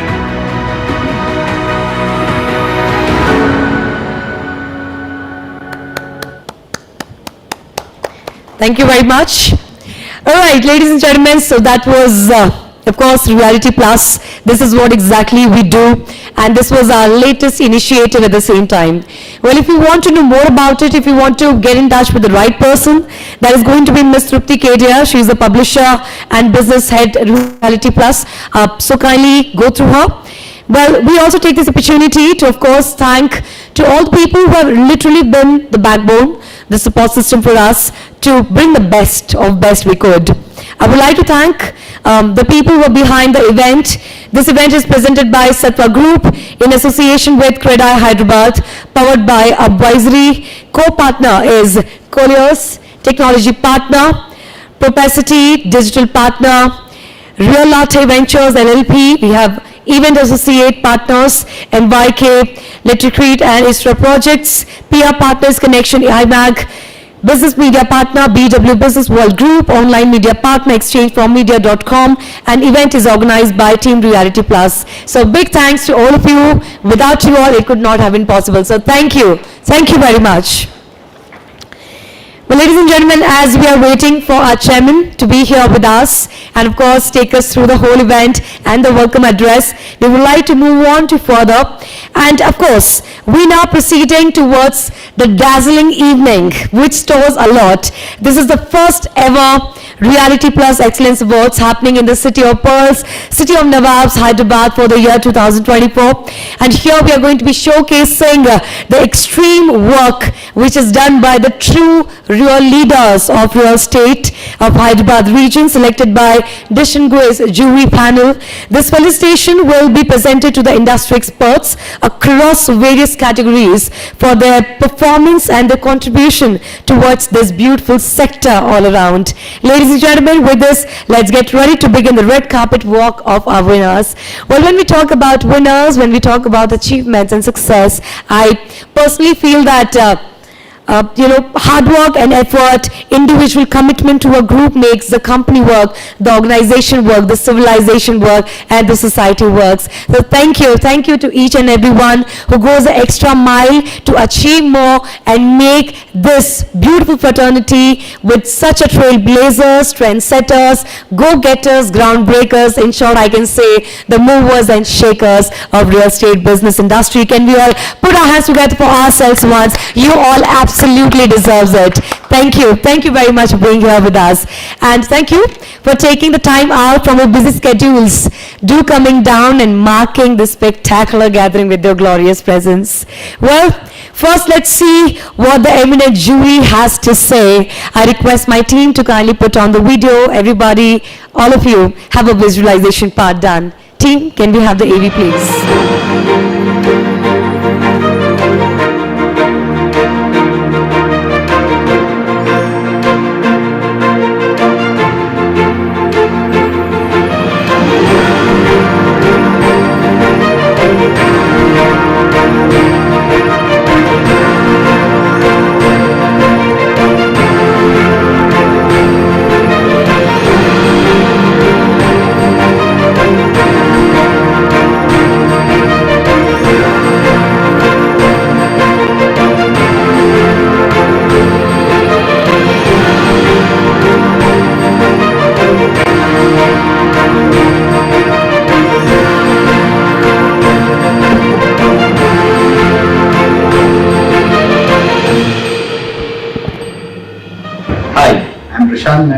Co-founder and partner at Advisory Capital. I'm pleased to share that I'll be part of the 50th Realty Plus Conclave and Excellence Awards 2024 at Hyderabad. Realty Plus is recognizing outstanding practices and exceptional performance through these awards. Hi, my name is Purima Kamble. I'm senior partner with Fox Mandal and Associates LLP. It is a pleasure and an honor to be a part of the jury panel for the Realty Plus Conclave Awards 2024, the first edition that has been done in Hyderabad. We are looking for the best projects, and I do believe that this would be a brilliant showcase for the projects that are being set up in Hyderabad. Hyderabad has a thriving ecosystem, and real estate has a major contribution to the same. I am glad to be part of the jury for selecting the best project as a part of the first edition of the Realty Plus Conclave that's happening in Hyderabad in this month. This is a very important event for the industry, and I request all of you to nominate your best projects for this awards competition. The jury will be selecting the best projects based on several criteria. Some of that will include the architectural design and innovation, the technology that is used, the sustainability features and the green practices, and also the amenities and facilities that are getting created. Lastly, the impact the project is having on the society at large.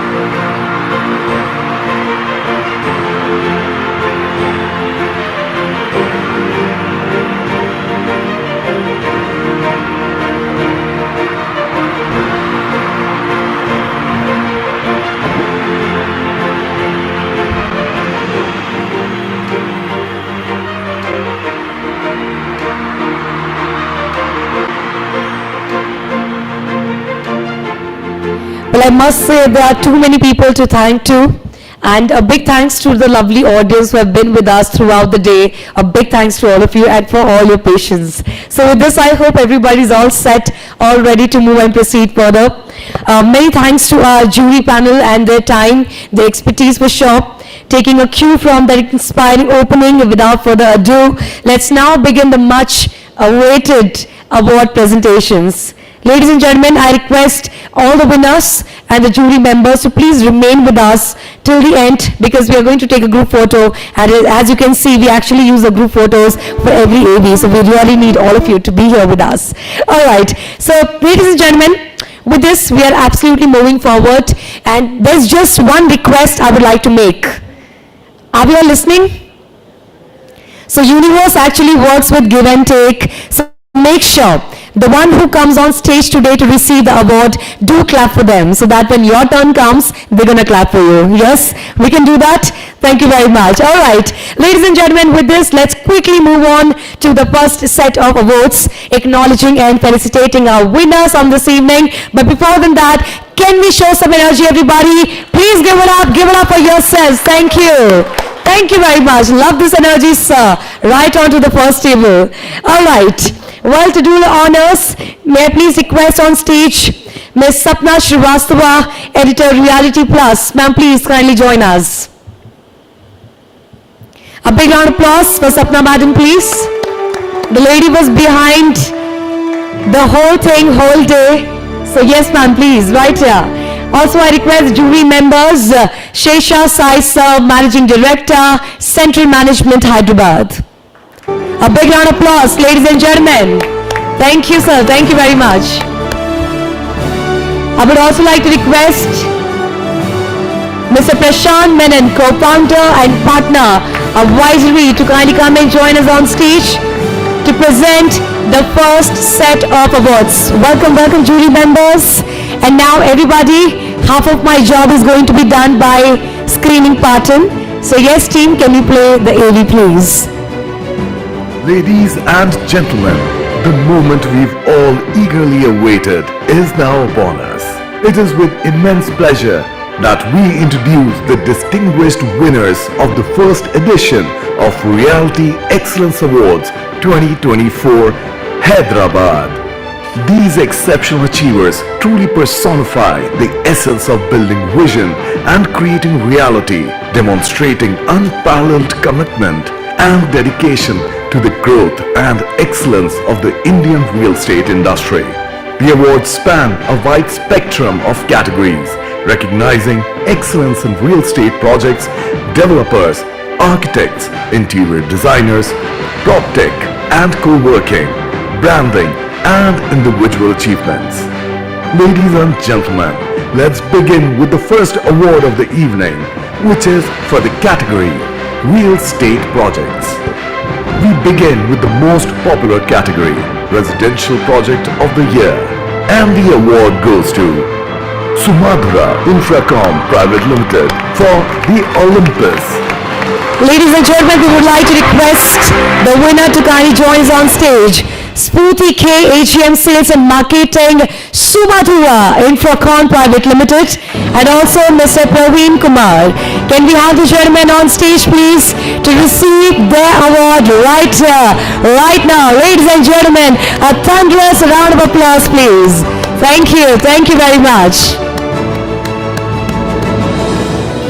Congratulations, team Sumadura Infracom Private Limited.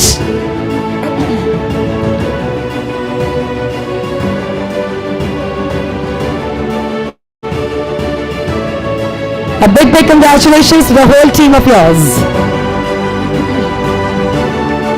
Thank you very much. Team, can you play the next AV and let the people know who is the next winner coming up right here? Keeping with the thriving trend of luxury housing, we have the award for Luxury Project of the Year. And the award goes to Satwa Group for Satwa Lake Ridge. A big congratulations. May I please call upon stage Mr. Piyush Agarwal. A big round of applause for Mr. Agarwal, ladies and gentlemen.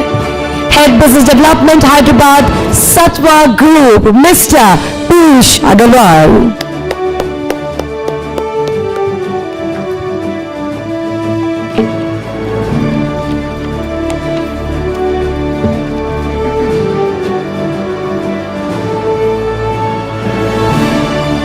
Congratulations, sir, ladies and gentlemen, everybody. We can be a bit more louder. Thank you very much for all the love and support. And with this, everyone, let's watch out who is our next champion achiever winner of this evening. Team Next AD. is the prestigious honor of Ultra Luxury Lifestyle Project of the Year, and the award goes to Shobha Limited for Shobha Waterfront. A big round of applause, and may I please call upon stage Mr. Ramesh Vilayakotal, Head of Sales Hyderabad Shobha Limited. A big round of applause. Come on, everyone. Congratulations, sir, to you and your whole team for doing what you do.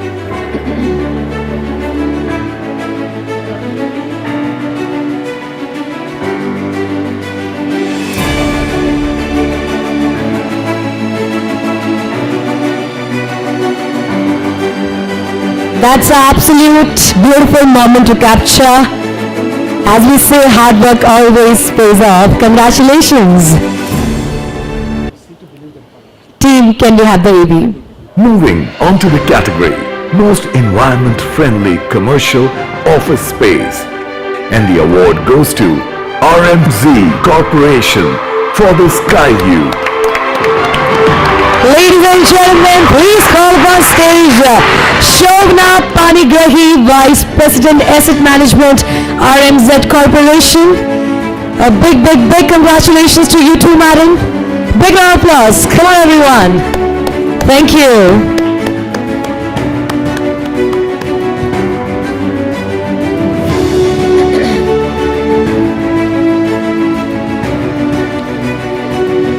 All we can say to all our winners is that keep up the good work. You are just best at what you do. So thank you and congratulations, madam.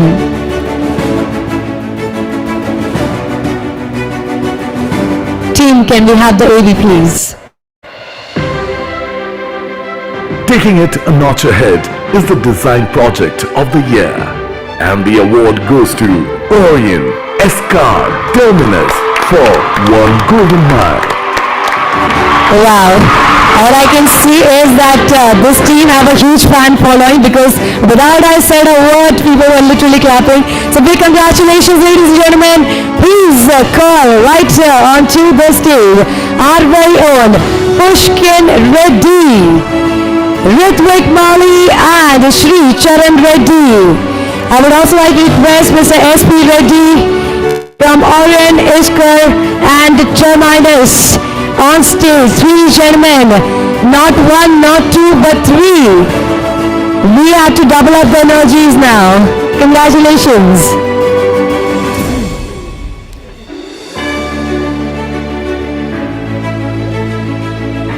And here we can say absolutely dream work. Please people, give it up. Congratulations, gentlemen. A big congratulations to all the three of you. And with this team, can we have the AV for our next winner? The next award is for Homes Served in Style, awarding the Villa Project of the Year. And the award goes to Green Mark Developers for Mayfair Sunrise. Everyone, and now I would like to request and invite on stage our next champion. Please give it up for Mr. Bharat Gorantla, AVP Operations, Green Mark Developers. Congratulations, sir.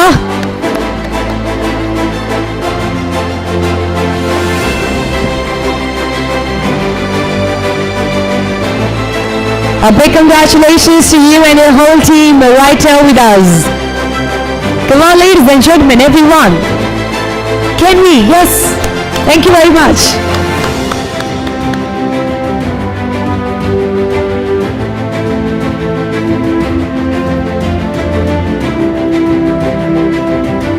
Thank you very much, sir. And now with this, let's move on to our next champion, everyone. Let's now awarding uniqueness in real estate projects is the award for themed project of the year, and the award goes to Sukhi Group for Sukhi Ubuntu. Everyone, may I now please call upon stage Mr. Srinivasulu Kande, Chairman, and Mr. Santosh Kande, Managing Director, Sukhi Group, onto the stage, please. Please give it up, everybody. A big round of applause. Congratulations, sir. A big, big, big congratulations to you.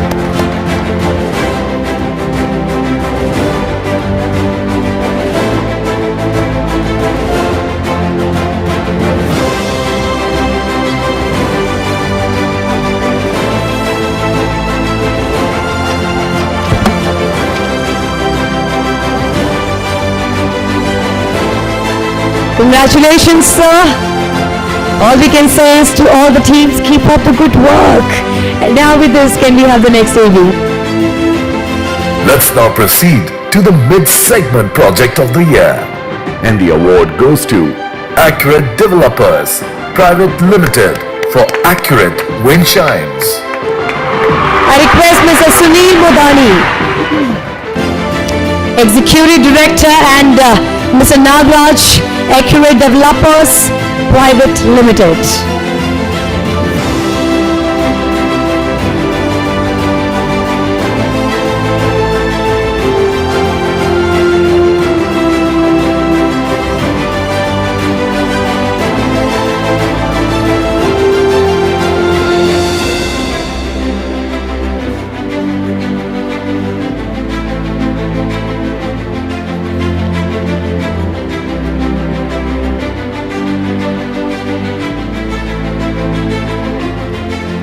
Congratulations, sir.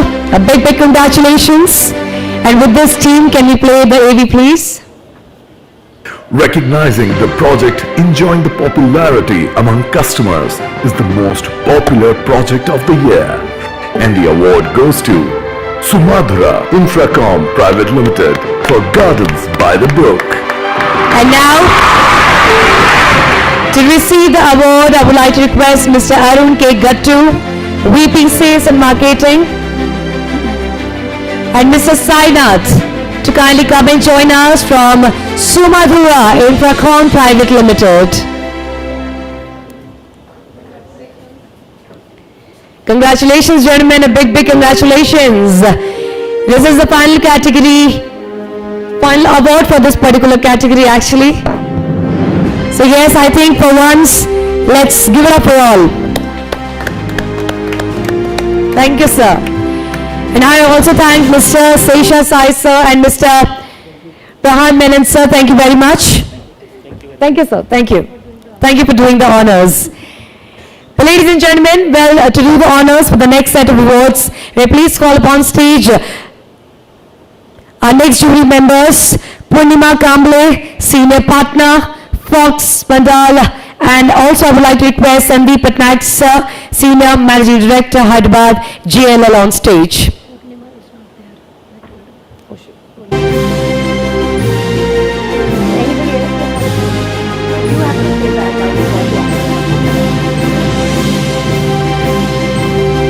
So yes, can we have Mr. Sandeep Patnaik, sir, on stage to do the honors? Yes, sir, please.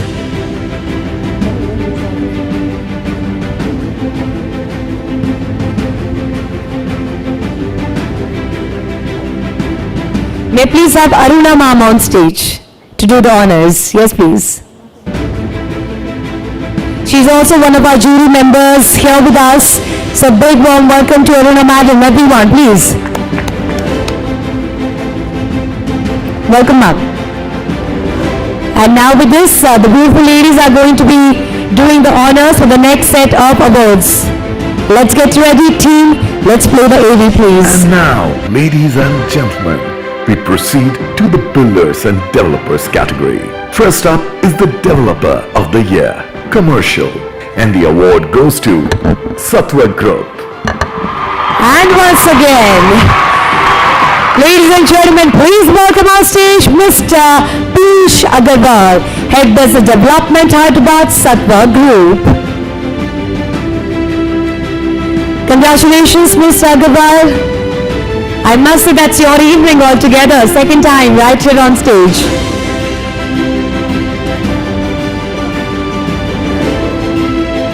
That's beautiful when we get to see people who are actually winning in every single category. I think we all can be a bit more louder. This time, double energies. Thank you. But congratulations, sir.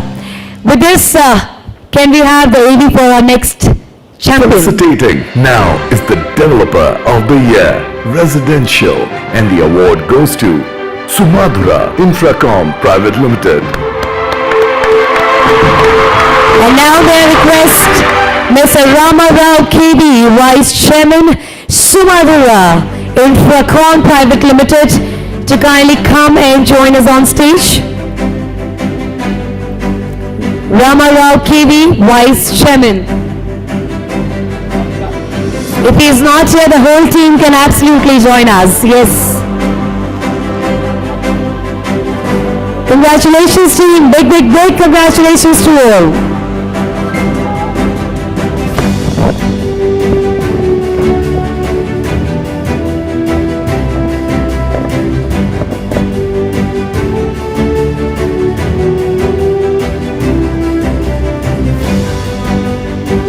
A big congratulations, and with this, let's move on to our next achiever.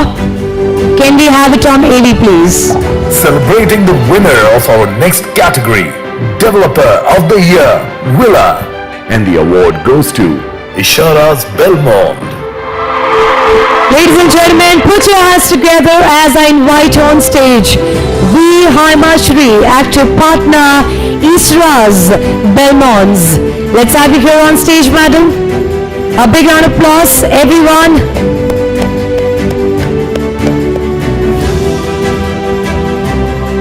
A hearty congratulations to your whole team for winning in a category of Developer of the Year, Villas.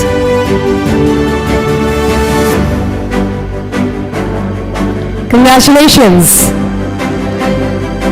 And with this, ladies and gentlemen, we are moving on to our next awardee.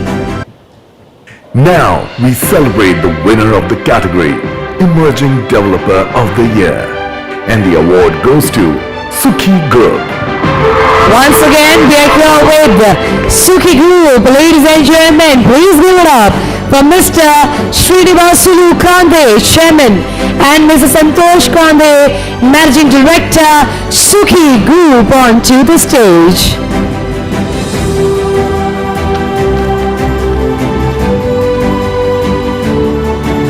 A big congratulations, sir.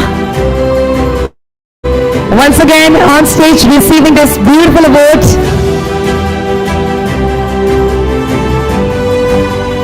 Congratulations. And now let's get ready to move on further. Team, can we have the AV, please? Next in line, we present the Excellence in Delivery, and the award goes to Sumadhura Infracom Private Limited.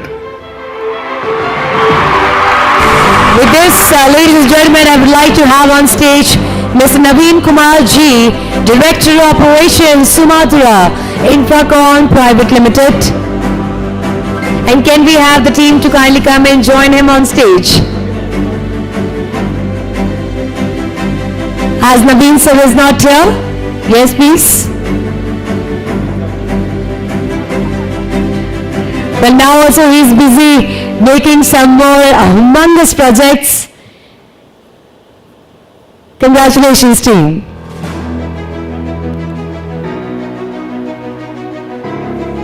Thank you so very much. And now before we move on to our next award, everyone. Popular category at the Realty Plus Excellence Awards. The award for Developer of the Year, Luxury. And the award goes to Green Mark Developers. Ladies and gentlemen, I would like to request Mr. Bharat Goyantla, AVP Operations, Green Mart Developers, to kindly come and join us on stage.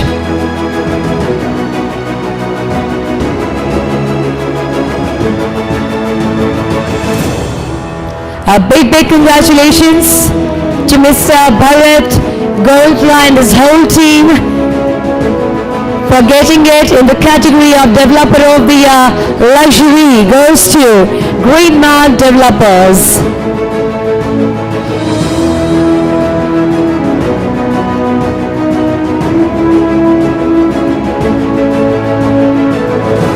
Congratulations, sir. And now with this, everyone, as we are moving on to our next category, let's now watch out the AV. We now proceed to our next award, which is Architect Awards and Interior Design Awards, recognizing path-breaking architecture in the category of Architectural Firm of the Year. And the award goes to DSP Design Associates. And now I request Ayman Ansari, Director Architecture, CRE DSP Design Associates, to kindly come and join us on stage to receive the award. Ladies and gentlemen, please put your hands together for Ayman Ansari, Director Architecture, getting it for DSP Design Associates. Congratulations, sir. Moving on to our next award, let's have the AV please. Taking it a notch ahead is the Architectural Design of the Year, Residential. And the award goes to Urban Frame Private Limited for Aparna Greenscape. A big congratulations, and now may I please have Kavana J. Mahadesh on stage, Associate Director, Urban Frame Private Limited. A big round of applause, ladies and gentlemen, for the whole team for getting the award in the category of Architectural Design of the Year, Residential, and this goes to Urban Frame Private Limited for Aparna Greenscape. Congratulations. And now we request the team to kindly play the AV for the next awardee.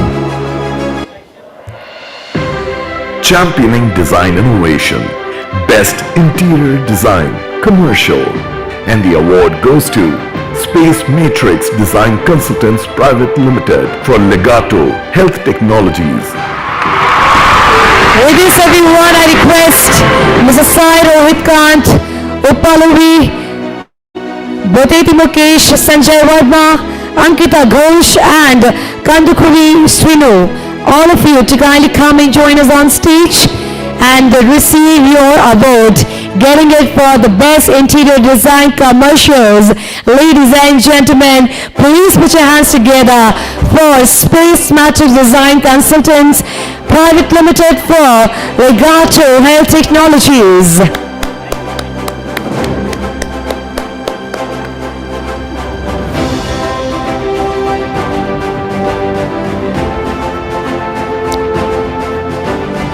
Love the smiley faces. It's all about the happy vibes.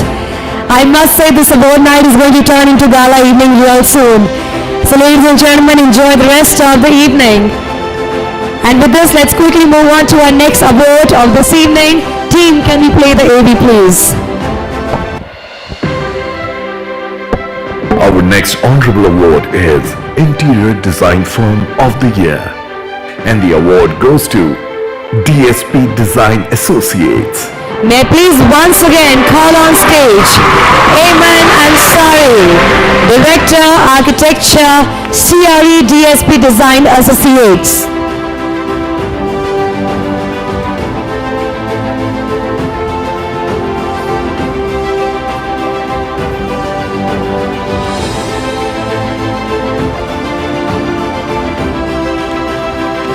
Congratulations again, sir. Big congratulations to you. Well, everyone, before we move on and proceed further, I of course thank Mr. Sandeep Patnaik, sir. He's not here with us. And I also thank Madam for joining us. Thank you so much. Our jury, ma'am. Thank you. And now may I please request Sandeep Pedis, sir. He is one of our jury members who is here with us. May I please request Mr. Sandeep Pedis, sir, on stage.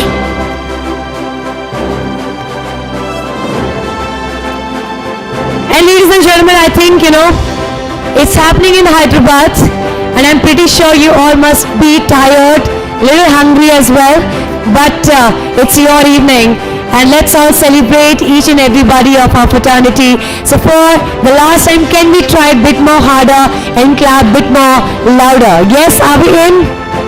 Thank you very much. That's the biggest support system we can have from the audience. All right, everyone, let's get ready for the next set of awardees. Team, can we have the AV, please? Ladies and gentlemen, we now move on to Branding and Marketing Awards. Our next award recognizes powerful ideas and sales acceleration, the integrated brand campaign of the year. And the award goes to Realty Ventures LLP for Sumadhura Gardens by the Brook. Big congratulations, ladies and gentlemen. Please welcome Jay Gala, Rohan, Asad from Realty Ventures LLP on stage. Can you bring in some great energies, everyone? Please welcome Mr. Jay Gala, Mr. Rohan, Mr. Asad from Realty Ventures LLP. Congratulations, team. A big congratulations to all of you.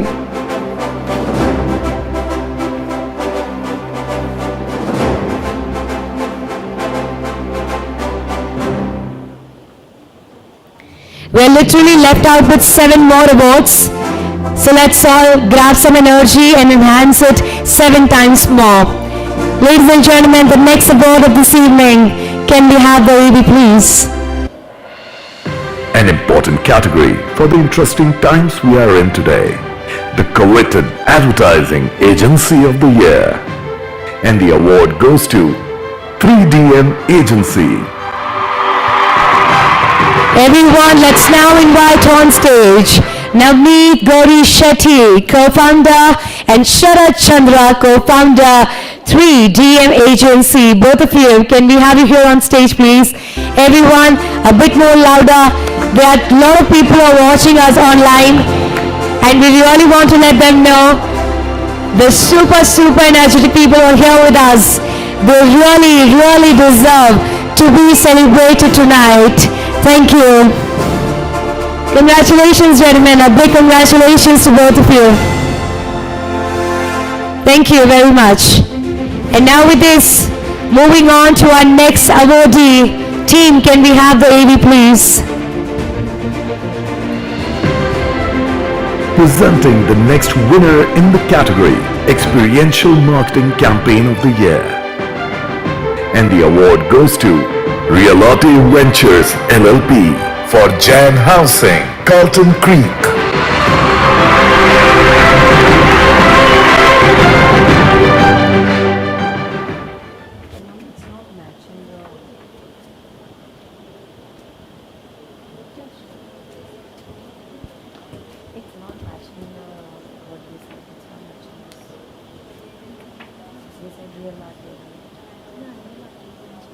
Taking a notch ahead, we have the category of Serviced Offices Brand of the Year, and the award goes to iKiva. Ladies and gentlemen, I welcome on stage Sehat Singh Raina, Senior Manager Marketing, and Shrikant Gundepuneni, Senior Manager People Operations, iKiva. Can we have you here on stage, please?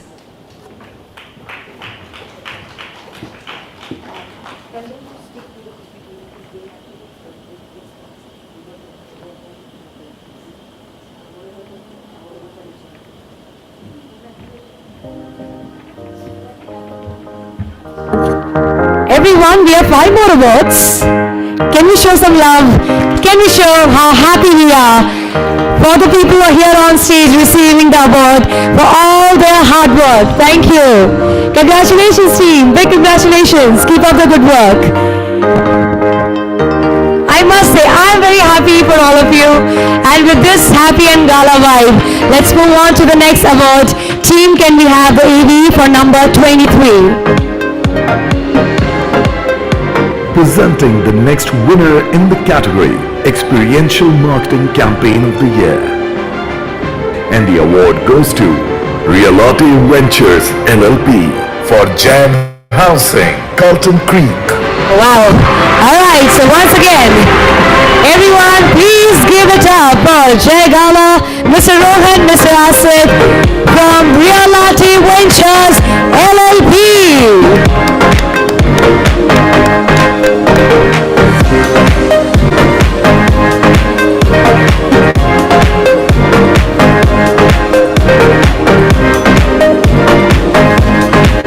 Congratulations team, a big congratulations.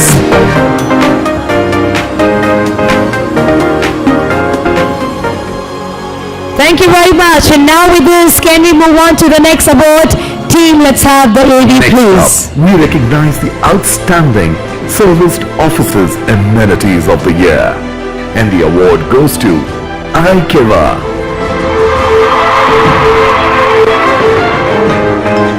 I request Mohammed Hansala Yusuf, Senior Manager, Enterprise Sales, and Kaushal Chakraborty, Assistant Manager, Sales, to kindly come and join us on stage. And ladies and gentlemen, everyone, let's pump it up. Thank you very much.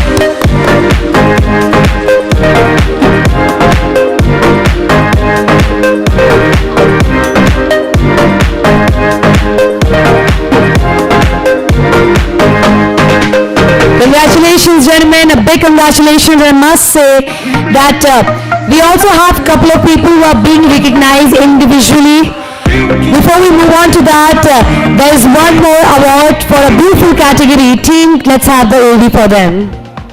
A new technology, an old problem, and a big idea turned into an innovation. Next, we have the winner for FM Technology Innovation of the Year. And the award goes to Embassy Services for E-Spectrum FM Suite. Ladies and gentlemen, a big round of applause as we welcome on stage Shareen Bhatia, Country Head Solutions and CRM, and Vinita Kannam, both Regional Head IFM Operations and Embassy Services. Everybody, let's be a bit more louder and give it up for our FM Technology Innovation of the Year. Goes to Embassy Services for E-Spectrum FM Suite. Congratulations, ladies. A big congratulations. Well, the next two last awards are individual awards, and they are very picky, so let's get ready to get into it. Team, let us know the Business Leader of the Year. Recognizing dynamic leadership is the award for Business Leader of the Year. And the award goes to Bijay Agarwal, MD, Sattva Group. Ladies and gentlemen, please welcome the winner of the category Business Leader of the Year 2024 goes to Mr. Bijay Agarwal, MD, Sattva Group.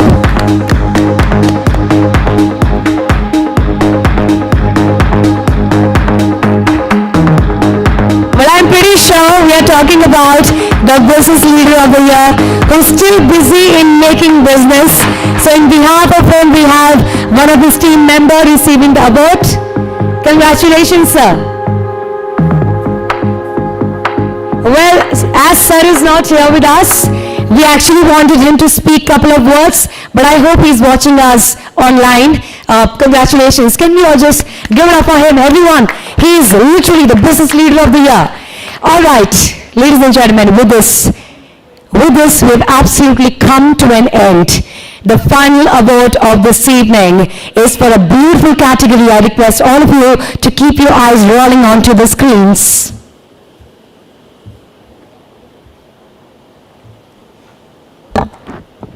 The dynamism of Realty's young leaders is the award for Young Achiever of the Year. And the award goes to Ritvik Mali, Managing Partner, Orion Escar. Ladies and gentlemen, please put your hands together for the Young Achiever of the Year 2024, Mr. Ritvik Mali, Managing Partner, Orion Iskar. Everybody, put your hands together. Thank you very much.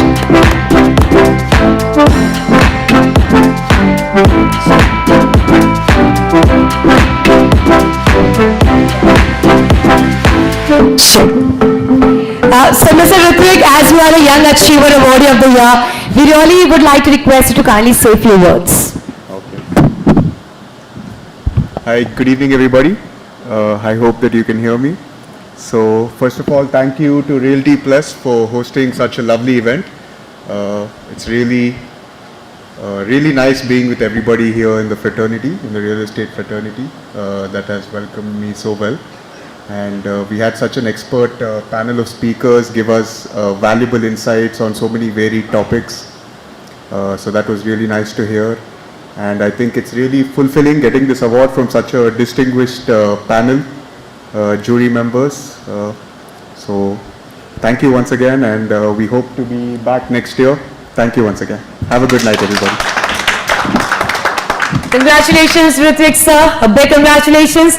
With this, I also would like to thank our jury member and of course, Madam, thank you so much to Sapna Srivastava, Madam. Thank you. Thanks to both of you. Well, ladies and gentlemen, for the last time, I think for everybody all together, let's all give it up for ourselves. Yes. And with this, as we have come to an end of this absolute fantastic evening, a special thanks to our jury members for their time, for their beautiful expertise, and for being able to be here with us today for presenting the awards. Winner, congratulations. A big congratulations to all of you. May I please request all of you to kindly join us for a group picture, as it's a ritual what we do. So yes, all the winners, everybody is requested to kindly join us for a group picture onto the stage. The winners and the award presenters, everyone. Well, ladies and gentlemen, with this, that wraps up this truly incredible evening. Thank you all for making the time from your busy schedules, being here with us and making it a grand success. Your participation, your presence made this evening extra special.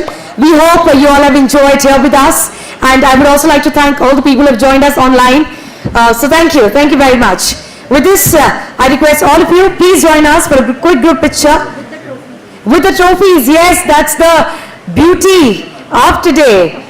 All the beautiful mementos, the awards has to be here with yourselves. And I think we are absolutely all set to get the party started, isn't it? It's the time for celebrations.